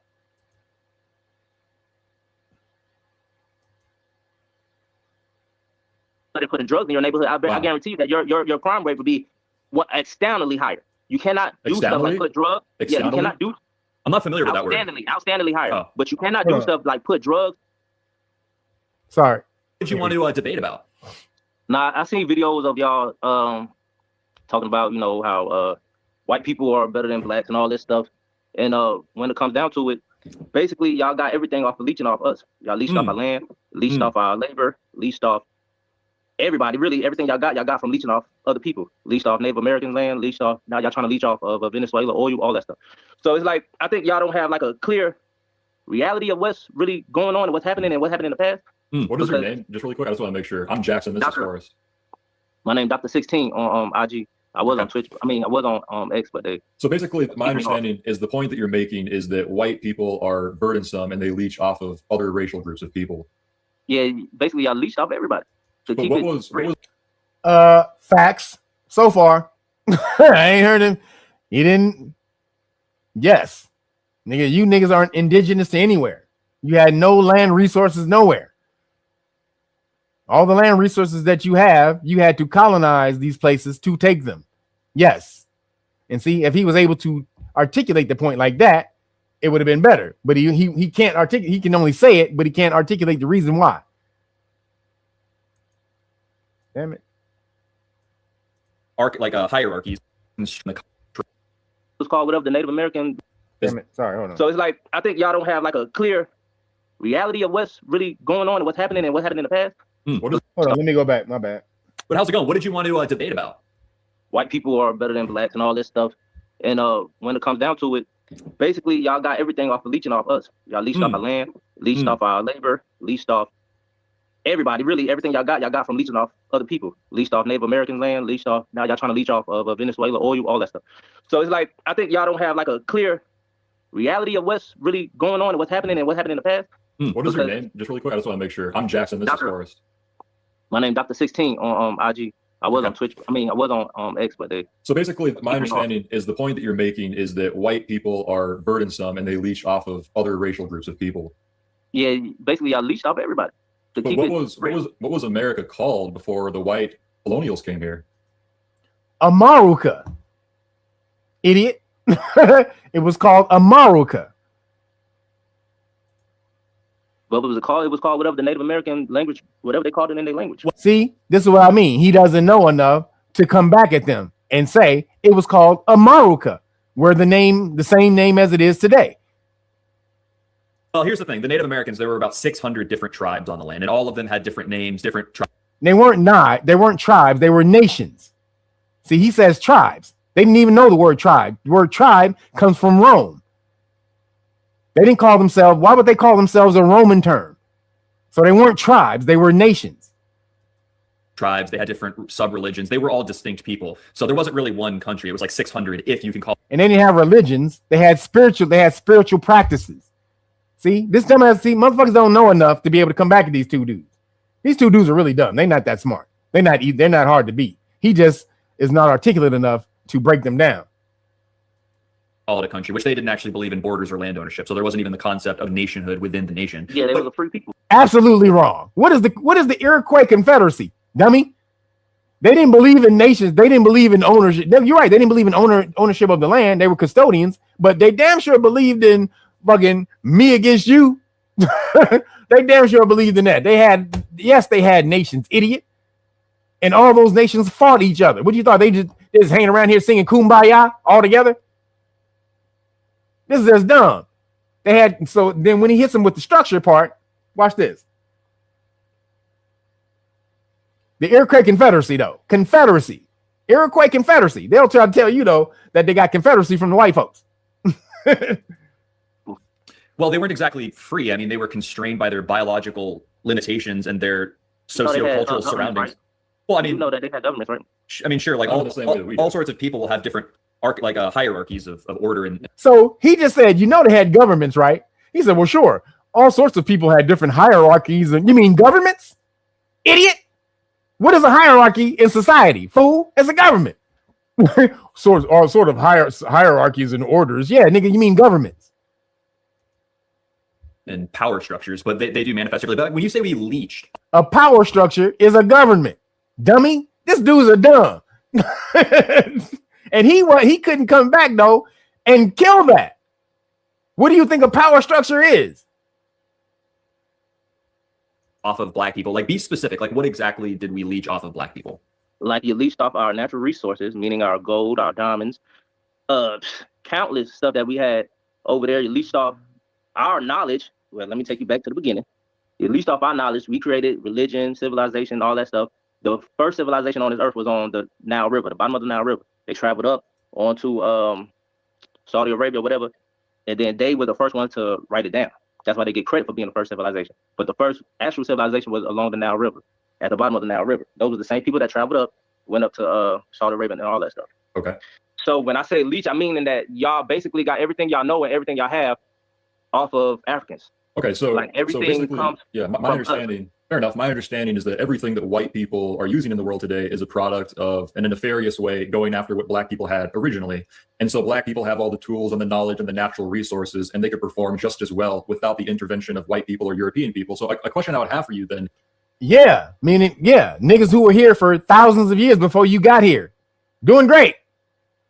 Doing fine. Before you bitch ass niggas got here. Using that logic is that what do you think the quality of life would be for black people if white people never interfered with them? Would they be better off? Listen to what he thinks. He thinks that white people made black people's lives better. That you were just sitting around spearing raccoons in the woods, in the forest. He was spearing boars in the forest before a white man came and got you and civilized your ass. Hell yeah! Do you know what we was building pyramids? Something that y'all can't figure out to this day how we built. But black people didn't build the pyramids, though. Those were Coptic people. Those were Coptic people. You said they were who? Coptic. They're North African. They're Semitic Arabs. Those were Coptic people. They're Caucasoid. There were Coptic people. There were Semitic Arabs. So these are just terms that this dumbass nigga don't right here doesn't know how to break down. Coptic, that's just a religion. Coptic is not a race. Coptics is a certain religion of Christ, of Christianity. That's what Coptics. That's the cross with the circle. That's the Coptics.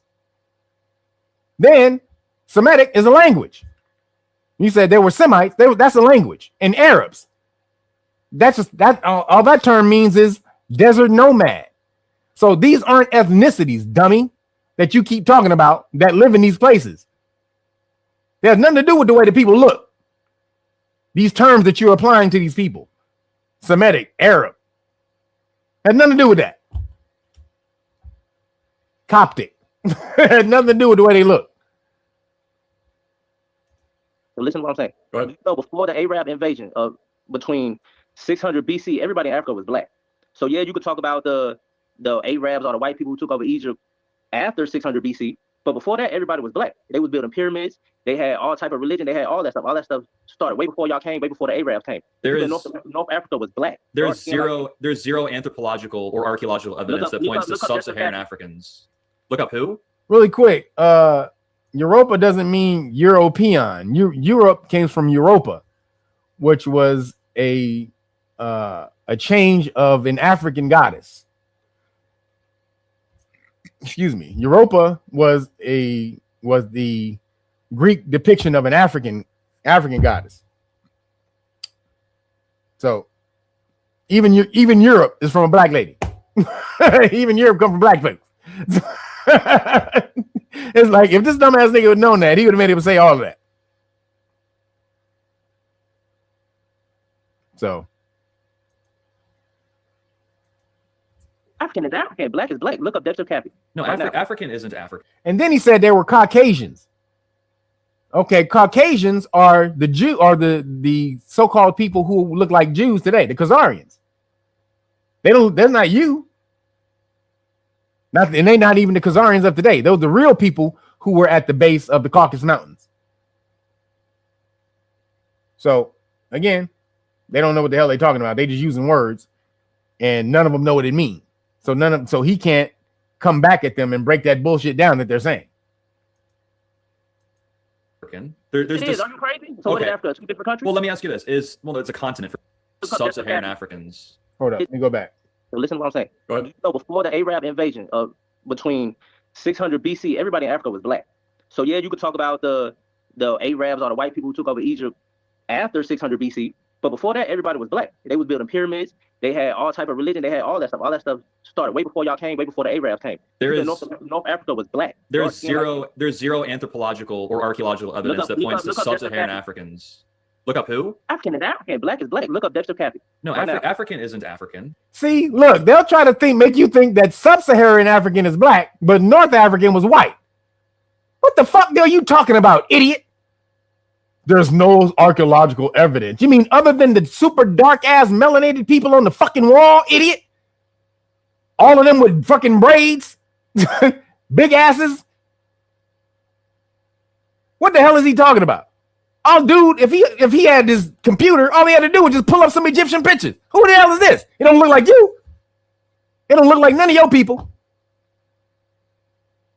Again, this is some dumb shit. These dudes can just say this stupid shit. See, they're trying to rewrite history. This is what all this is for. White people are trying to rewrite history and put themselves in that shit like they were the creators of this shit. Now that they got their bullshit DNA test and all that, which is all bullshit because they control the science of that.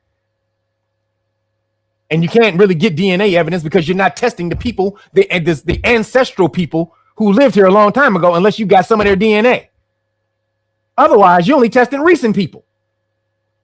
So you have no idea who lived here thousands of years ago if you don't have their DNA.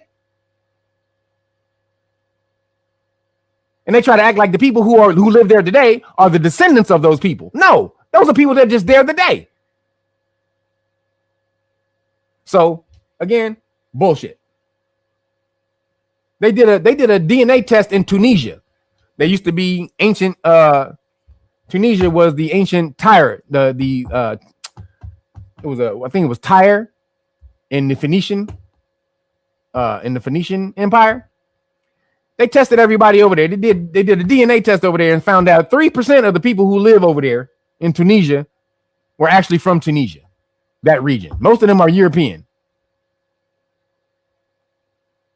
They did this is their straight DNA test of all the people. This is a dude who did he did a documentary and he walked over in Tunisia and he just started handing people swabs. This the video was on YouTube. I saw this video on YouTube 20 years ago. And he started walking around handing swabs. Actually, about maybe 15 years ago. He started handing swabs to people. And then they went back and tested them and found out they was like, we're amazed.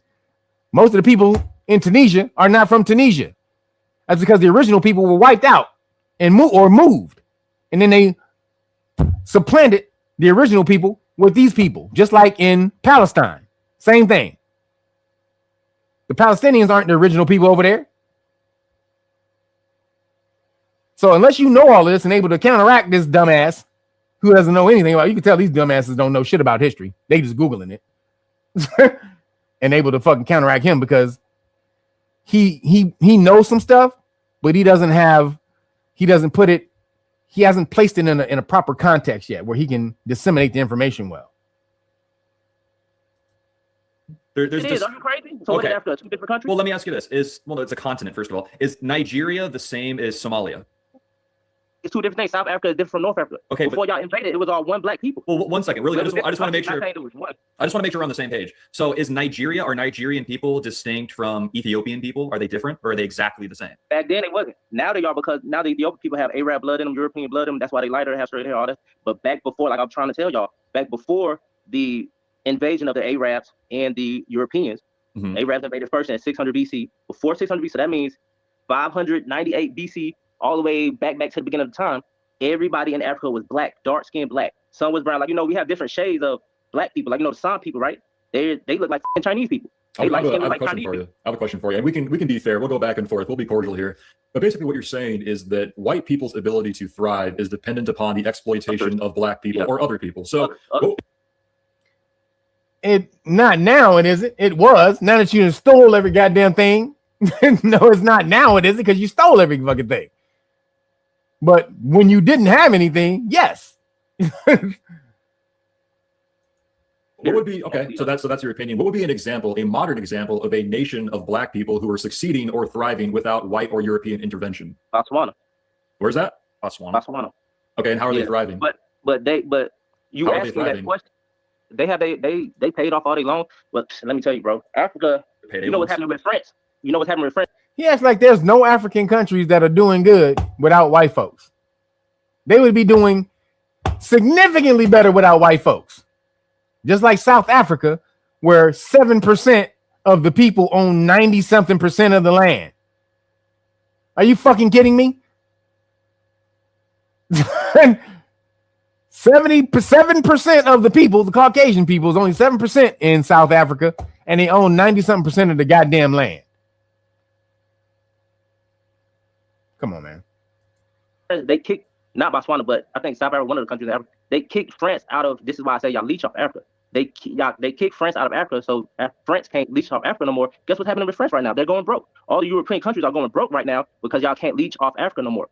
European countries are struggling because they're experiencing waves of immigration and non-white people who are committing sexual assault against Native Europeans. That's the opposite. You know why? But where are the where are the black people that are thriving outside of European influence? Botswana did. You do your research, look up Botswana. Compared to what? Compared to China? Compared to America? This is not a superpower in the world and the geopolitical stage.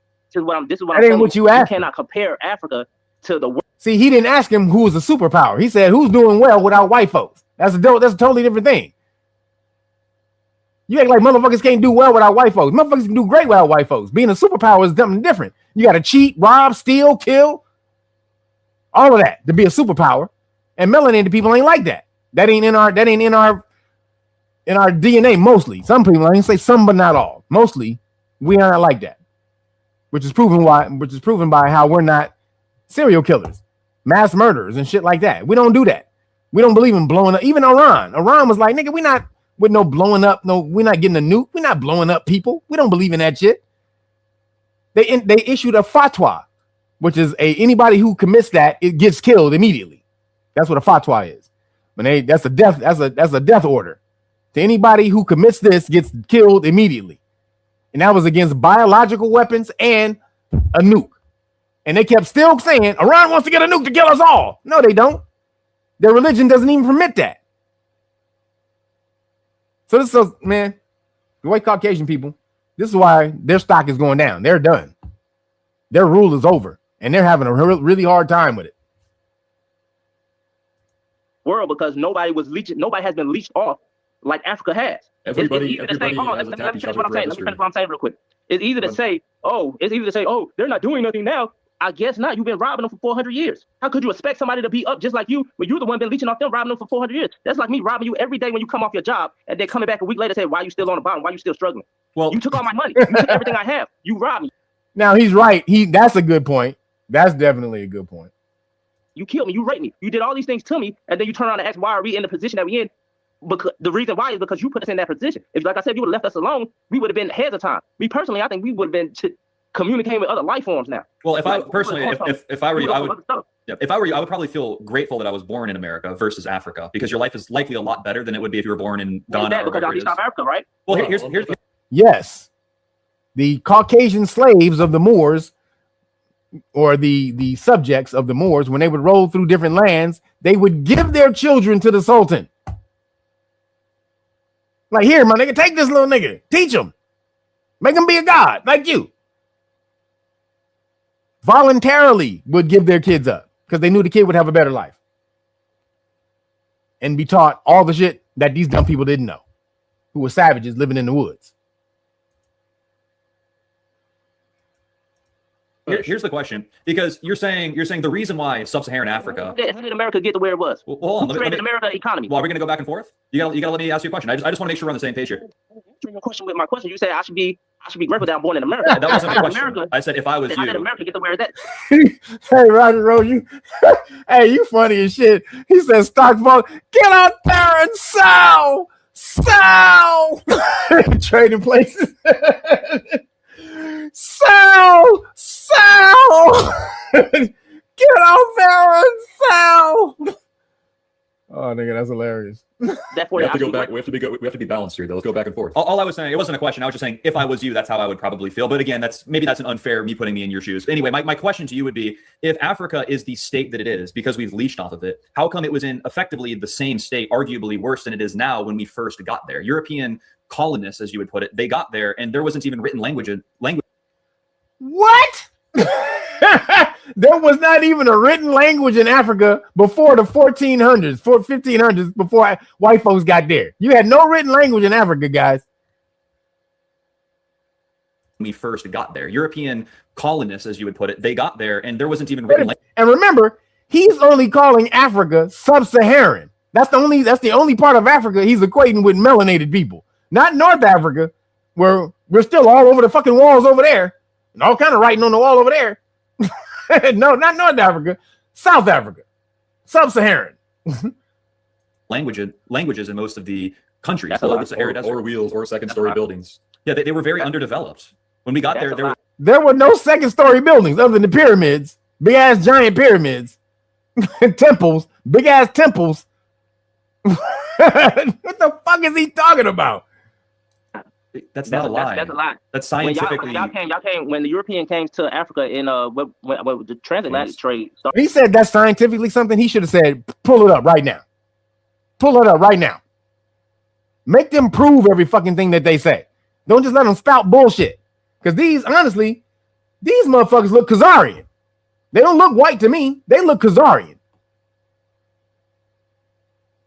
Tell me. Tell me these two motherfuckers look Caucasian to you. They don't look Caucasian. They look Khazarians are true Caucasians. So let me take that back. So yeah, they're Caucasian, but I mean like European white. They're not that. They're Khazarians. They're to me, they're put out here to get to smear the narrative. Started in 1409. Am I right? Something like that, yeah. So during that time, you had black people like Mansa Musa, who was the richest person in history of the world. Look, they keep trying to laugh like Mansa Musa wasn't a real person.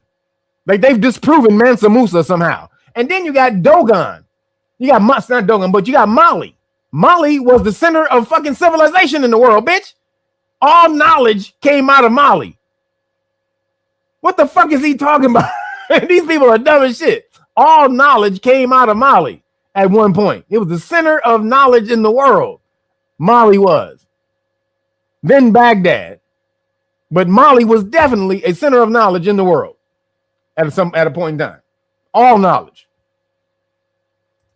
World, period. So you can't sit there and say that, oh, they was undeveloped and all this stuff until y'all came over there. They had their own stuff going on. They had like what? They had a lot of stuff going on. They was making money. They was doing what they do in their culture. Just Like because what? it's not your culture, listen to what I'm saying. Your culture, just because something is not your culture, doesn't mean that they are less than or. See how he can't articulate the things that they were doing? See, they ask him like what? They're asking him for proof, but he's not asking them for any. That's the problem. They're like, yo, like what? But then he's not doing the same thing. He's just letting them spout off their bullshit without asking anything. Or below than you because they choose to live in huts or whatever. That's what they want to do. That's what you have to let people live their life. I'm not comparing. That's their custom. Let They me don't respond to you want to. then. They Let me might respond not. to you. They might. Can I finish what I'm saying, please? We gotta go back and forth here. Like I'm asking specifically, what do they have going on? What do they have going on? Go ahead. What I'm trying to tell you is that you have to let other people live in their custom. Just because it's not your custom doesn't mean that it's less than or worse than. They might not want to live in a mansion or whatever. It's billionaires in Africa. It's like, bro, if Africa was so sucky or so terrible, why the hell are y'all over there now? Are all That's cultures what I'm trying to are all understand. cultures Y'all equal? are all over South Africa, living good in the nice hotels, in the buildings and all that stuff. Y'all are over there. If we suck so much, get the hell out the land. Well, let me Stop ask you leeching this. off others. Go back to your land and do what you say Okay, you you're smart talking a lot. We gotta go back and forth. So here. I'm sensing that you're upset about it. And if I thought I'm not really upset. It's just how I talk. well, if I thought that my people were being oppressed historically and systemically, I would probably be upset too. Let me ask you this. If I were to just grant everything, if I were to say sub-Saharan Africa and even Africa as a whole has been colonized, ruined, raped, pillaged, sucked dry of its resources, and that's exactly the reason why it's in the state and condition it is now. Black Americans are systemically oppressed historically.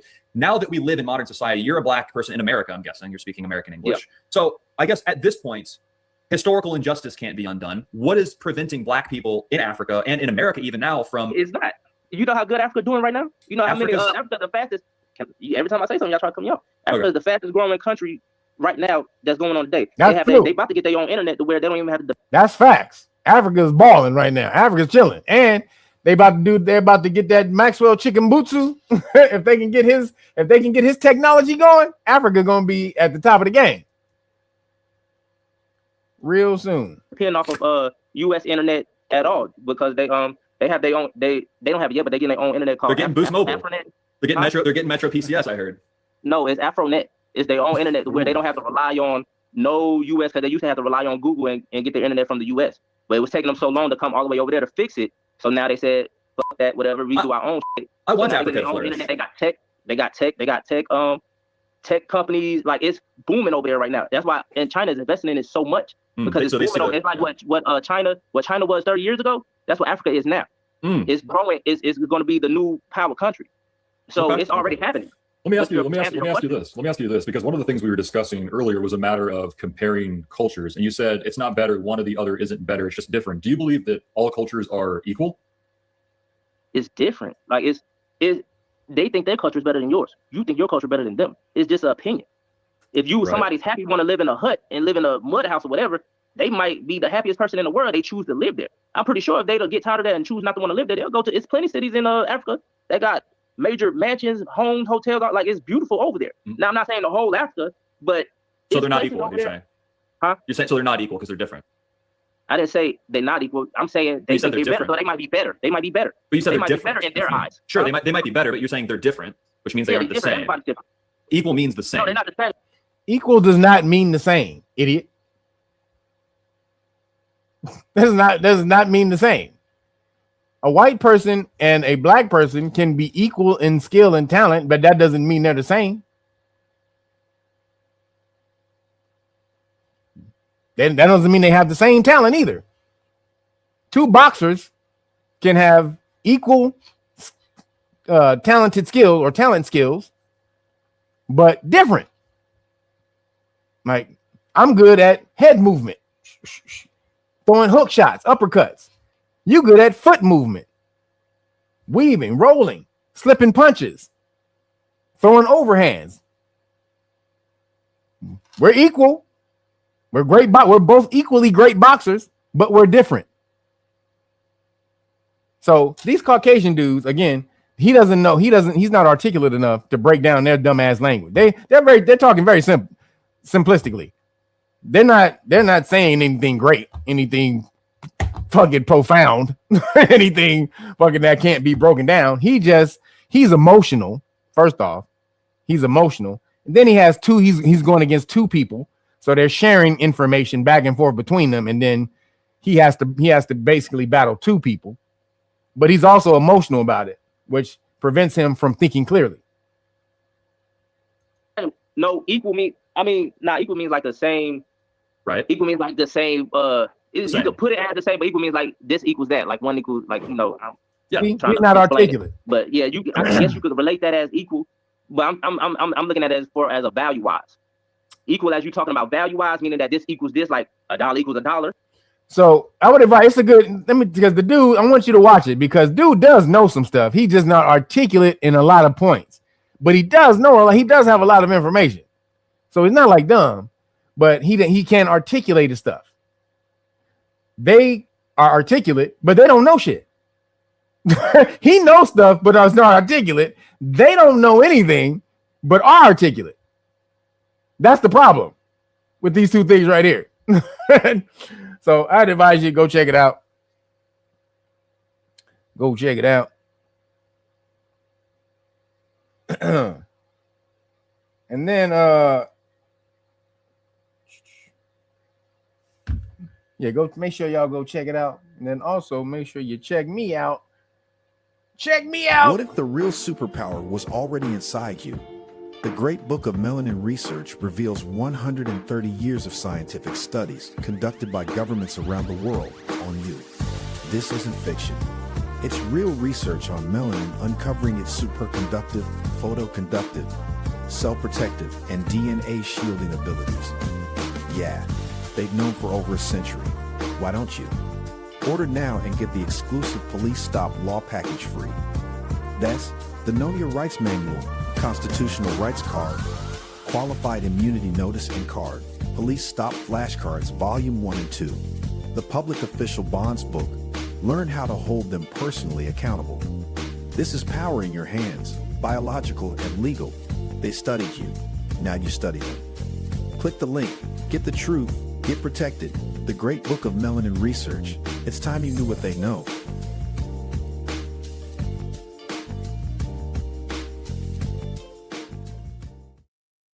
Make sure you hook it up. Get the whole deal. Police Stop Law Package, the brand new constitutional rights cards, the brand new joints right here, and the qualified immunity card right there.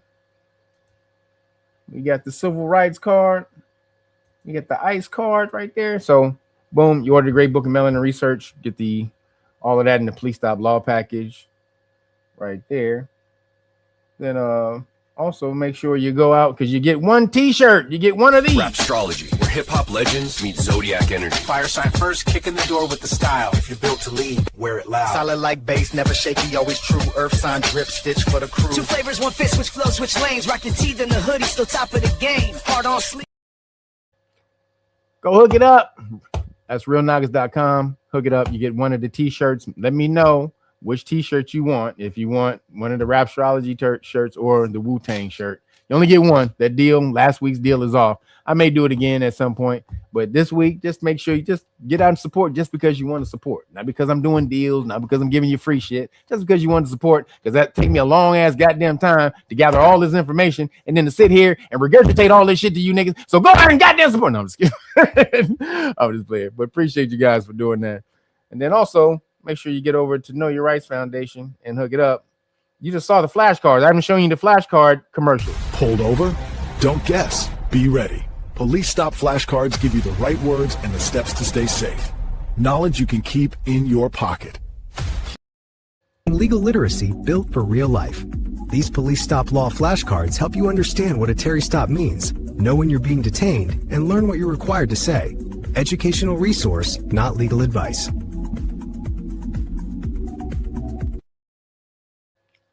Educational resource, not not advice. So make sure you get over there. Those come free with the Police Stop Law Package when you order the Great Book of Melanin Research, the hard copy. Bam, you get all of that. But make sure you go sign up for Know Your Rights Foundation if you want to get into the interview class this Wednesday. This is the 18th. We have the interview class this Wednesday, so make sure you get over there if you want to get in and let us know what's popping. Every day, millions of people travel, work, and care for their families without knowing all the rights the Constitution gives them. The Know Your Rights Foundation offers free trainings, resources, and community events to make sure your rights are never a mystery. All right. Again, kyrf.org/volunteers. And also the people who signed up, you fill out your questionnaires and send them back. You got an email from us. So make sure you check the email so you can get in with the interview time. All right. We sent you an interview. We sent you the interview time this week. So the people who didn't hit us back, and you did fill out the questionnaire, make sure you check your email, your spam and everything. Look for our email and then send it back so we can get you in for the proper time. All right. So you guys have a tendency to do that. You send it back once and then don't look for another email. You got to look for the second email after you mail us back the questionnaire. Then we send you a time for the interview for the interview. That's how that works. So make sure you get back at us. For all those people, we will send you the questionnaire. You fill the questionnaire out, send it to us. So questionnaire is only 10 questions, so we just know where you're starting off at. We don't need to know, it's not a pass or fail. We just need to know where you're starting off from. Then you send it back to us. We send you a time for an interview. And that's how it works. All right. Make sure you get over there and hook it up for the people, because we're trying to teach y'all something. Every day, high-stress encounters test the trust between communities and authority. Reactive systems respond after harm, costly and too late. KYRF is changing that. Our scalable legal literacy programs equip people and officers to know their rights, reduce escalation, and build lasting. Invest in prevention. Visit KYRF.org and join the movement to reshape public safety, city by city, life by life.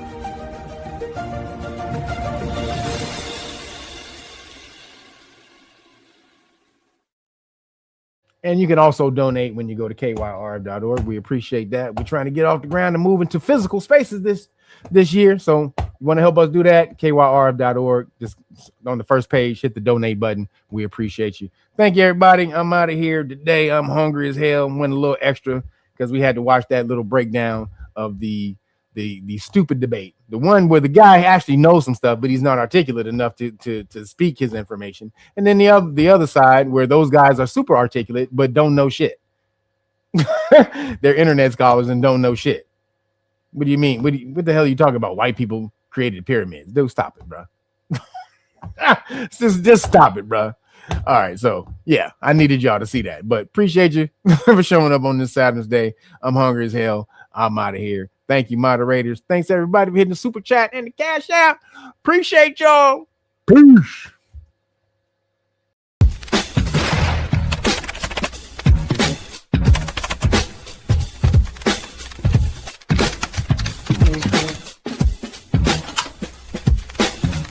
Real Nagas, tap in.